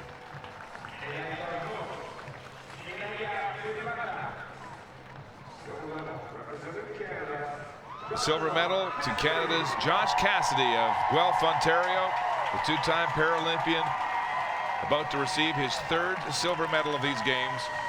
In the 1500 here, also in the 8 and 5000. He had the misfortune in the 5000 in that torrential rainstorm to have his gloves fall apart, and it really cost him there. Yeah, that was tough on a lot of the athletes. That whole evening session was just one race after another being dramatically affected by the weather. I haven't seen it rain like that in a long time. I don't know if I've ever seen weather like that at a major games. Josh Cassidy of Canada, winner of the silver medal in the T54 15.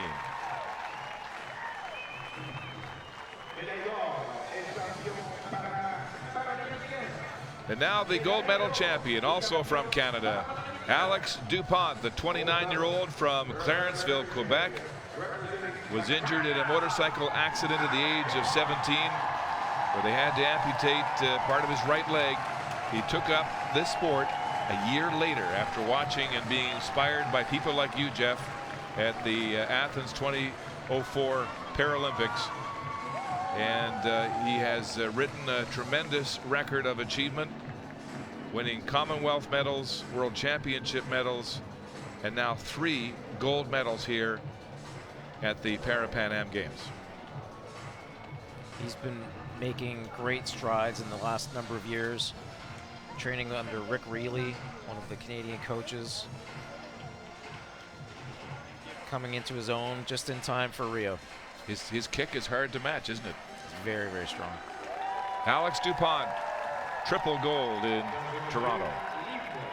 And now, time for the national anthem of Canada. Ladies and gentlemen, the national anthem of Canada.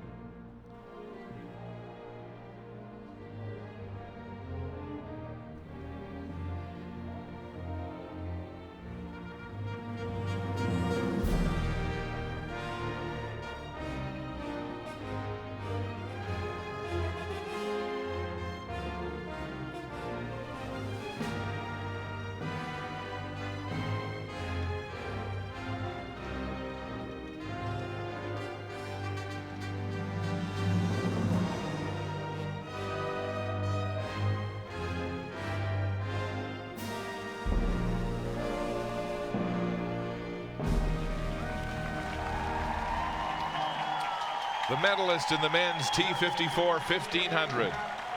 Alex DuPont for gold. Side by side with fellow Canadian Josh Cassidy, the silver medalist, and Javier Rojas Diaz, a determined bronze here today for Colombia.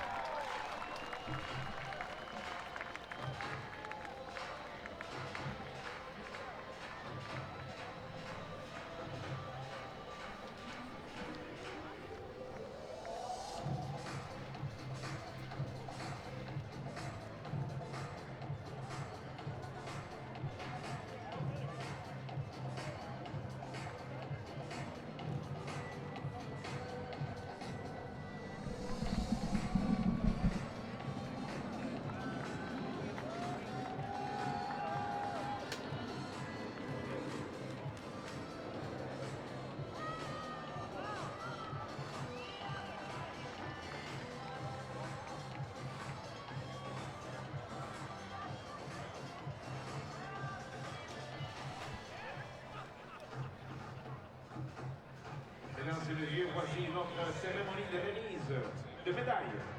Damas y caballeros, la ceremonia de premiación. Ladies and gentlemen, the medal ceremony for the women's F53-54 javelin throw.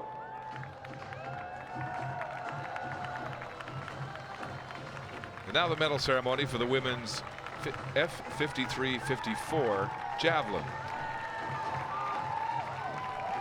Canada's Pamela Lejeune leads the procession as the bronze medalist.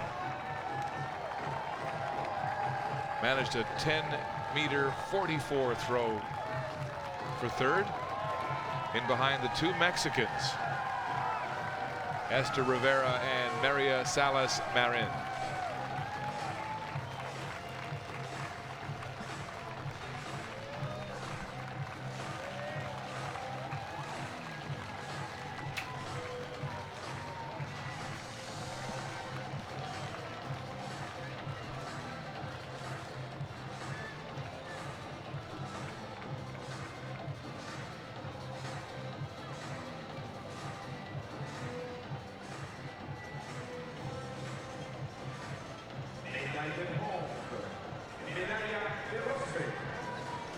The bronze medal to Canada's Pamela Lejeune from Halifax, Nova Scotia. The bronze to go with the gold medal she won here in Toronto in the F53, 54, 55 shot put competition. Pamela suffered a spinal cord injury in a car accident at the age of 17. She has gone on to become quite a field athlete in this sport. Gold medals in discus and shot put at both the 2013 and 14 Canadian Championships. Canadian record holder in discus, shot put, and javelin. And perhaps her finest hour here in Toronto, capturing gold in the shot put and bronze in the 53-54 javelin.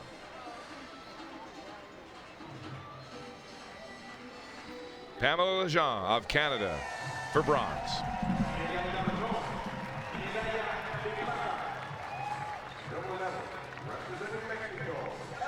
The silver medal for Mexico and Esther Rivera with a seasonal best 10:69 for second.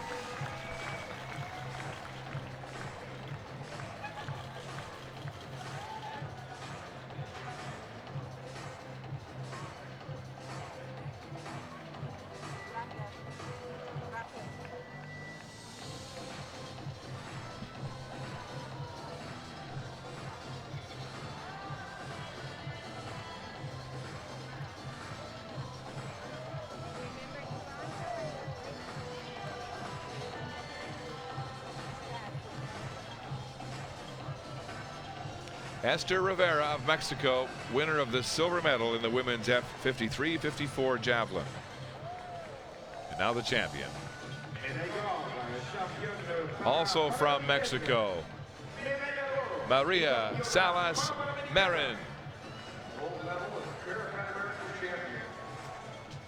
And it's so impressive to watch these athletes, Jeff, who overcome so much just to be involved in sport and continue to find a motivation, find something to, give themselves a goal in life, and the sport has been so powerful for them. Especially, you know, the opportunities for people with disabilities can be limited, you know, especially given some regional issues, and some of these athletes coming from underdeveloped countries. Really, this is a light at the end of a tunnel for them. Yes, very well done.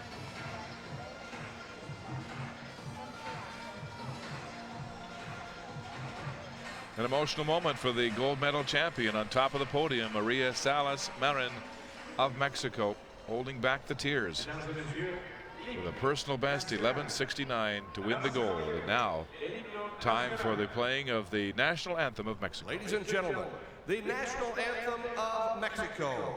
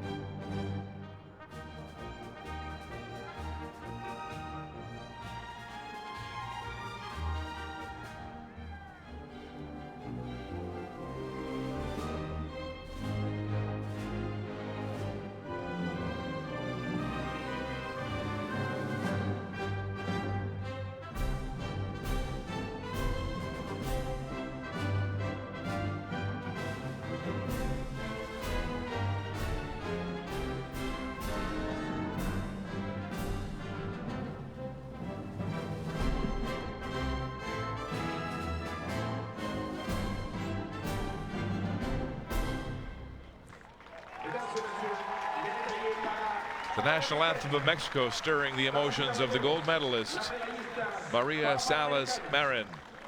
First, along with the silver medalist from Mexico, Esther Rivera. And a strong vocal cheering section from Mexico as they hold hands and celebrate Pamela Lejean, the bronze, Rivera, the silver, and Salas Marin, the gold.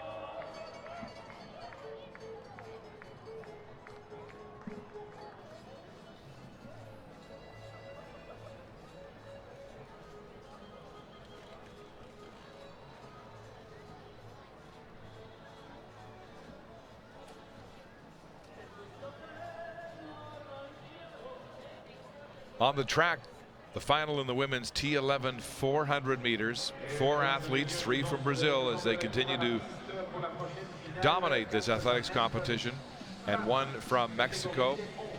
And in the field, one of the great Brazilian blind sprinters here in Toronto, Teresina Guilhermina, the world record holder and America's record holder at this distance at 56:14 clocking.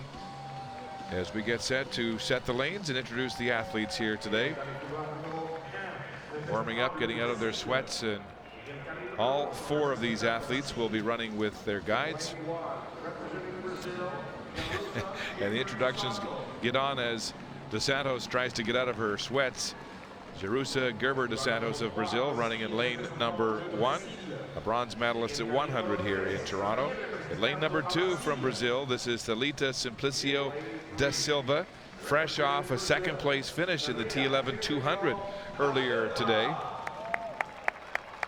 She's captured 2 silver medals already at these games. And in lane number 3, the prohibitive favorite from Brazil, Teresina Guilhermina. She won the gold in the T11 200 in a Parapan Am record earlier today. Back for her third gold medal of these games. And in lane number 7 from Mexico, Diana Carrazzo with the best this year of 1 minute 0.47 seconds. And that is a new personal best for the Mexican, Carrazzo, in lane number 7. Excitement, you can feel it. It's palpable for these young athletes as they have their Parapan Am championships televised worldwide for the first time ever. As the starter calls them to the blocks. Guillermina, world record holder, in lane number 5, seeking her third gold of these games. We see her guide pointing her hands close together down the track to show her the direction of the curve. Let her focus.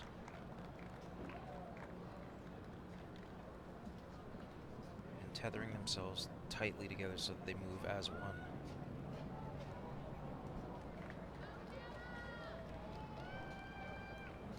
Guillermina, the 6-time medalist in Paralympic competition in those trademark colorful blindfolds, the favorite in lane number 5.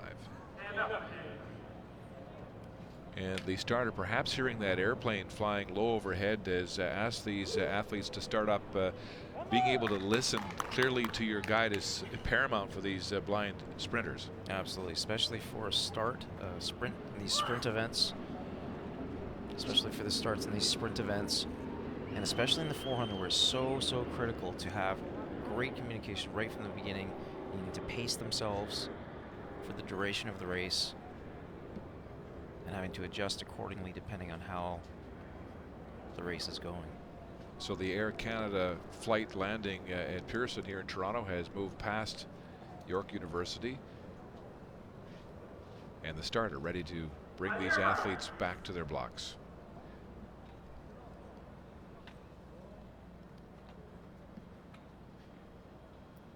The final of the women's T11 400, and the favorite running in lane number 5, Teresina Guillermina, the world record holder, seeking her third gold medal of these games.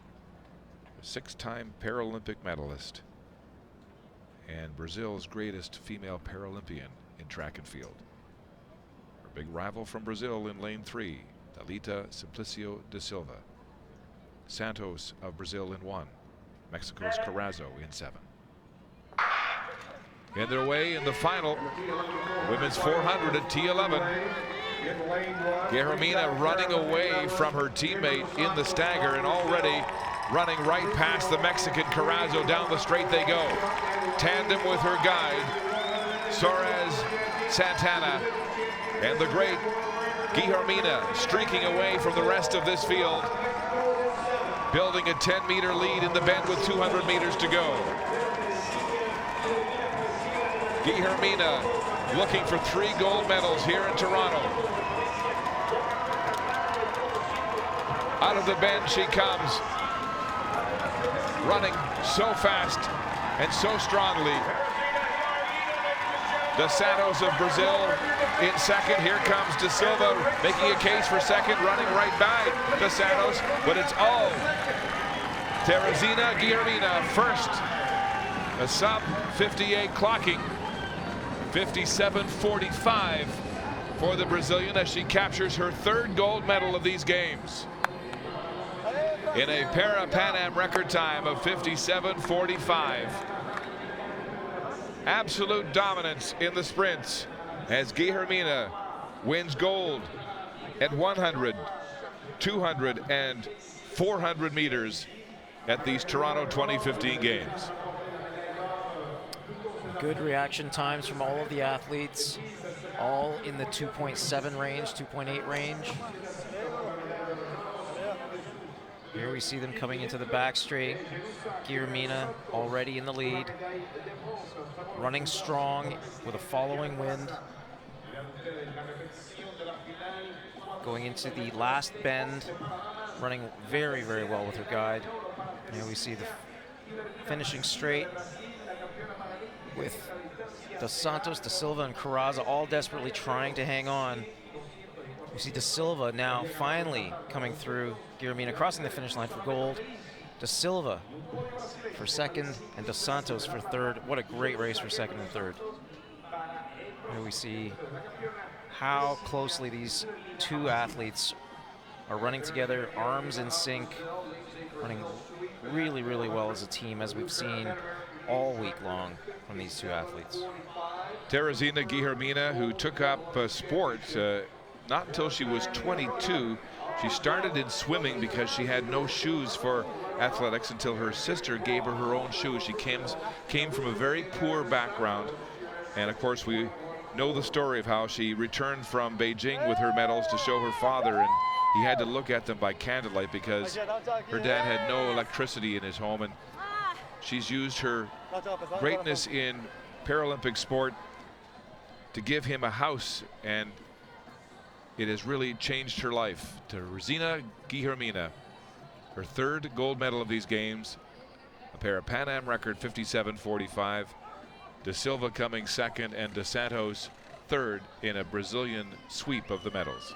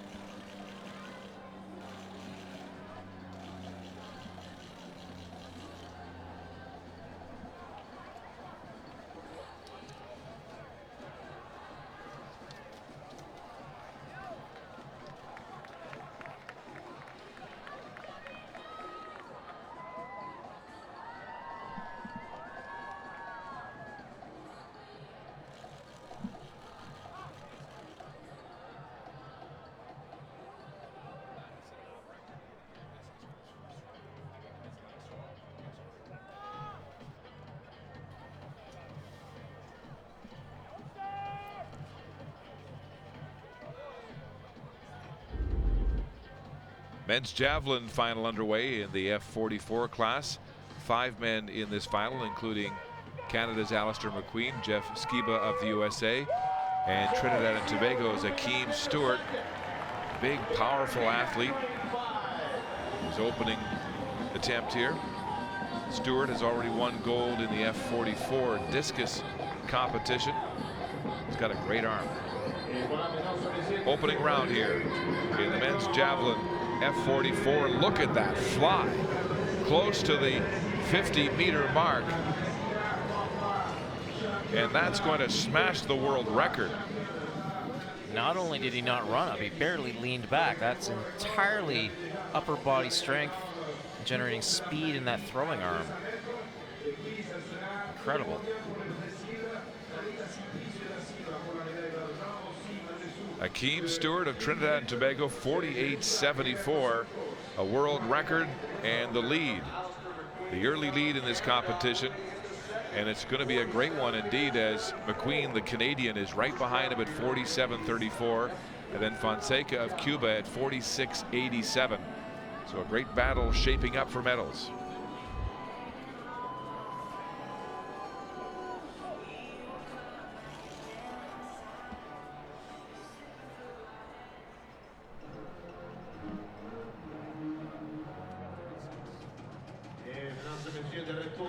On the track, the athletes warming up for the men's final in the T36 400. 5 men in this final.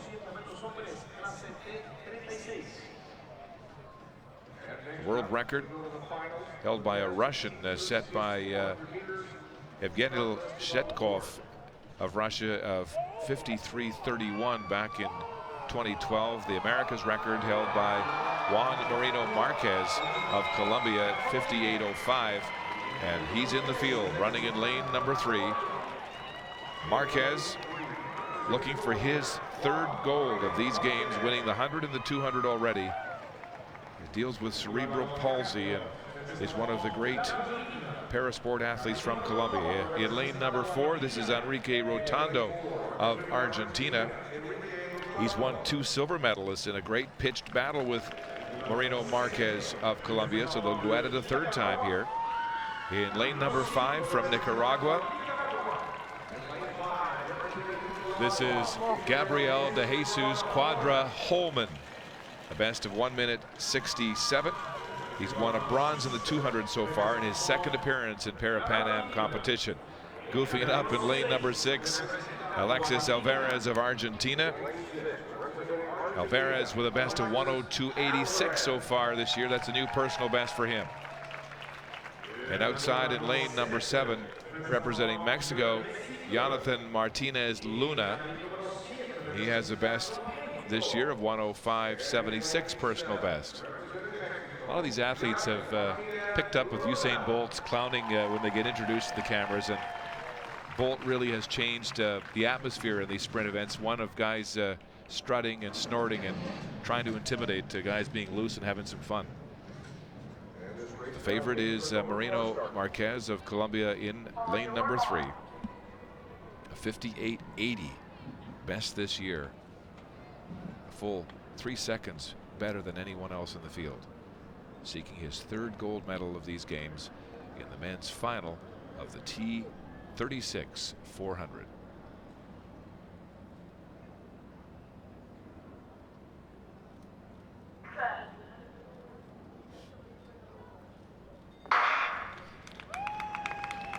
Got in their way fairly. 5 men in this final as Marino Marquez streaks through the opening bend. Rotondo of Argentina has decided to take it out very hard as he ran a very fast first 100.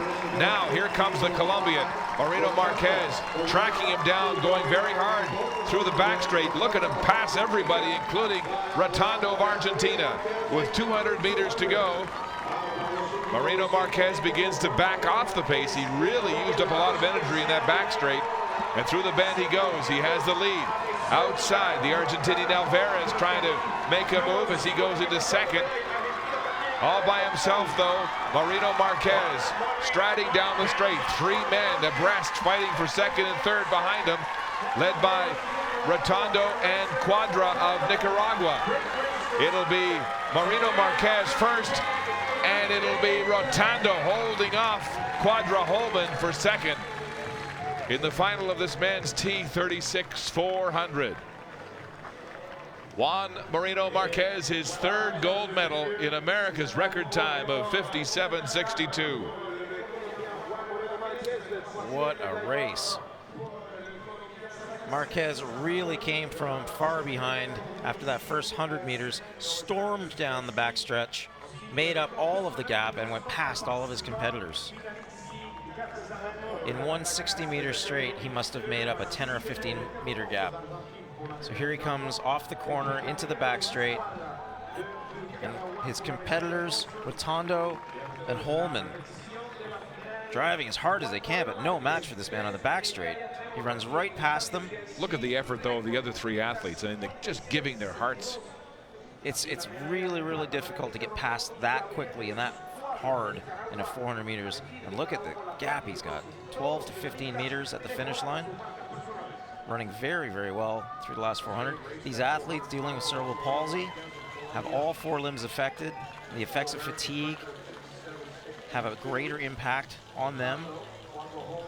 And he's fighting off those lactic acid buildups, crossing the finish line, running strong to the finish. Just a tremendous performance by Juan Marino Marquez of Colombia, triple gold medalist at these Toronto 2015 Parapan Am Games. But you have to take your hat off to all the athletes in this event as they overcame their disability, their cerebral palsy, and the spasms and the uncoordination combined with the lactic acid. Look at this, at America's record and 4 personal bests behind Marino Marquez. It doesn't get any better than that. Rotondo for silver and Quadra Holman, a great battle for 2nd and 3rd. He'll take the bronze for Nicaragua.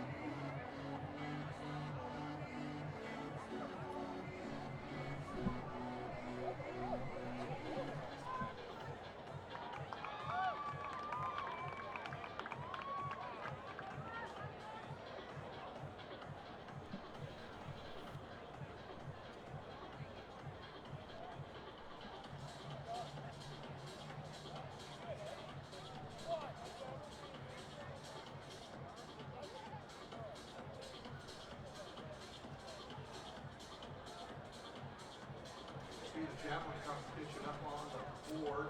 Fonseca of Cuba is up. He is currently in second.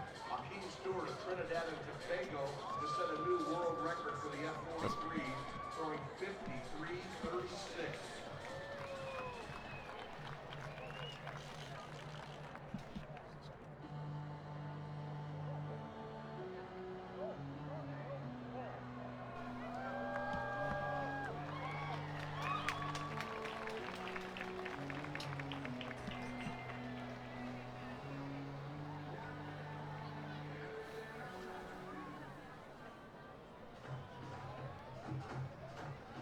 Mesdames et messieurs, la cérémonie de remise de médailles. Damas y caballeros, la ceremonia de premiación. Ladies and gentlemen, the medal ceremony for the men's T11 1500 meters. Now the medal ceremony for the men's T11 1500 meters. And sweet redemption for Brazil's Oder Ferreira dos Santos as he captures the gold medal. Finally gets the gold medal that was taken away in his disqualification in the 5,000 final after a disqualification for indicating he was going to use 2 guides and only used 1. A bit of a technicality, but he lost the gold and it was promoted and given to Canada's Jason Dunkerley, who will get the silver here today, followed by Chile's Christian Valenzuela Guzman, who wins the bronze.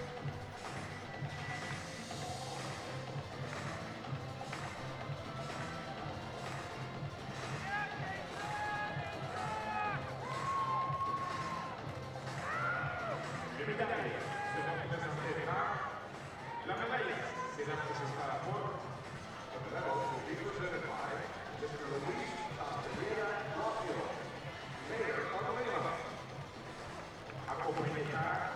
Acompañado por accompanied by Mr. Yala Gao.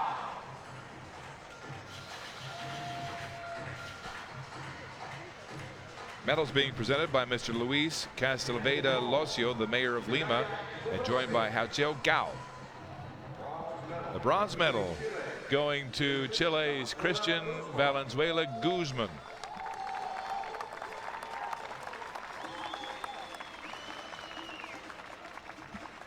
He'll go home with a pair of medals, a silver in the 5,000 and a bronze here in the 1,500.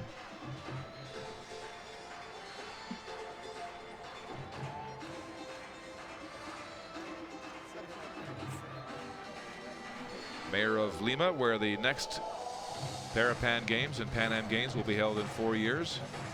Congratulating the bronze medalist from Chile, Christian Valenzuela Guzman.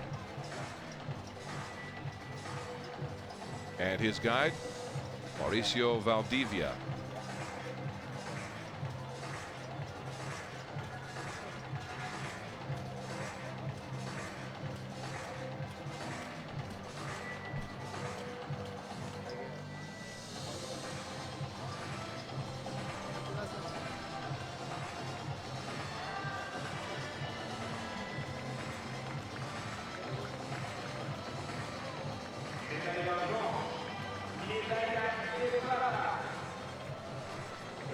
The silver medal presented to Canada and Jason Dunkerley.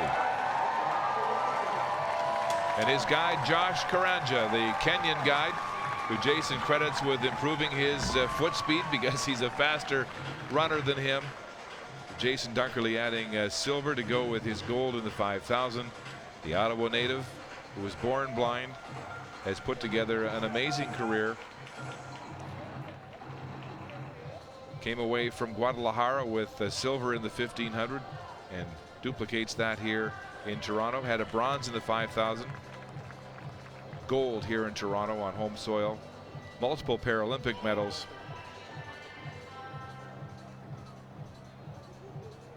Even had to overcome a fractured leg and skull after he and his guide were hit by a car while training in 2005.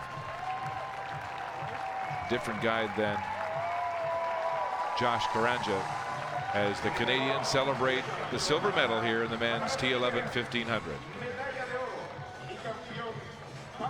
And this will be sweet to the ears of Oder Ferreira dos Santos of Brazil, winner of the gold medal in the men's T11 1500 after being disqualified after winning the 5,000 gold on that technicality of listing 2 guides but only using 1 in the race. And Jeff, why is that a rule? Probably they want to make sure that there's no gamesmanship going on. You know, as an athlete, if you see a competitor signing up for a distance event where they're saying, hey, I'm going so fast, I'm going to need 2 guides, you know, there's a risk that you may adjust your strategy, or you know, it's a head game that I think that they want to avoid. Right. So Oder dos Santos celebrating his 1,500 gold here in the T11 category for athletes who are visually impaired. These are the blind athletes here at T11, as dos Santos and his guide Carlos dos Santos receive their gold medals.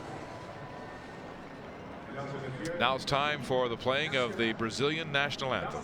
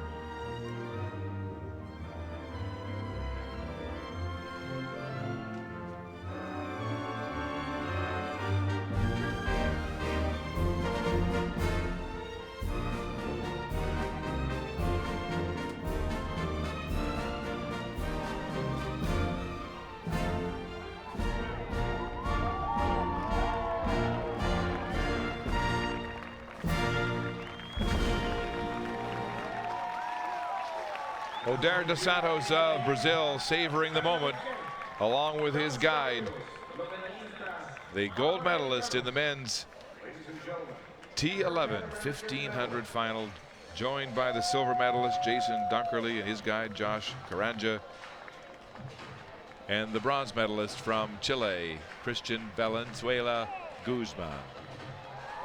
The medalists in the men's T11 1500.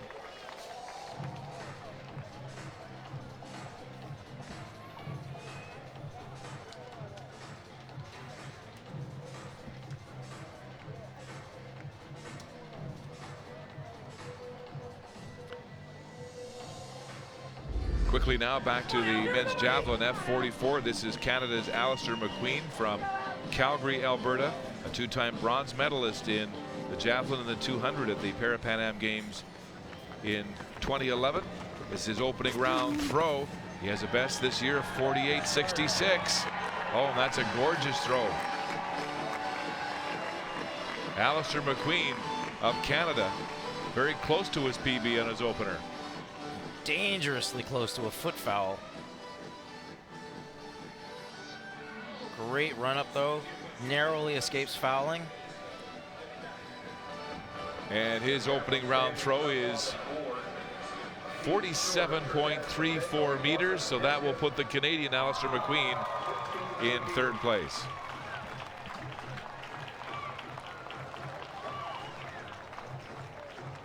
The procession now for the medal ceremony in the men's T12 1500. Brazil for gold again here at these games, ahead of Colombia and Venezuela, as Yeltsin Ortega Jacques will step onto the podium to the top for gold for the 2nd time at these Toronto Games, winning the 5,000 T12, adding the 1,500 here today.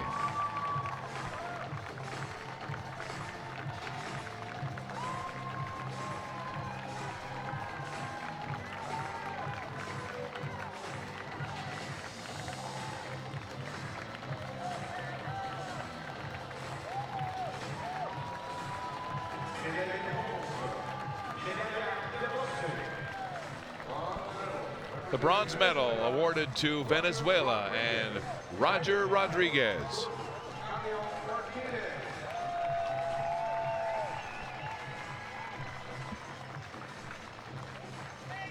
Rodriguez and his guide Jordan Camello Martinez, finishing third at 4:08:55, personal best time for them. A great race with the Colombian Angarita Ortero. Rodriguez unable to finish in the T12 5000 on Monday night in the rain. And so he wins his first medal of these games, the bronze in the men's T12 1500.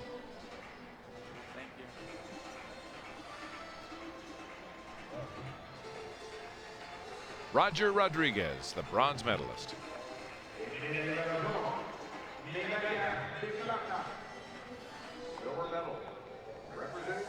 The silver medal to Colombia and Germán Angarita Otero. He also ran a personal best time here in Toronto, 4:06:23.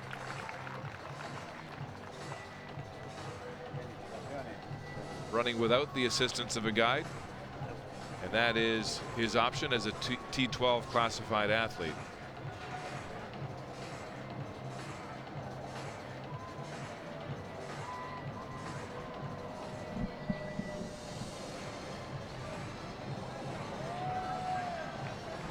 Otero of Colombia for silver. And the gold medal champion of this men's T12 1500 from Brazil, Yeltsin Ortega Jacques, a Parapan Am record time of 3 minutes 56:73. The only man to go sub 4 minutes in this final, and he bolted away from his guide. His guide, Ayrton Daquino Nascimento, left him about 12-15 meters in the wake down the straight as he dashed to victory in that Parapan Am record time of 3:56:73.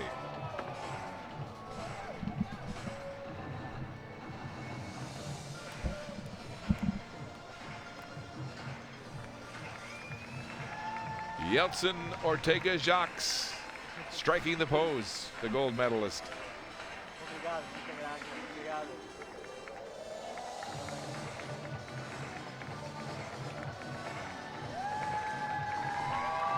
Brazil on top of the podium once again as Yeltsin Ortega Jacques celebrates his gold medal with his guide Ayrton Daquino Nascimento. And now the national anthem of Brazil. The national anthem of Brazil.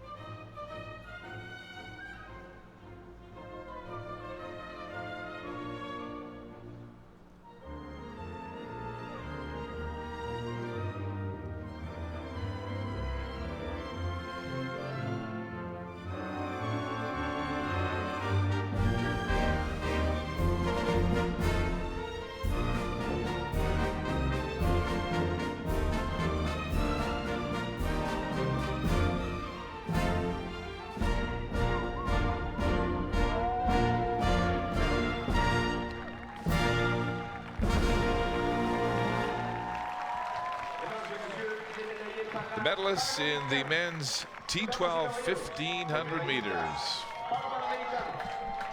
Yeltsin Ortega Jacques celebrating with his guide for gold ahead of Germán Angarita Otero of Colombia, the silver medalist, and Roger Rodriguez of Venezuela, the bronze medalist.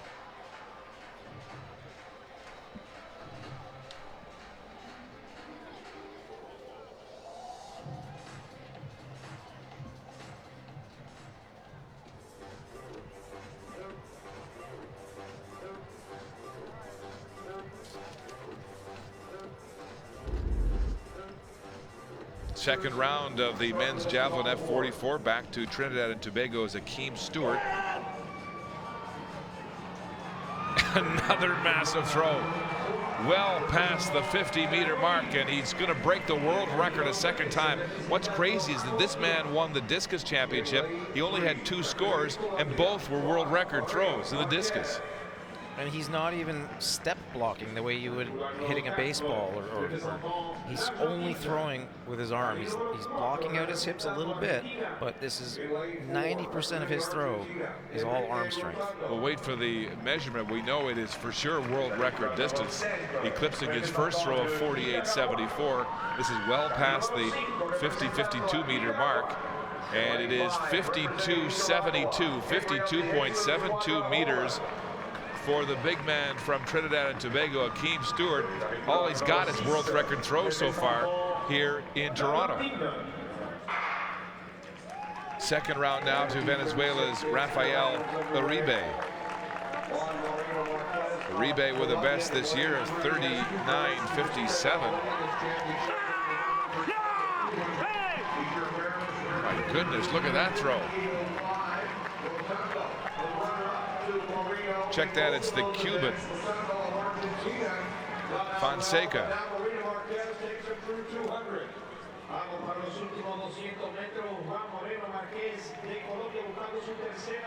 Wonderful throw, screaming it out there into the field in the fine tradition of throwers. So Fonseca, the Cuban, with his second round throw, and he goes into first place here. Look at this, he's well past that 52 meter mark.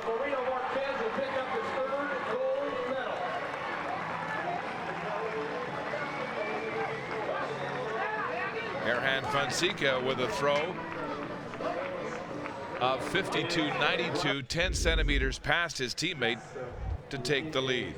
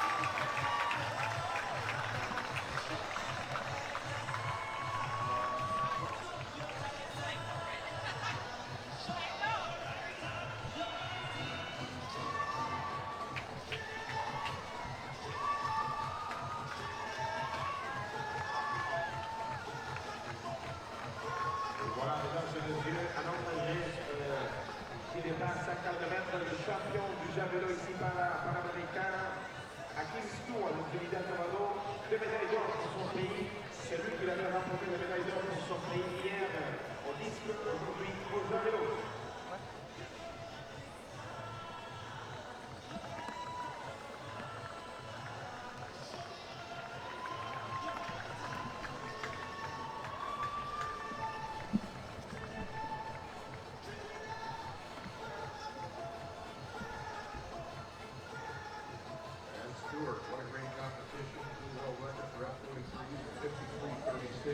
taken from 53.12, a new America's record for the F-44s. Eva, third. Reasons S 48.49.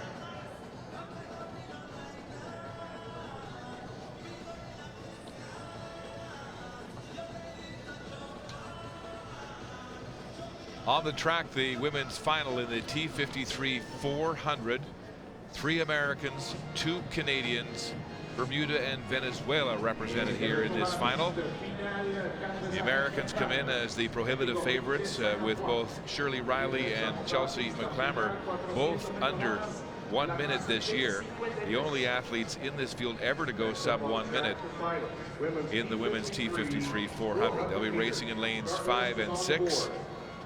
And their biggest rivals from Canada, Ilana DuPont. As we set the lanes, and this is Venezuela's Yadira Saturno racing in lane number 2. 106.26 clocking at the slowest time here today. New personal best for the Venezuelan athlete. In lane number 3, representing Bermuda, this is Jessica Lewis, who won the gold medal at 100 meters. Bermuda's first para-athlete ever to represent that country at a major championship when she went to the 2011 Parapans in Guadalajara.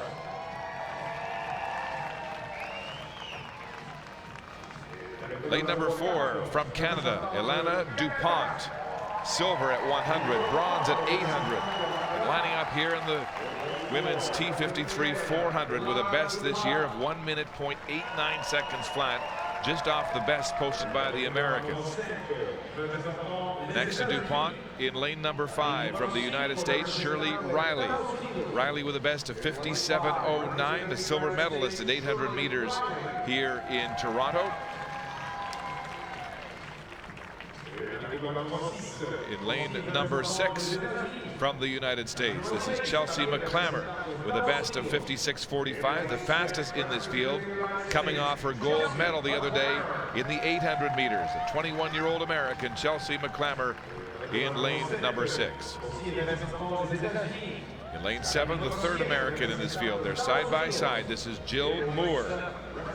Moore with a best of 104.95 at 400 meters. And rounding out the field in lane number 8, representing Canada, the second Canadian in the field, Jessica Fratton. Native of Regina, Saskatchewan, has won a bronze medal at 100 meters here in Toronto, looking for her second medal. A 101.90, just second to DuPont among the Canadians, and the 4th fastest in the field. You can see most of these women choosing to use 4-spoke carbon wheels on the rears, different from the men who use full discs. They will be affected by the wind a little bit less. These wheels are a little bit lighter, easier to get up to speed. Turn this race over to our starter. Women's T53 400 final on the track.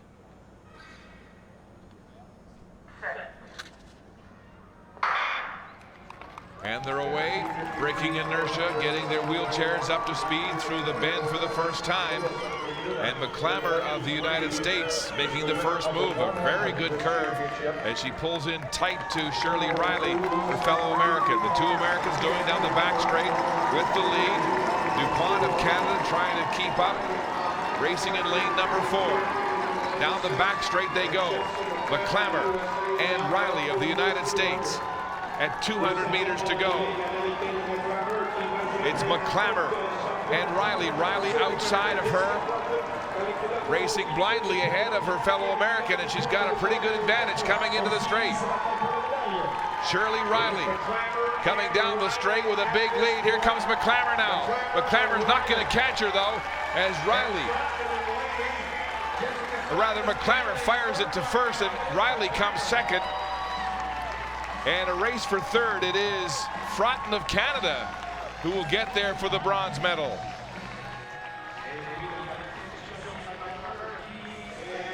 There is a report in this race as the two Americans, as expected, went 1-2. Chelsea McClammer ahead of Shirley Riley. And a Parapan Am record time of 56.54. Ahead of Riley at 58.64. And this was a very favorable wind for the 400 meters. A tailwind off the start, which lets the athletes get up to speed without expending too much energy.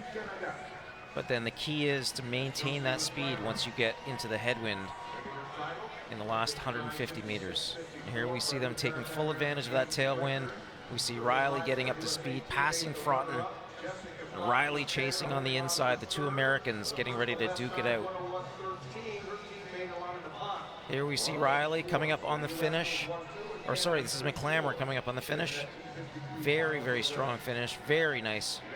And Riley in second, and then here's a bit of an upset with Fraughton finishing ahead of her teammate Dupont, and both ahead of Jessica Lewis. But McClammer's so strong in that finishing straight.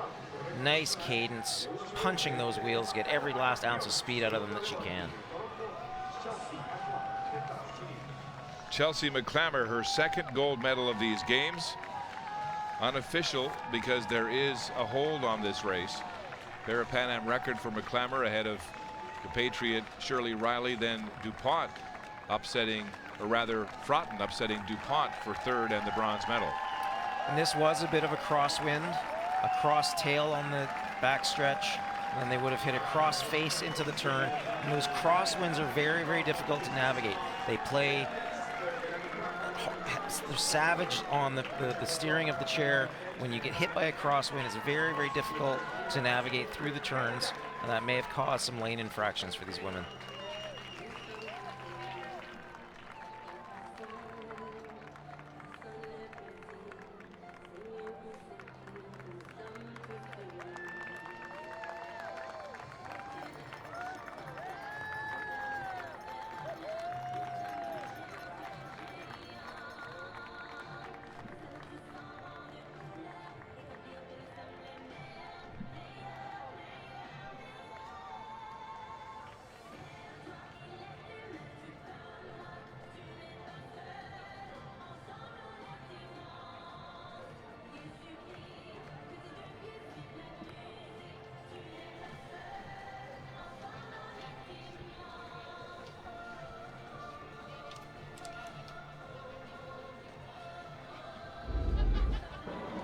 Back to the men's javelin F44 and a thrilling competition underway. Akeem Stewart of Trinidad and Tobago with his third round throw. He has broken the world record twice. He has no run up. Big man just stands at the line and fires, and look at this, well past 50 meters again. Every throw here in Toronto, whether it's been in the discus or here in the javelin, has been a world record for this guy. He's a phenom. If he took even one step, he would be getting many, many more meters, but he just stands and whips that javelin out there. So Akeem Stewart of Trinidad and Tobago waiting for the score, nonchalant, just the way he competes. And this sizable athlete from the Caribbean has broken the world record again and has taken the lead at 53 meters 36. The Cuban has been his chief competitor, Erhan Fonseca. Here with his fourth round throw, Fonseca has also broken the world record in this battle. He has the run up, shouting at that javelin, and it's a massive throw as well. But I don't think it's as far as the Trinidadian.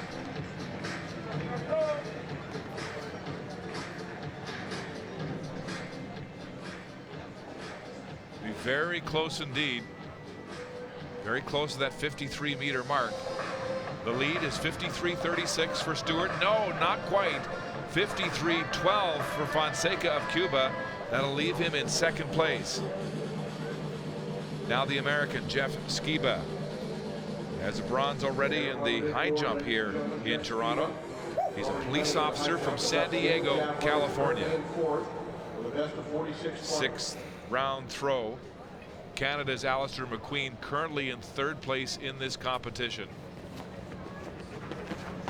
47-34 best. Oh, that's going to threaten the Canadian for sure. That looks like it's bigger than 48. Watching his run up, comes dangerously close to the throw line, narrowly avoids a fault. Great arm speed on that throw. Jeff Skiba of the United States, the San Diego policeman, has jumped onto the podium in his 6th and final throw, pushing the Canadian Alistair McQueen off with that great final throw of 48.29 meters. But it's this man, the javelin leader with the world record 3 times over, Hakeem Stewart, winning the gold in the javelin to go with his gold in the discus, world record 53.36. Fonseca of Cuba, an America's record 53.12. And United States Jeff Skiba, a seasonal best to snatch the bronze medal from Canadian Alistair McQueen in his final throw.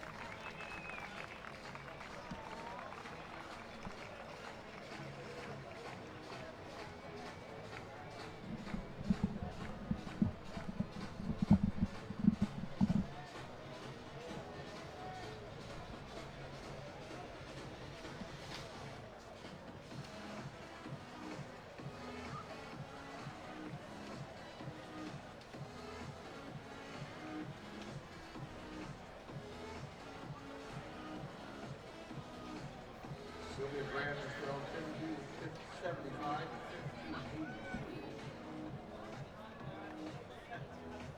Taking her 4th throw here momentarily. 52, a foul of 50-75. Sylvia Grant of Jamaica. Here's your javelin throw. Et maintenant, la finale, javelin pour les femmes de la catégorie S57 de la Jamaïcaine Sylvia Grant se prépare pour son 4e essai. Il est présentement dans la 4e place. Pour l'instant, on a un 3e Mexicain pour les 3 premières places qui sont occupées par 2 athlètes mexicains.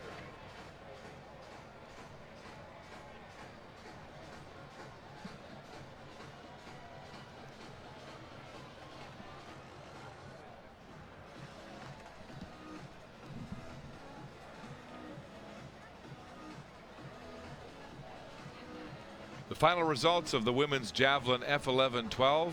Rebecca Valenzuela of Mexico with the gold medal, her 2nd gold of these games and her 2nd America's record. She also set the record and won the gold in the shot put. Ness Murby with her 2nd medal of these games, a silver to go with her bronze in the discus and an America's record in her class. And the Cuban Yomara Milan 3rd at 30.46 for bronze. Mesdames et messieurs, une autre cérémonie de remise des médailles. Damas y caballeros, la ceremonia de premiación. Now the medal ceremony for the women's javelin F11 and 12.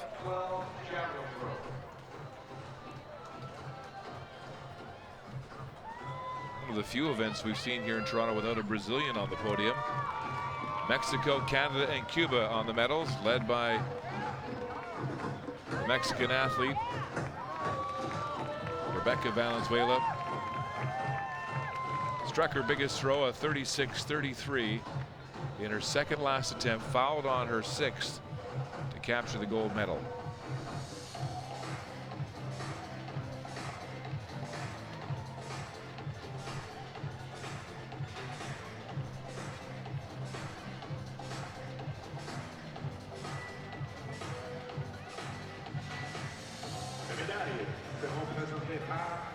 La medalla será presentada por la medal will be presented by Mr. Luis Casafieda Lacio, Mayor of Lima.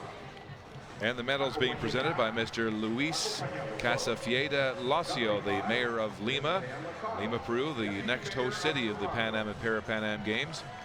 and joined by the Deputy Mayor of Toronto, Ms. Pam McConnell. Medalla de bronce. Medalla de bronce. Bronze medal representing Cuba. The bronze medal going to Cuba, Yomara Milan. The F12 classed athlete with a 30.46 for 635 points in this combined class. They use a point scoring table to decide the placings.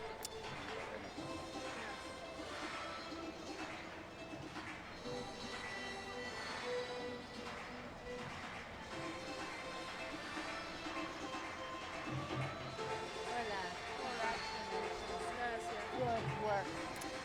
Remember Toronto? Love Somewhat disappointed Cuban bronze medalist Yomara Milan, accepting greetings from the Deputy Mayor of Toronto and the bronze medal. Now the silver medalist from Canada, Ness Murby, her second medal of these games. Silver to go with the bronze in the discus. 29-year-old from Salt Spring Island, BC. Originally from Melbourne, Australia.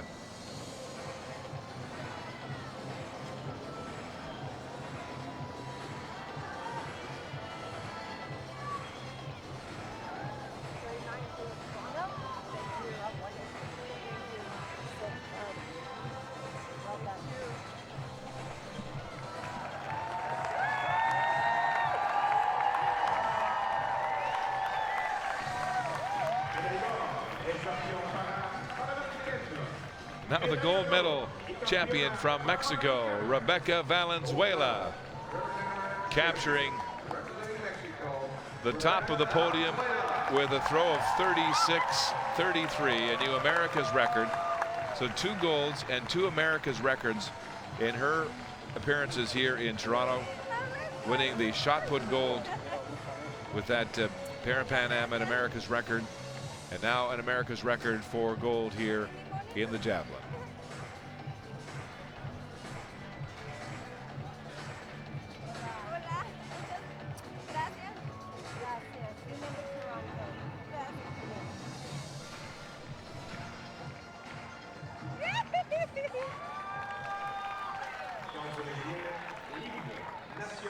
The medalists in the women's F11-12 women's javelin, and now the national anthem of Mexico. The national anthem of Mexico.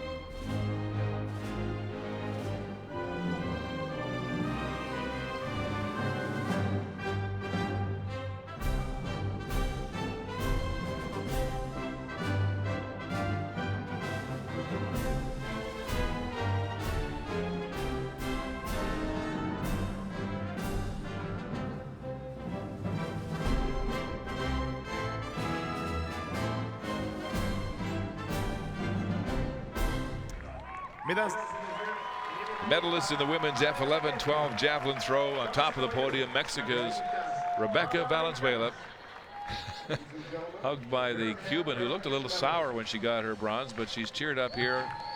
Yomara Milan joining Ness Murby, the Canadian silver medalist, and Mexico's Rebecca Valenzuela, the gold medalist in the women's F11-12 javelin.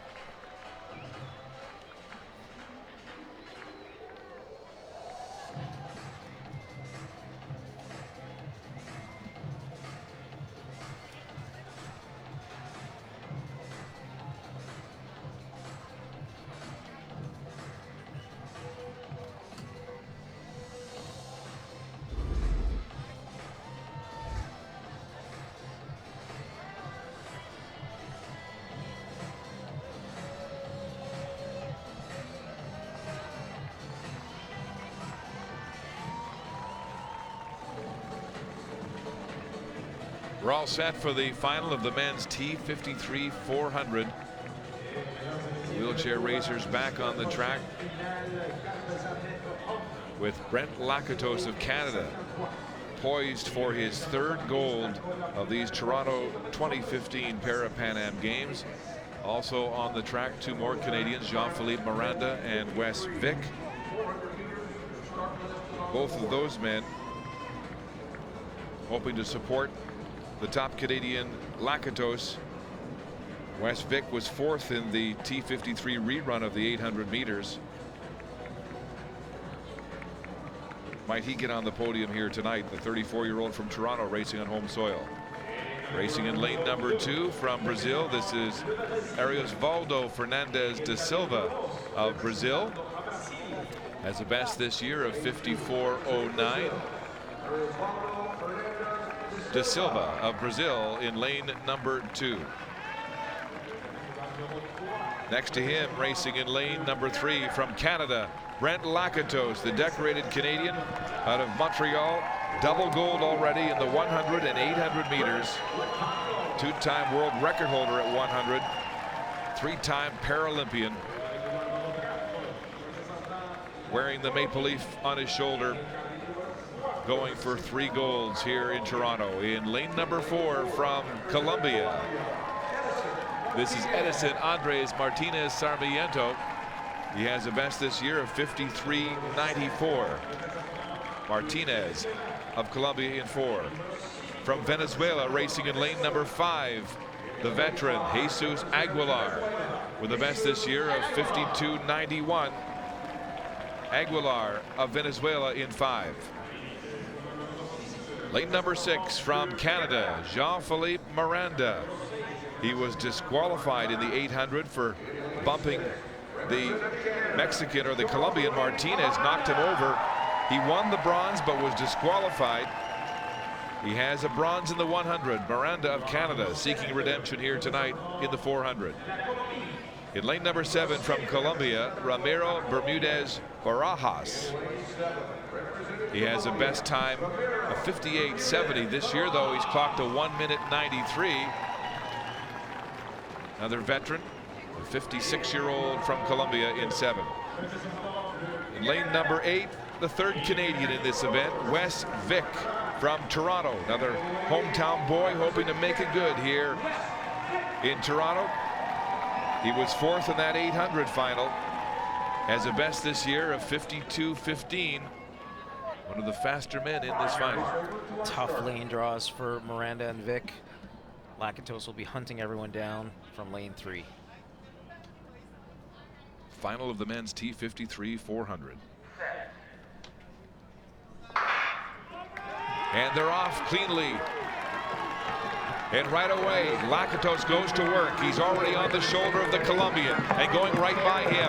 He can see ahead Miranda, his teammate in the stagger in lane number 6, and he's hunting down Miranda as they go down the back straight. Look at Lakatos fly, already going by Jean-Philippe Miranda as they go through 250 meters. At 200 meters in the bend, Lakatos has already taken the lead midway through this race. Brent Lakatos powering around the track. The Canadians trying to stay with him. Jean-Philippe Miranda and Wes Vick outside in lane 6 and 8. As they come down the straight, Lakatos has opened a 15-meter lead. Lakatos ahead of the Brazilian Da Silva. And coming down in 3rd place, it looks like Aguilar, but it's Lakatos streaking to victory. 48.88. Aguilar 3rd behind the Brazilian Da Silva. Lakatos with a Parapan Am record 48.91 and his 3rd gold medal in as many races in Toronto.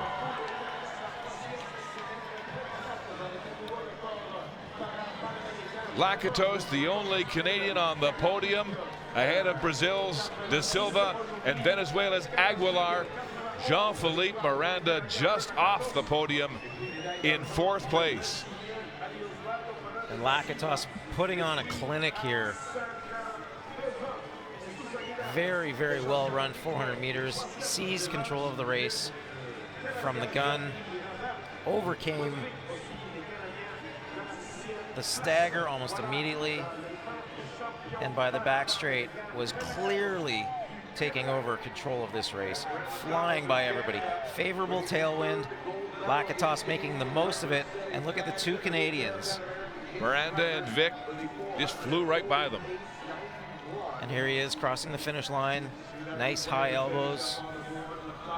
And De Silva and Aguilar finishing in second and third behind him. And once again, see him pushing with one hand and hitting his steering with the other. Just every last detail of this race. Lakatos, such a professional, such a perfectionist.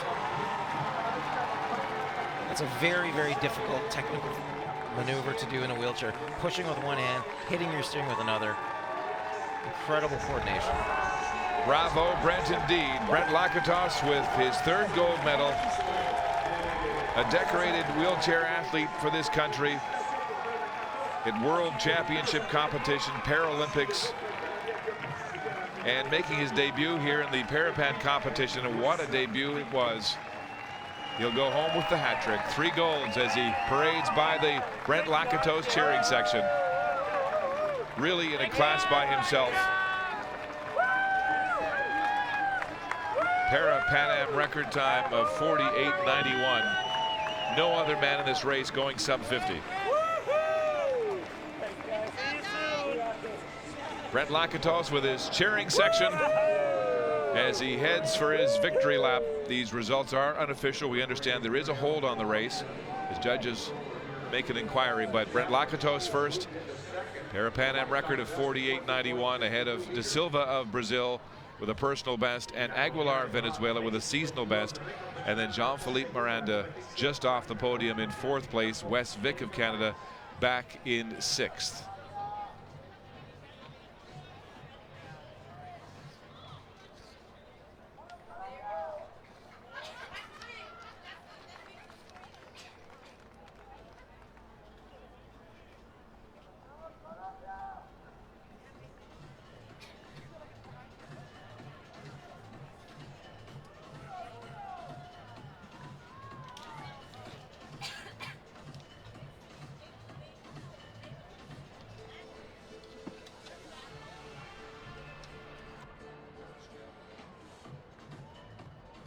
Los intentos le restan a la colombiana Jennifer Paredes Muñeca. Marca en la segunda posición.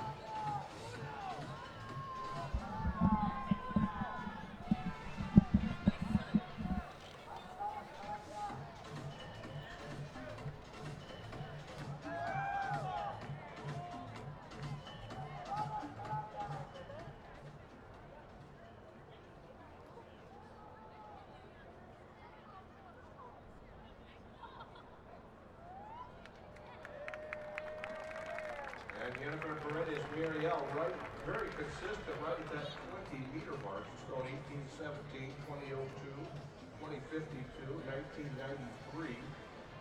Our leader is Carla Cadillo Torres of Mexico at 22 meters 30.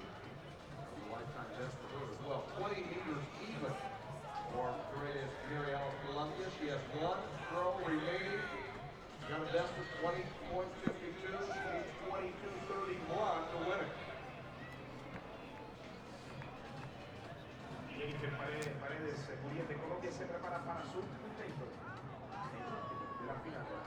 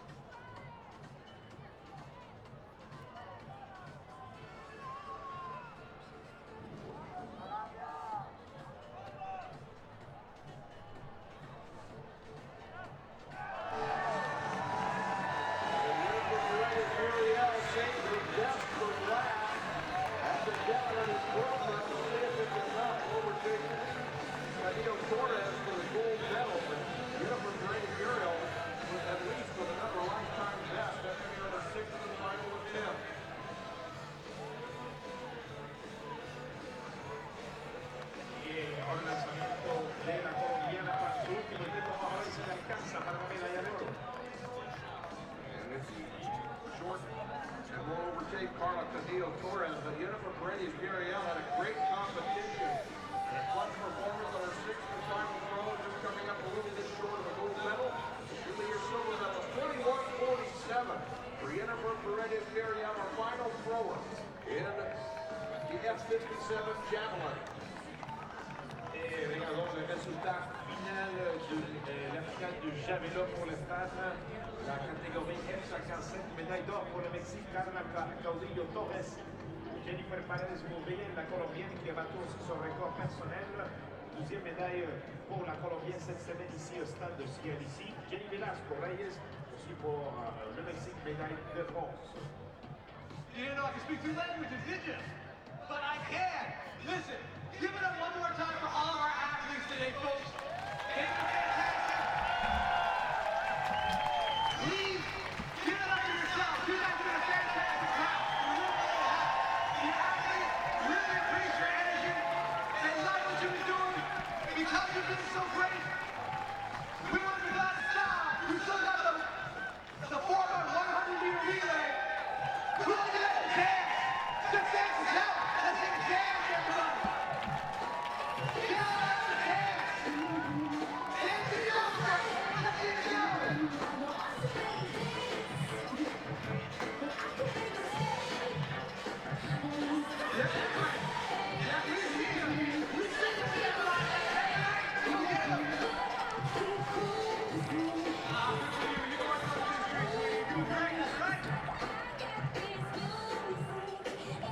Keep that dancing going. There you go. Oh, that's Women's javelin throw in the F-55-56 still to come, and the final standings in this competition look like this. Angela Madsen, the great American, first in a Parapan Am record, 18-77, ahead of Colombia's Erica Castellano Salazar and Brazil's Reza Rocha Machado.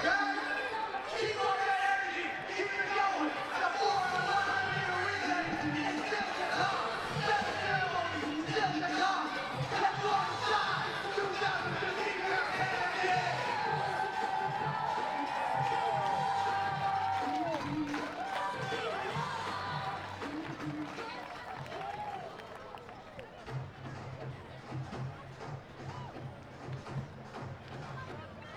Mesdames et messieurs, voici une prochaine cérémonie de remise des médailles.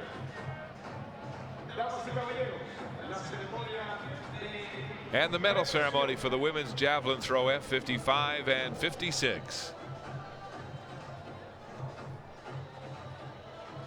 Ladies and gentlemen, the medal ceremony for the women's Led by the F-55 American Angela Madsen, javelin throw.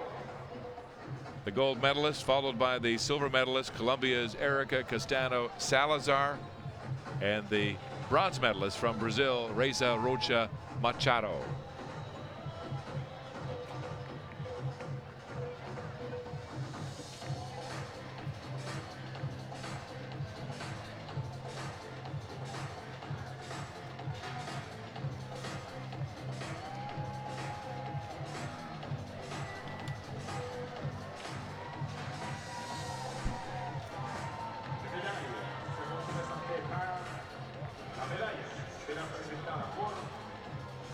Medals will be presented by Ms. Pam McConnell, Deputy Mayor of Toronto. The Deputy Mayor of Toronto, Ms. Pam McConnell, will be making the medal presentations. Head of Knowledge Management of the International Paralympic Committee.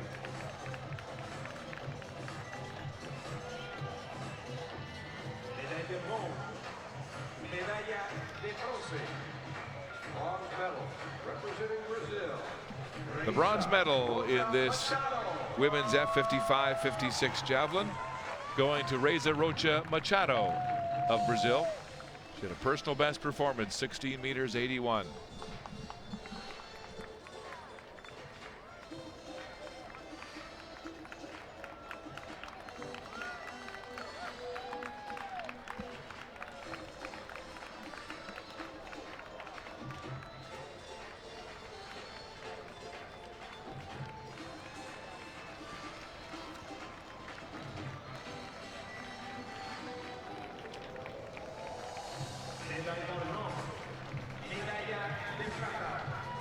Reza Rocha Machado of Brazil, the bronze medalist. The silver medalist from Colombia, Erica Castano Salazar, with an America's record, 15.67 meters in the F55 classification. Castano Salazar with her third medal of these games, the silver now, along with 2 bronze in the shot put and discus. Quite a series in Toronto. She set the shot put F55 Pan American record and the discus F55 America's record. 3 medals for her in Toronto.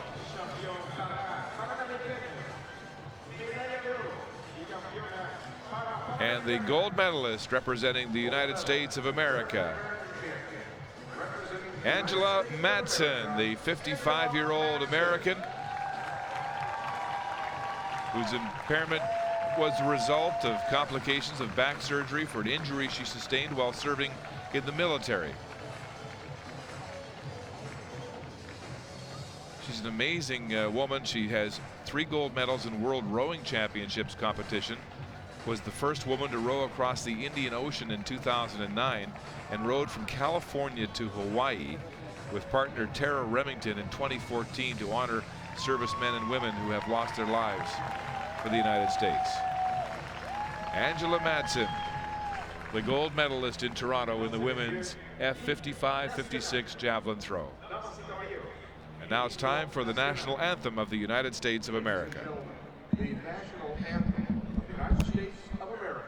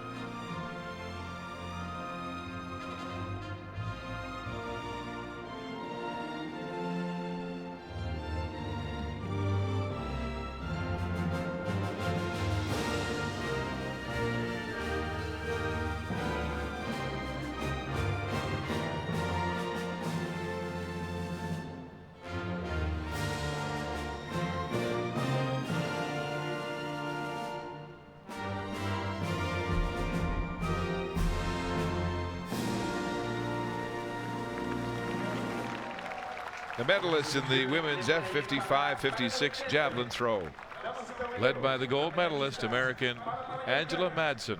Ladies and gentlemen, the Parapan American medalist. Joined by the Colombian silver medalist, Castano Salazar, and Brazil's bronze medalist, Reza Rocha Machado.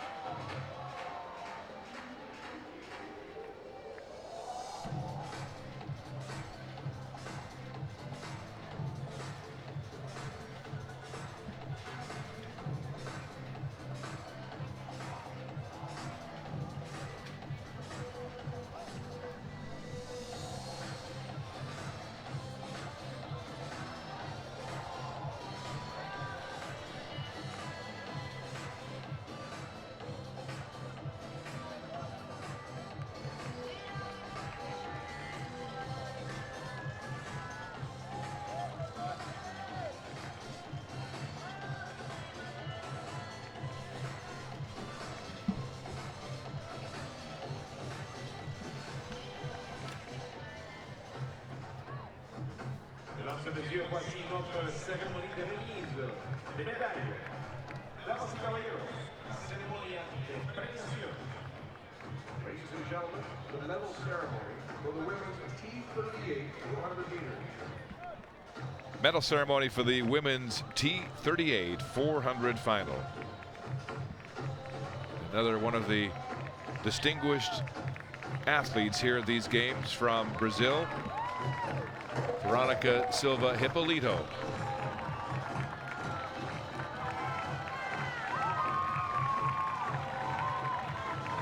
winner of 4 medals, along with the Canadian Leah Robinson, who will collect her 2nd medal of these games here tonight.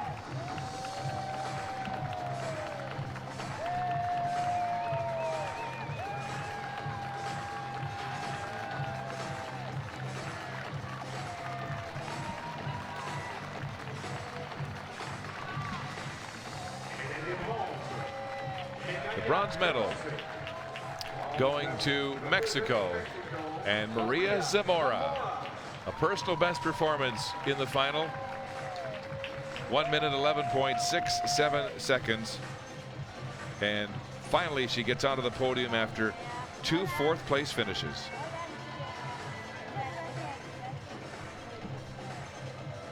Fourth in the 100, 4th in the 200, just off the podium, and now she can celebrate Maria Zamora the bronze medal in the 400 final.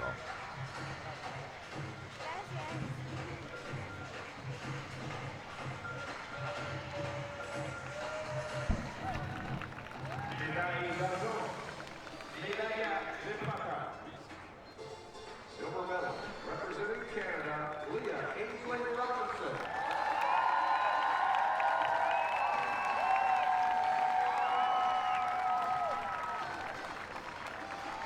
The silver medal to Canada's Leah Robinson with an America's record 110.75 in the T37 class. She's in a more severe classification of impairment than the 2 T38 athletes that she shares the podium with. Thank you so much.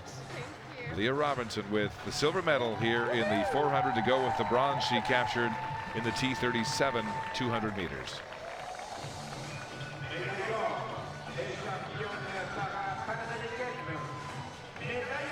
And what a haul for this young woman from Brazil.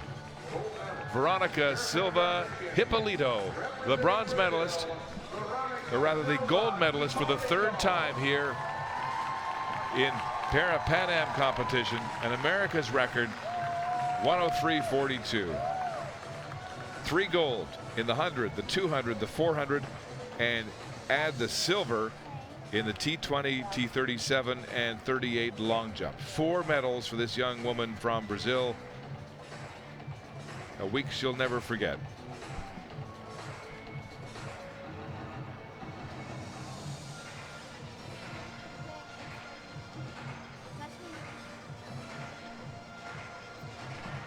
Veronica Silva Hippolito on top of the podium in the women's T38 400. And now the national anthem of Brazil. Ladies and gentlemen, the national anthem of Brazil.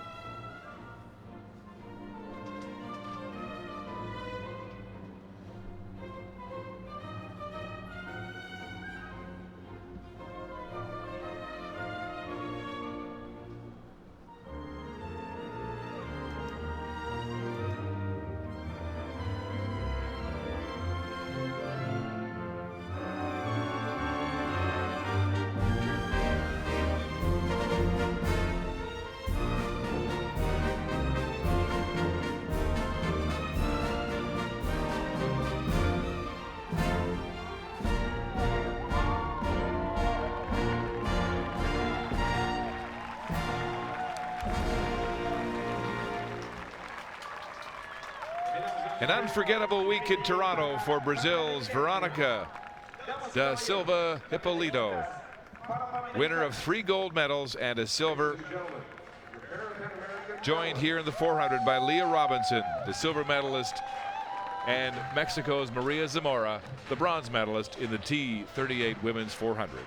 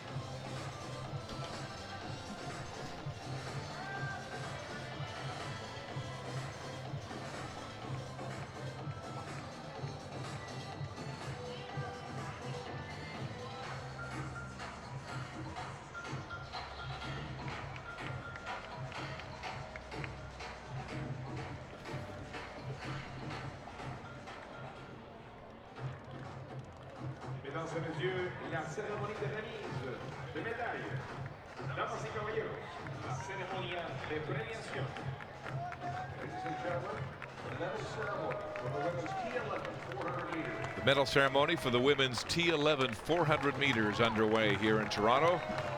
A Brazilian sweep of the podium.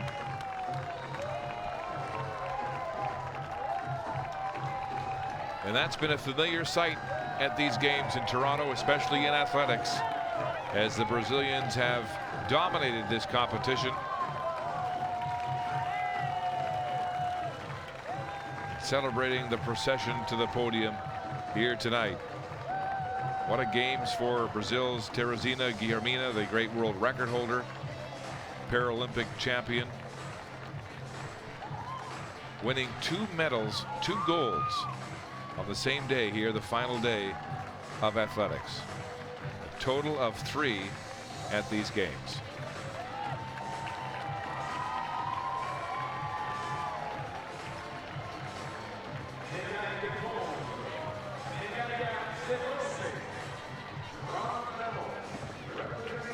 The bronze medal, Brazil's Jerusa Gerber dos Santos. A seasonal best performance.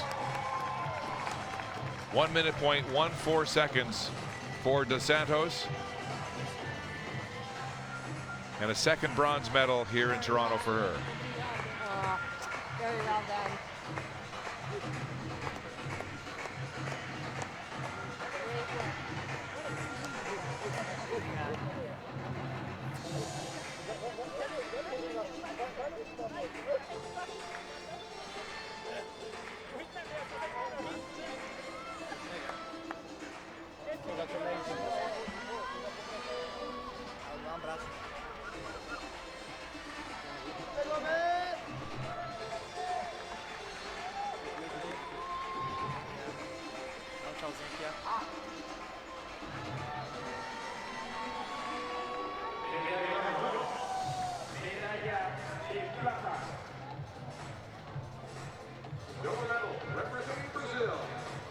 The silver medal to Brazil's Thalita Simplicio da Silva.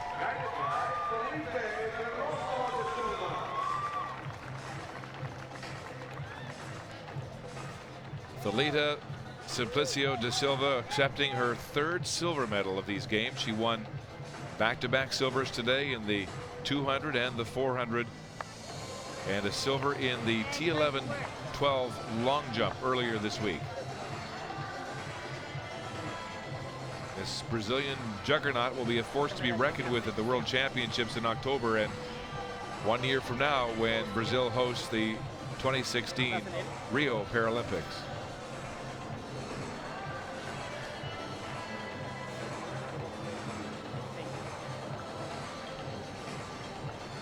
Thalita Simplicio da Silva of Brazil with her 3rd silver.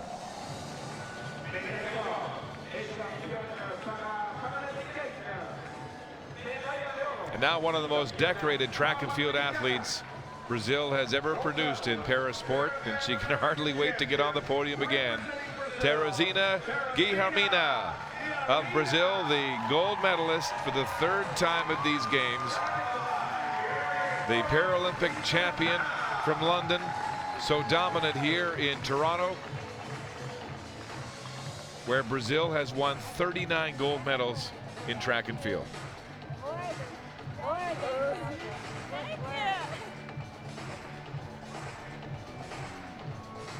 Her athletic career has changed her life, given her family a rise out of poverty back home in Brazil.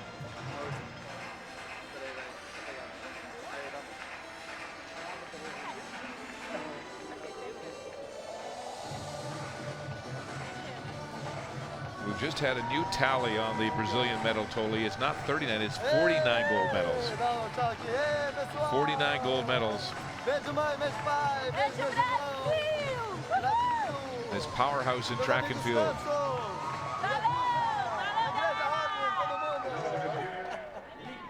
And now the national anthem of Brazil. Ladies and gentlemen, the national anthem of Brazil.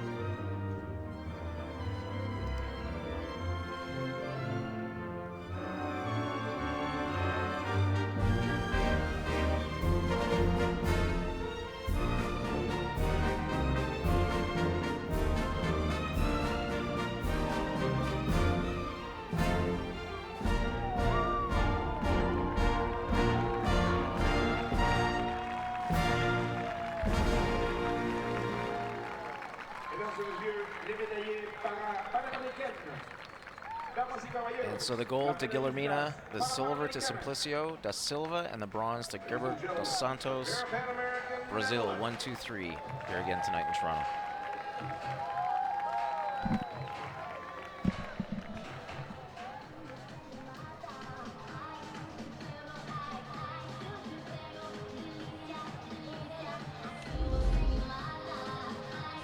More competition on the field here this evening under these threatening skies in Toronto. 3 Mexicans on the start list for the final of the women's javelin in the F57 classification. And first to Mexico's Jenny Velasco Reyes, best this year of 20.13 meters. Pyramid is polio, and she lets that fly close to the 20-meter mark. The 38-year-old winner of gold in this event 4 years ago in Guadalajara on her home turf. Velasco Reyes shouting at that javelin, and her 4th round throw would produce a 3rd place throw for her of 22.30 meters. Moving on to another Mexican athlete. This is Carla Cadillo Torres, and her 4th round throw. Torres has a best this year of 1975, but a personal best of 21.53. Look how far back she reaches to launch that javelin. And without the aid of a grab point to help keep her balance or drive that speed. So Cadillo Torres of Mexico moves into the lead with a throw of 22.30 meters. On to the 6th and final attempt of the Colombian, Jennifer Paredes Muriel, currently in 2nd place. Last chance. Oh, it's a marvelous throw, well past the 20-meter mark.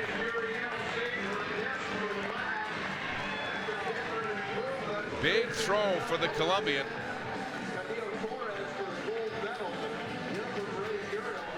And she's going to love this. The 6th and final throw, 21.47. 21 meters, 47. And that will move her into 1st place for the gold medal on her 6th and final throw.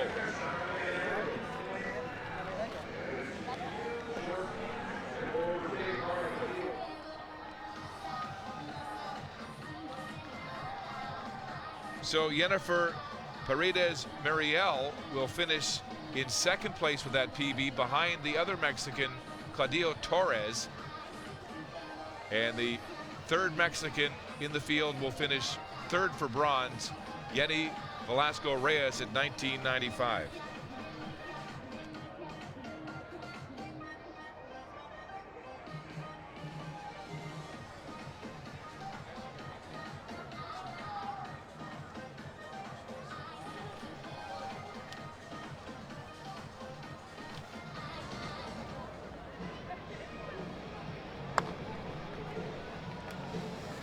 Mesdames et messieurs, nous sommes prêts pour vous présenter la dernière finale de l'athlétisme Parapan American.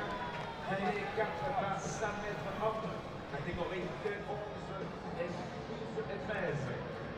Favorite para presentarles. On the track, the final of the men's T11 to 13 4x1 relay. Tradition in track and field as the relays wind up. 5 days of competition, and the Americans have scratched, so that's unfortunate because they have the fastest man in the world at 100 meters in para sport competition, David Brown. So the Americans are out. It becomes a 3-country battle between Brazil, Argentina, and Colombia. Running in lane number 3, the Brazilian team, led by one of their fastest, Lucas Prado, and Felipe de Souza Gomez will run the anchor leg. The anchor leg for this team from Brazil. They have the fastest time of the 3 countries entered at 43.76. Lane number 5 representing Argentina. Alexis Acosta will run the lead leg. And on the anchor, Franco Bravo. Argentina with a best this year of 47.46.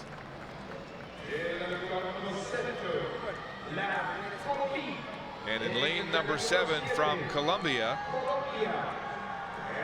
leading out for them will be Jose Alexis Belazaro Aguila and the anchor Castillo Rodriguez. So the Colombians are in lane number 7, a best this year, a new seasonal best of 46.65, so a little faster than the Argentinians. But Brazil, the class of this field, now you can see they're all tethered, the athletes, to their guides. They carry the batons. Take us through how this works. So the two major modifications to this is that each team gets 2 lanes instead of 1, and there's the option to have the guides pass the baton. The T12 and T13 athletes may choose to pass the baton themselves, but the guides for the T11s or the T12s have the option of doing the passing. So the T11s are absolutely blind athletes. The 11s and 13s have some form of eyesight.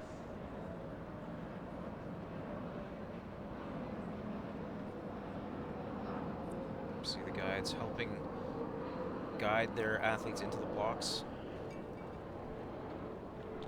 Tethered tightly to their blind runners. The guides with the batons in the final of the men's T11 to 13 4x1 relay. And they're away. 3 countries in this final: Brazil, Argentina, and Colombia. And the Brazilians beginning to close the gap in the stagger on that bend.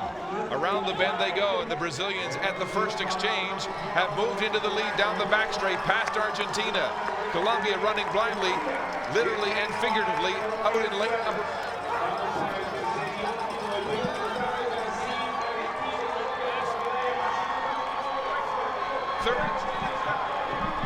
Brazil in a command performance and the final exchange, and down the straight they come.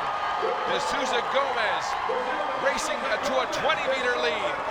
First for Brazil in a battle for second between Argentina and Colombia, and it's Argentina that'll get the silver medal ahead of Colombia.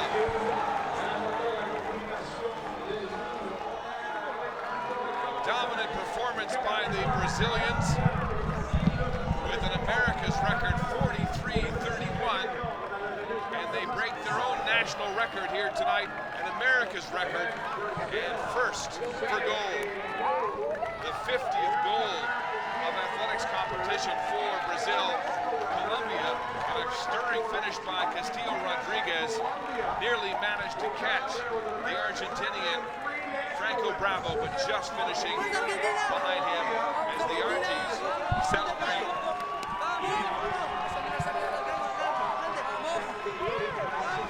What a great race. Jeff's on the spare.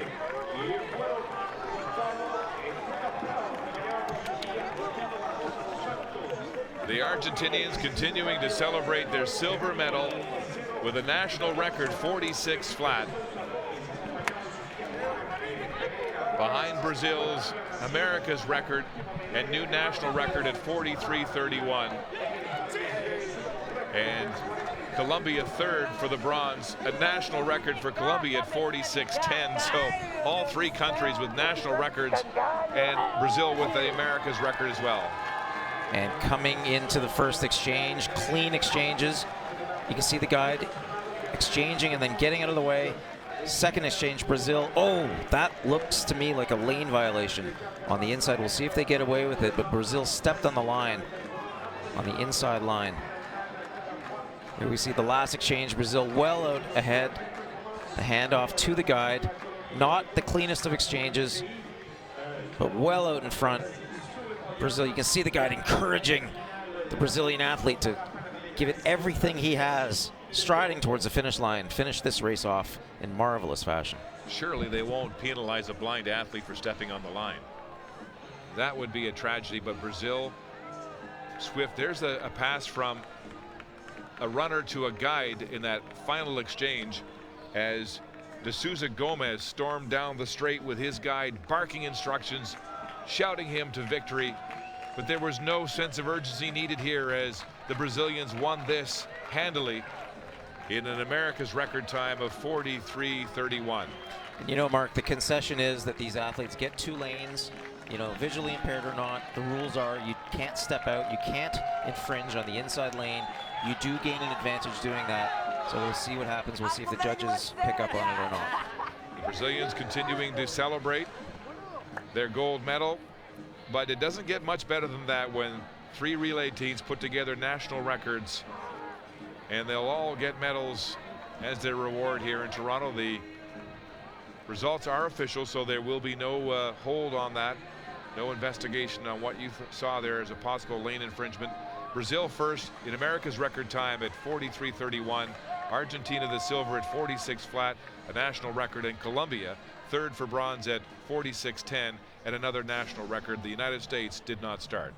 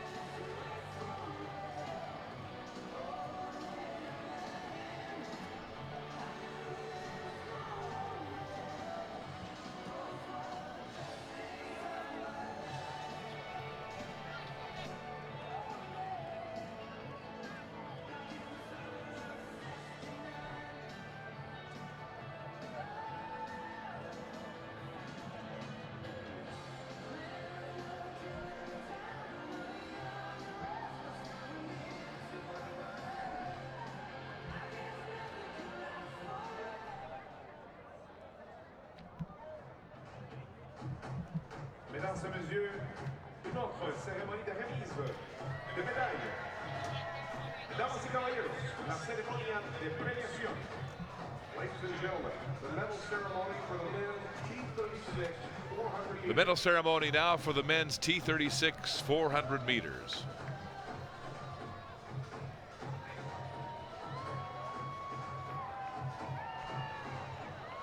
Leading the way, Juan Marino Marquez of Colombia, a triple gold medalist for his country at these games.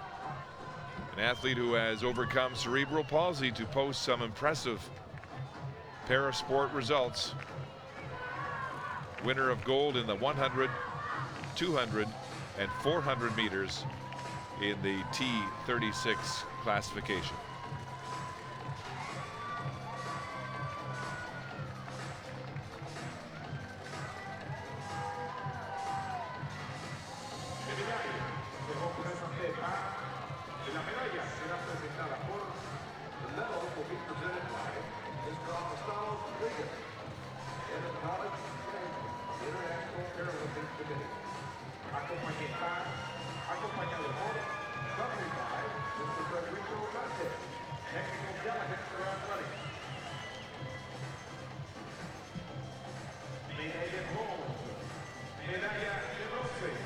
And the bronze medal awarded to Nicaragua, Gabriel de Jesus Quadra-Holman. Personal best performance for him at 59.96 seconds.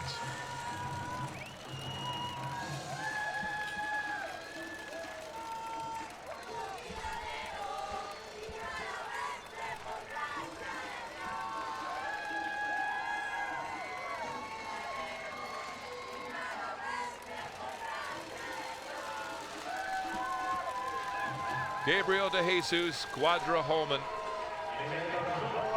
the bronze medal for Nicaragua. Silver medal now representing Argentina. This is Enrique Rotondo.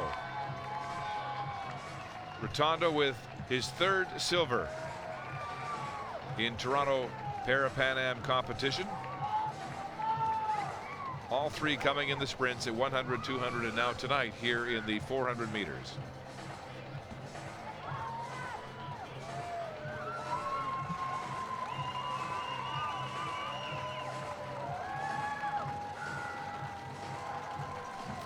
Enrique Rotondo of Argentina for silver.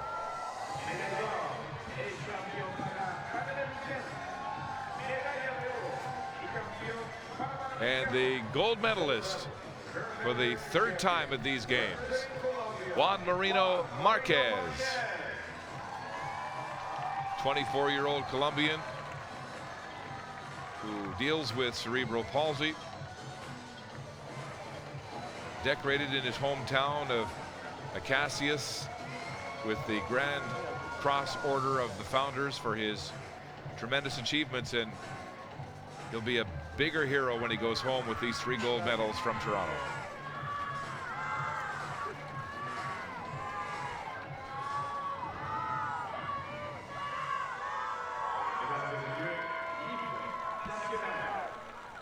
And now the national anthem of Colombia. Ladies and gentlemen, the national anthem of Colombia.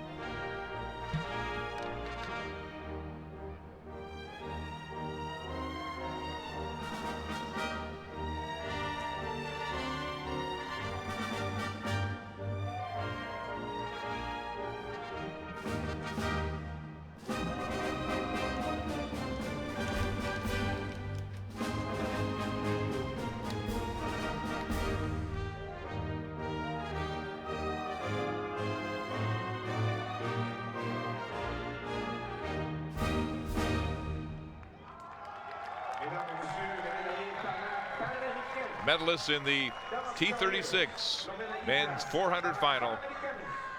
What a games for that man, Juan Marino Marquez, triple gold medalist at the Toronto 2015 Parapan Am Games.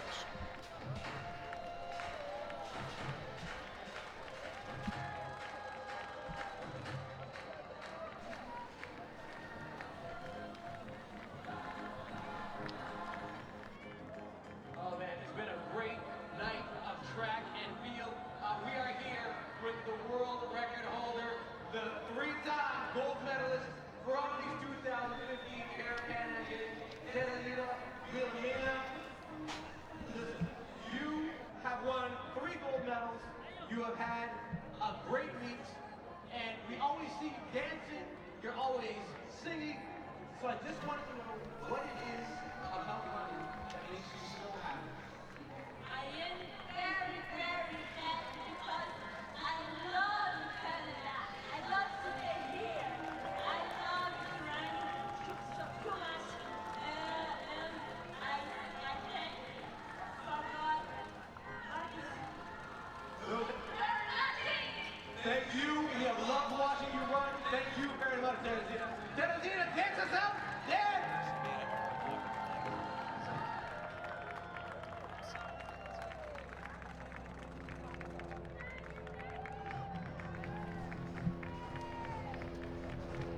Mesdames et messieurs, on continue avec une autre cérémonie de remise des médailles. Damas y caballeros, la ceremonia de premiación. Ladies and gentlemen, the medal ceremony for the women's F-57 javelin. The medal ceremony for the women's F-57 javelin throw.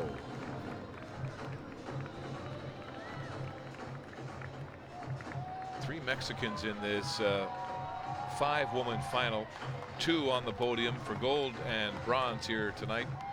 Carla Cadillo Torres, the gold medalist with a personal best, and Jenny Velasco Reyes, 3rd. Bookending the Colombian, Jennifer Paredes Muriel. A personal best performance by her here in Toronto.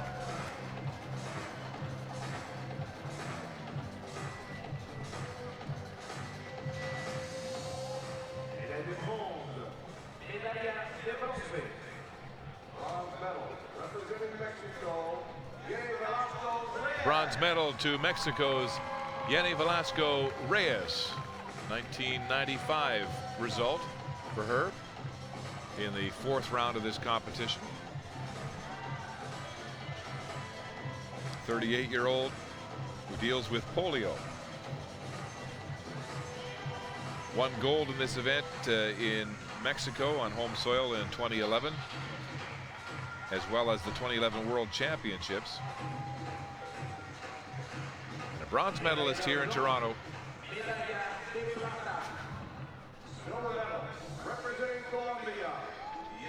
The silver medal going to Colombia, Jennifer Paredes Muriel, with a personal best 21:47. The second bronze medal of these games for the Colombian athlete. Big PB for her too at 21:47. More than 2 meters better than her previous best coming to these games. Silver medal for Jennifer Paredes Muriel of Colombia.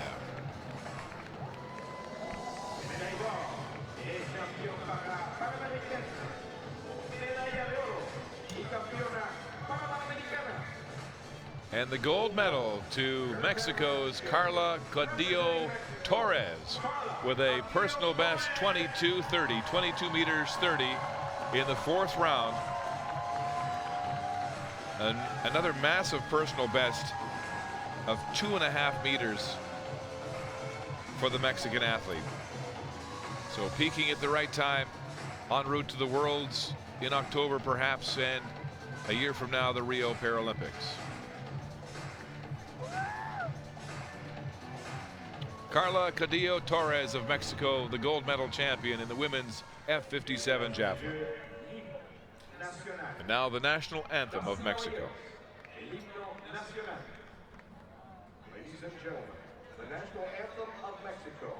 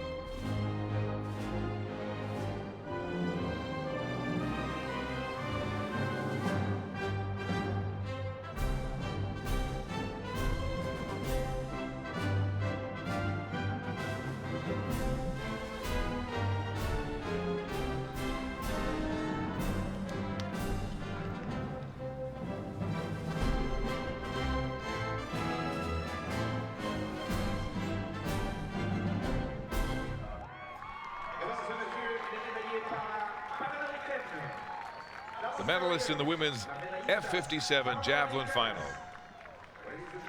Carla Codillo Torres of Mexico for gold. Colombia's Jennifer Paredes Muriel for silver, and Mexico's Jennifer Velasquez Reyes wins the bronze.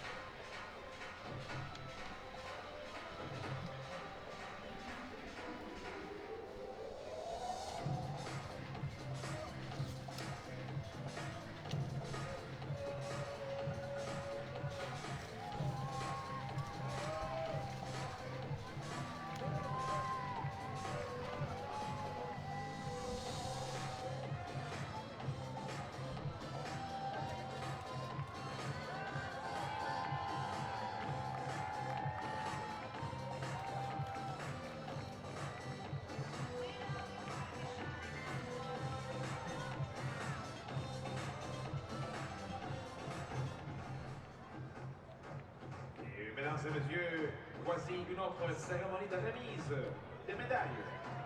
Damas y caballeros, la ceremonia de premiación. Ladies and gentlemen, the medal ceremony for the women's T53 400 meters. The medal ceremony in the women's T53 400 meters.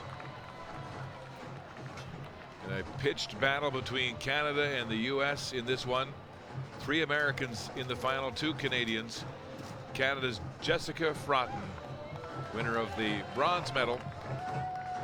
Shirley Riley, the silver for the USA, and Chelsea McClammer, the gold for the United States.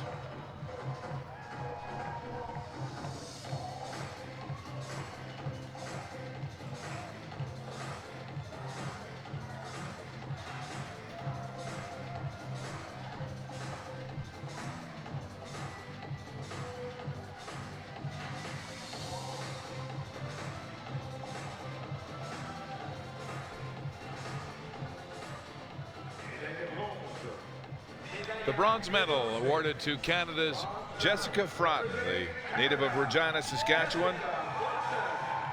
Her second bronze medal in this competition to go with the bronze she captured in the T53 100.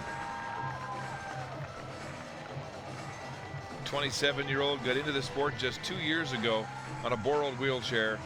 Managed to raise enough money to get the kind of chair she needs to compete at this level. And she's well on her way. A double bronze medalist in the Toronto Parapan Am Games.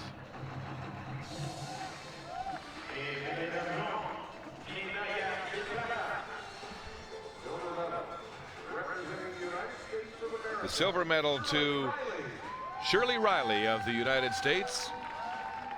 58.64 clocking for her second silver of these games. 1 silver in the 800 as well, behind her teammate Chelsea McClammer.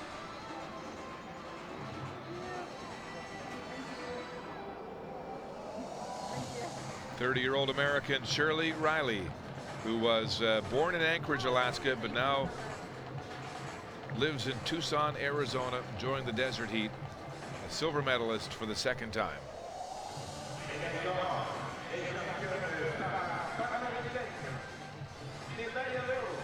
And the Parapan Am champion here in Toronto for the second time.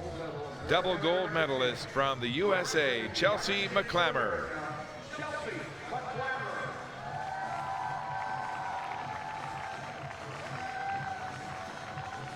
Defended her gold.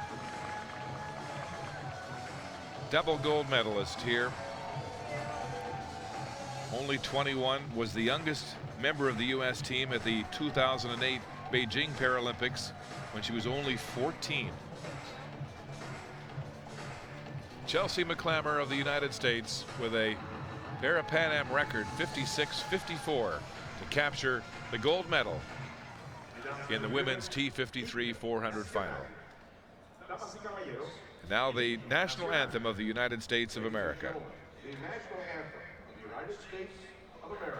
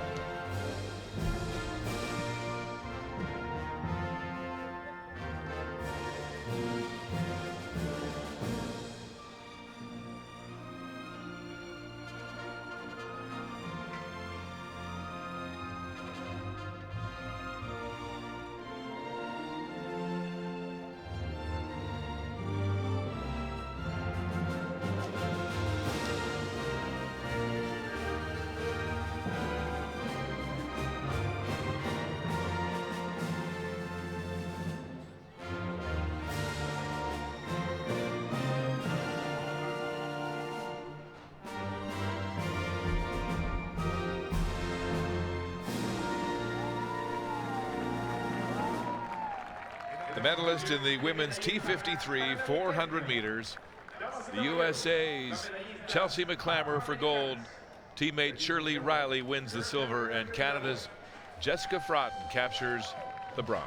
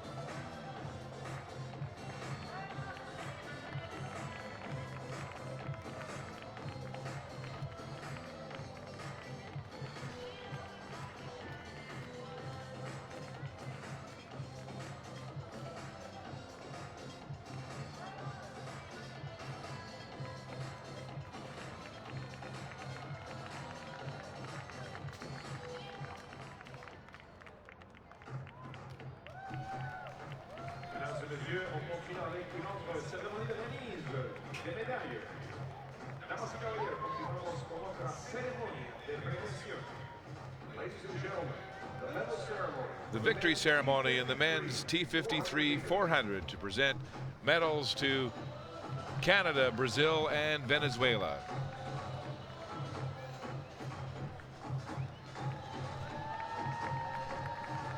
Canada's Brent Lakatos with his third gold in his debut at the Parapan Am competition.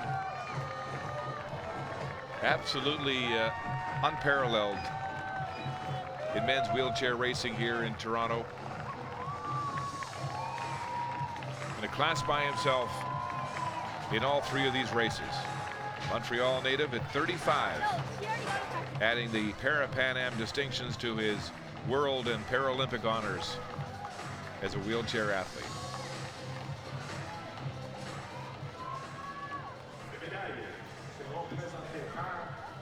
La medalla será presentada por the medal will be presented by Mr. Luis Locio, Mayor of Lima. Acompañará. Medals being presented by Mr. Luis Castellaveda Locio, the mayor of Lima, the next host city of the Pan Am and Parapan Am Games.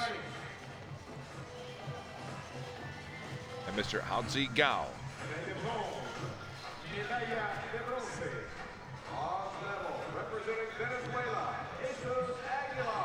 The bronze medal to Venezuela's Jesus Aguilar with a seasonal best performance, 51.25 seconds.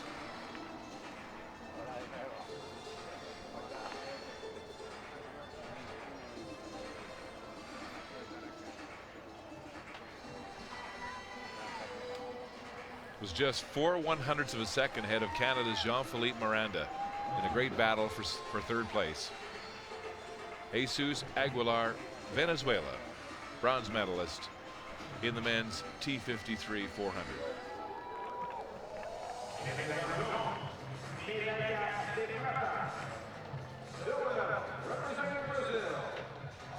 The silver medal to Brazil's Arisvaldo Fernandes de Silva, a personal best 51.03.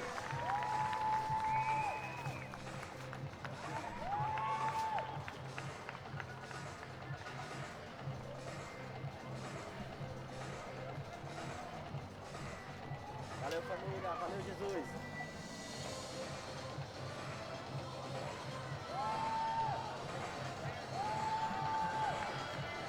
Arisvaldo Fernandes de Silva, the silver for Brazil here in the T53 400.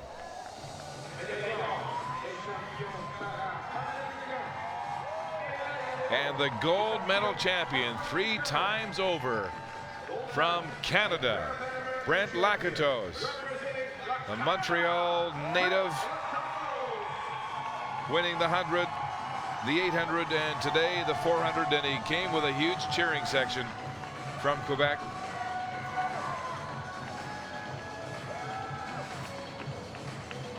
He's been a fixture at World Championships, Paralympics competition in London, where he captured 3 silvers, 2 400 and 800 meters. And competing here for the first time in Parapan Am competition was simply golden 3 times over No question, there was nobody else in his league. Brent Lakatos of Canada, the gold medalist in the men's T53 400. And now the national anthem of Canada. Ladies and gentlemen, the national anthem of Canada.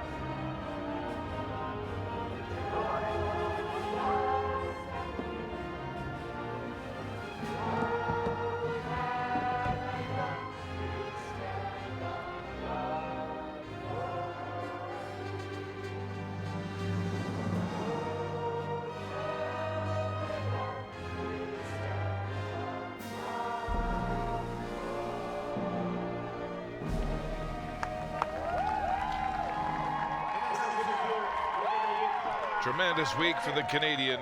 Brent Lakatos, triple gold. In front of his family and friends here in Toronto. Atop the podium here tonight in his final appearance of the week, T53 400. Joined by Brazil's Arisvaldo Fernandes de Silva for silver and Venezuela's Jesus Aguilar, the bronze medalist.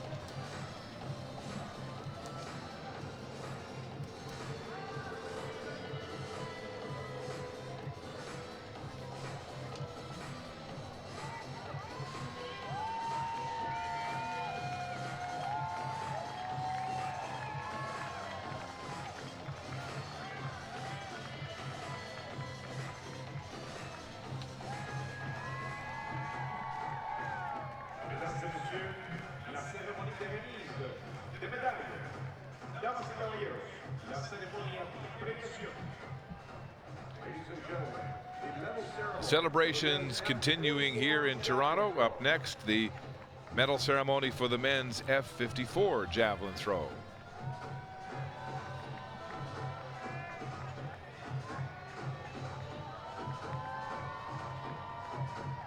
Big Jeff Skiba of the United States capturing the bronze medal with his 6th and final throw in this competition.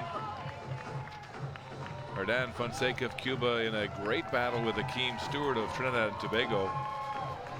Multiple world records broken over the course of this javelin F44 final.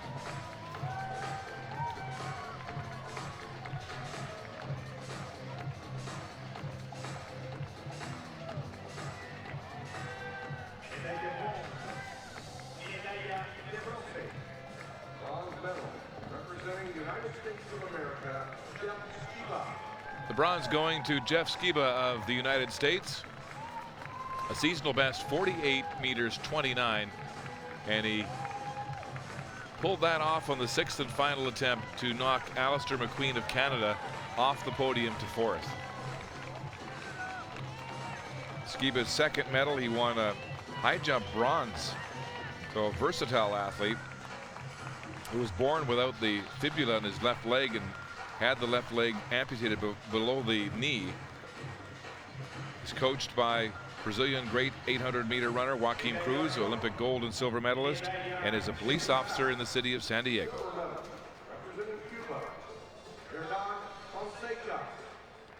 The silver medalist, Hernan Fonseca of Cuba. Fonseca with an America's record, 53-12. Had 4 of his 6 throws over 50 meters. He and Akeem Stewart, the only men to get over the 50-meter mark in this event. Trading the lead, trading world championships. Hernan Fonseca of Cuba, the silver medal. And now the amazing gold medal champion from Trinidad and Tobago, Akeem Stewart, who came into this final day of athletics and the javelin final, having won the gold in the discus. He only had 2 throws recorded in 6. He had 4 fouls, but his first and ultimately his 6 were both world records. And here today, Akeem Stewart smashing the world record 3 times, finishing with a result of 53-36, the new world mark and the gold medal, his second of these games here in the men's F54 javelin. And he did it without even a run-up. That was amazing, amazing power and a big arm for this Trinidad and Tobago athlete. And now the national anthem for Trinidad and Tobago. Ladies and gentlemen, the national anthem of Trinidad and Tobago.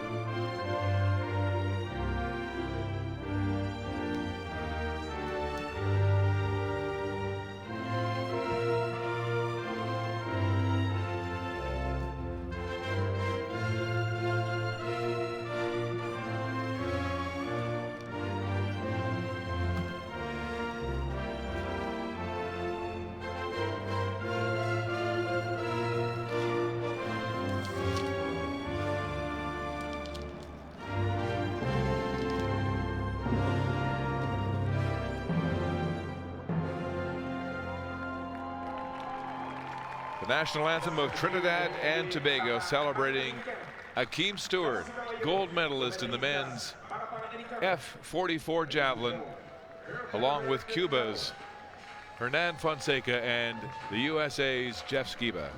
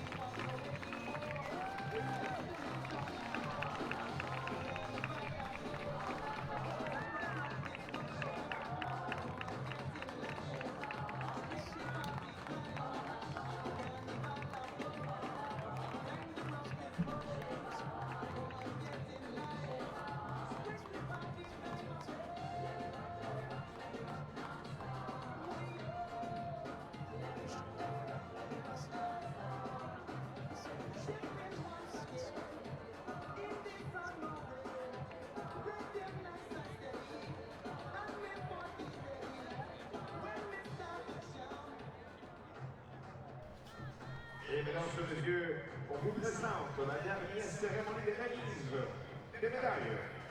Damas y caballeros, les presentamos la última ceremonia de premiación.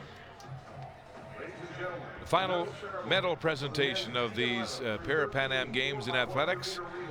In the men's 4x100 meter relay in the T11 to 13 classification for the visually impaired. And what a tremendous race this was. Unfortunately, the U.S. unable to take part. They scratched before the race. And so Brazil, Argentina, and Colombia went on without them. And all of them setting national records, and Brazil with a new America's record for gold.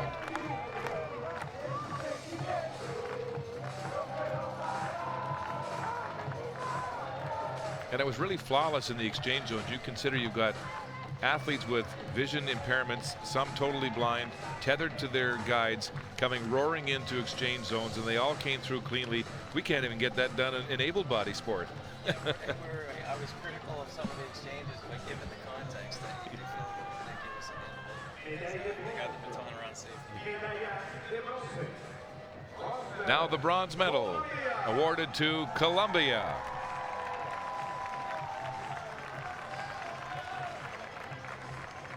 Delfo Arce Orozco, Jose Belizaro Aguila, Edwin Castillo Rodriguez, and Alexander Piamba Chilito. The Colombians with a national record, 46.10 seconds.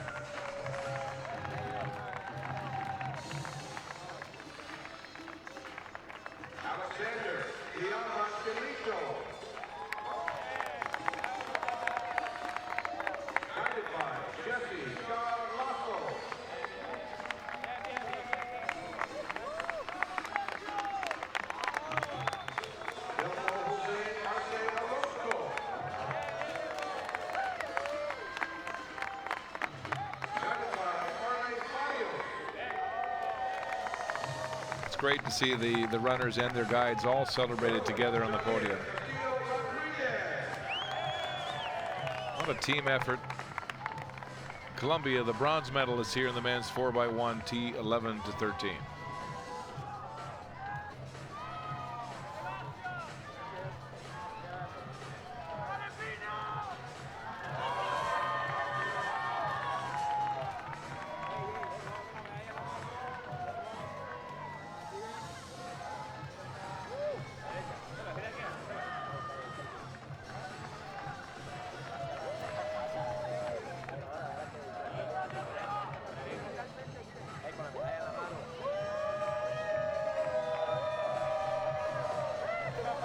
Colombia winning the bronze medal in the men's 4x1 relay, T11 to 13. Now it's time to celebrate the silver medalists from Argentina, breaking their national record at 46 seconds even. Argentina represented by Alexis Acosta, Eduardo Aguilar, Franco Bravo, and Alberto Cleton Salas. Really young team. Salas just 19, Bravo 17 years of age, Aguilar 21, and Acosta, the veteran in the group, at 28.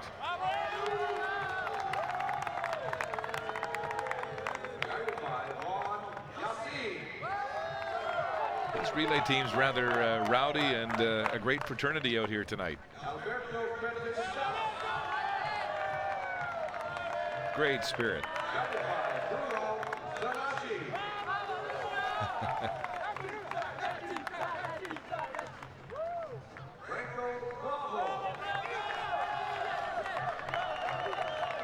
Franco Bravo, the youngest, at 17.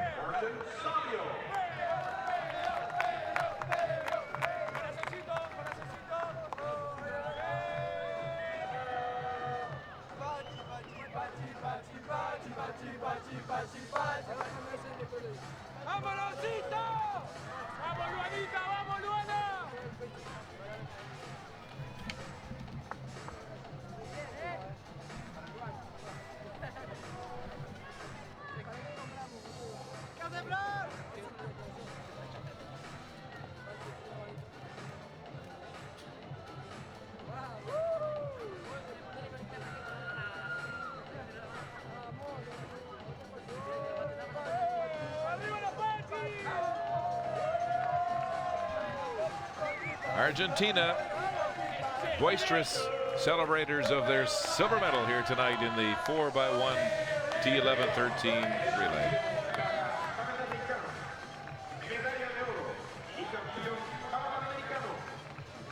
And what a way to end this athletics competition with the country that dominated this event, Brazil, the gold medalists, in America's record time, 43.31 seconds. 3.31 seconds.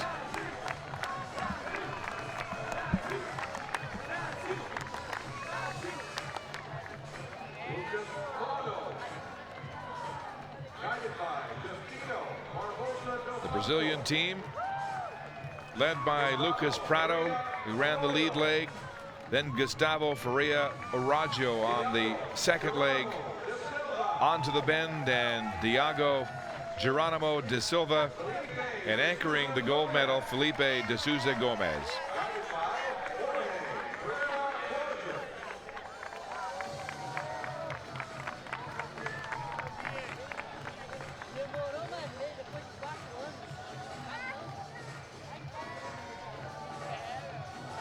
This team almost 3 full seconds faster than the Argentinians in this final.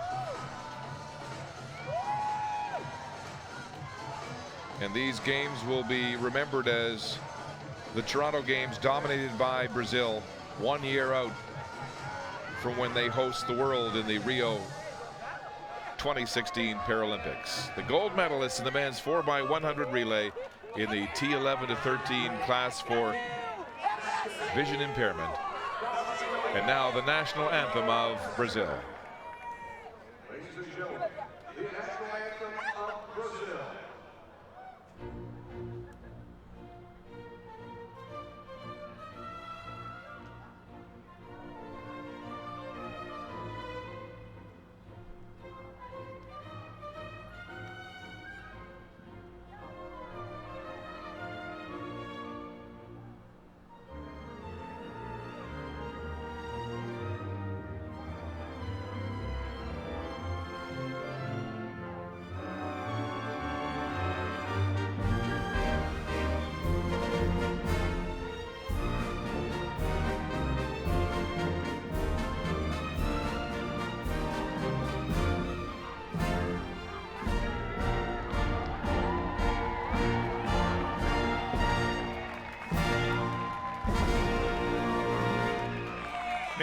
A golden finish for Brazil, champions of this athletics competition and winning the final event, the men's 4x1 relay, T11-13, ahead of Argentina for silver and Colombia for the bronze medal.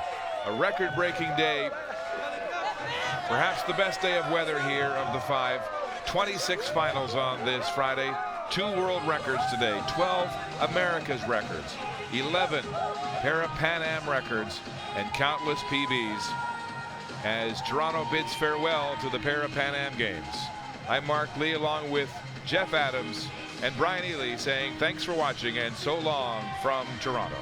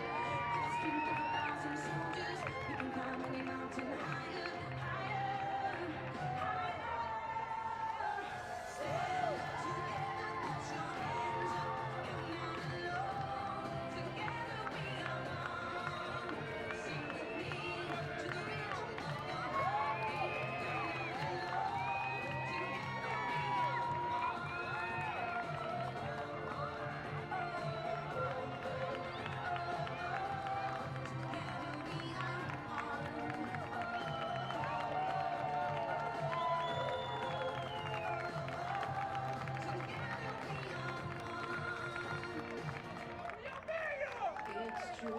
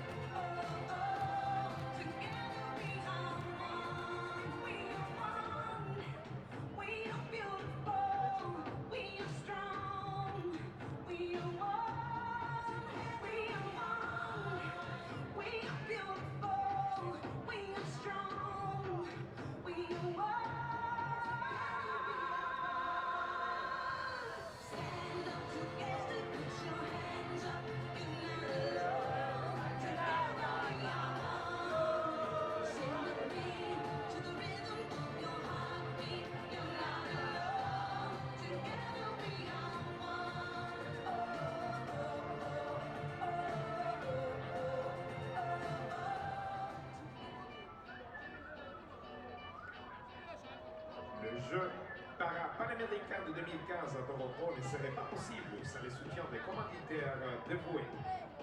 Y los Juegos Panamericanos Toronto 2015 no se podrían llevar a cabo sin el apoyo de nuestros dedicados patrocinadores.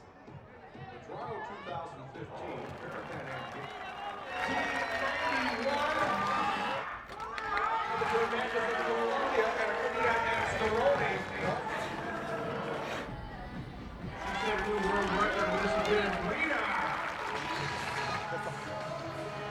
cerca, 6:49.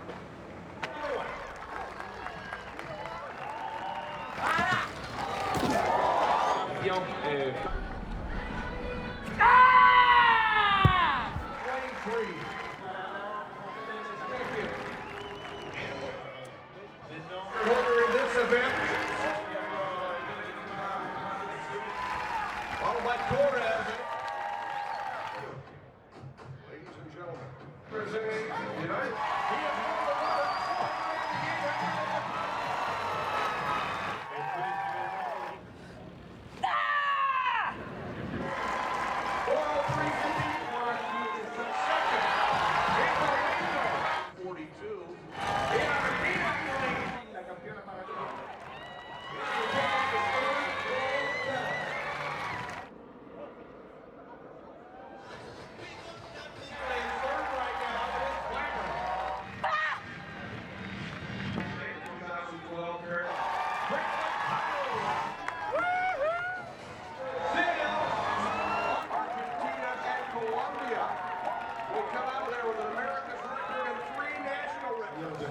le gouvernement du Canada et le gouvernement de l'Ontario qui se sont engagés envers ce jeu.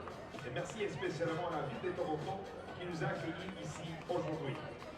Gracias a nuestros socios financieros, al gobierno de Canadá y al gobierno de Ontario por su compromiso con los Juegos y un especial agradecimiento a la ciudad de Toronto por acogernos aquí hoy. Thank you to our funding partners,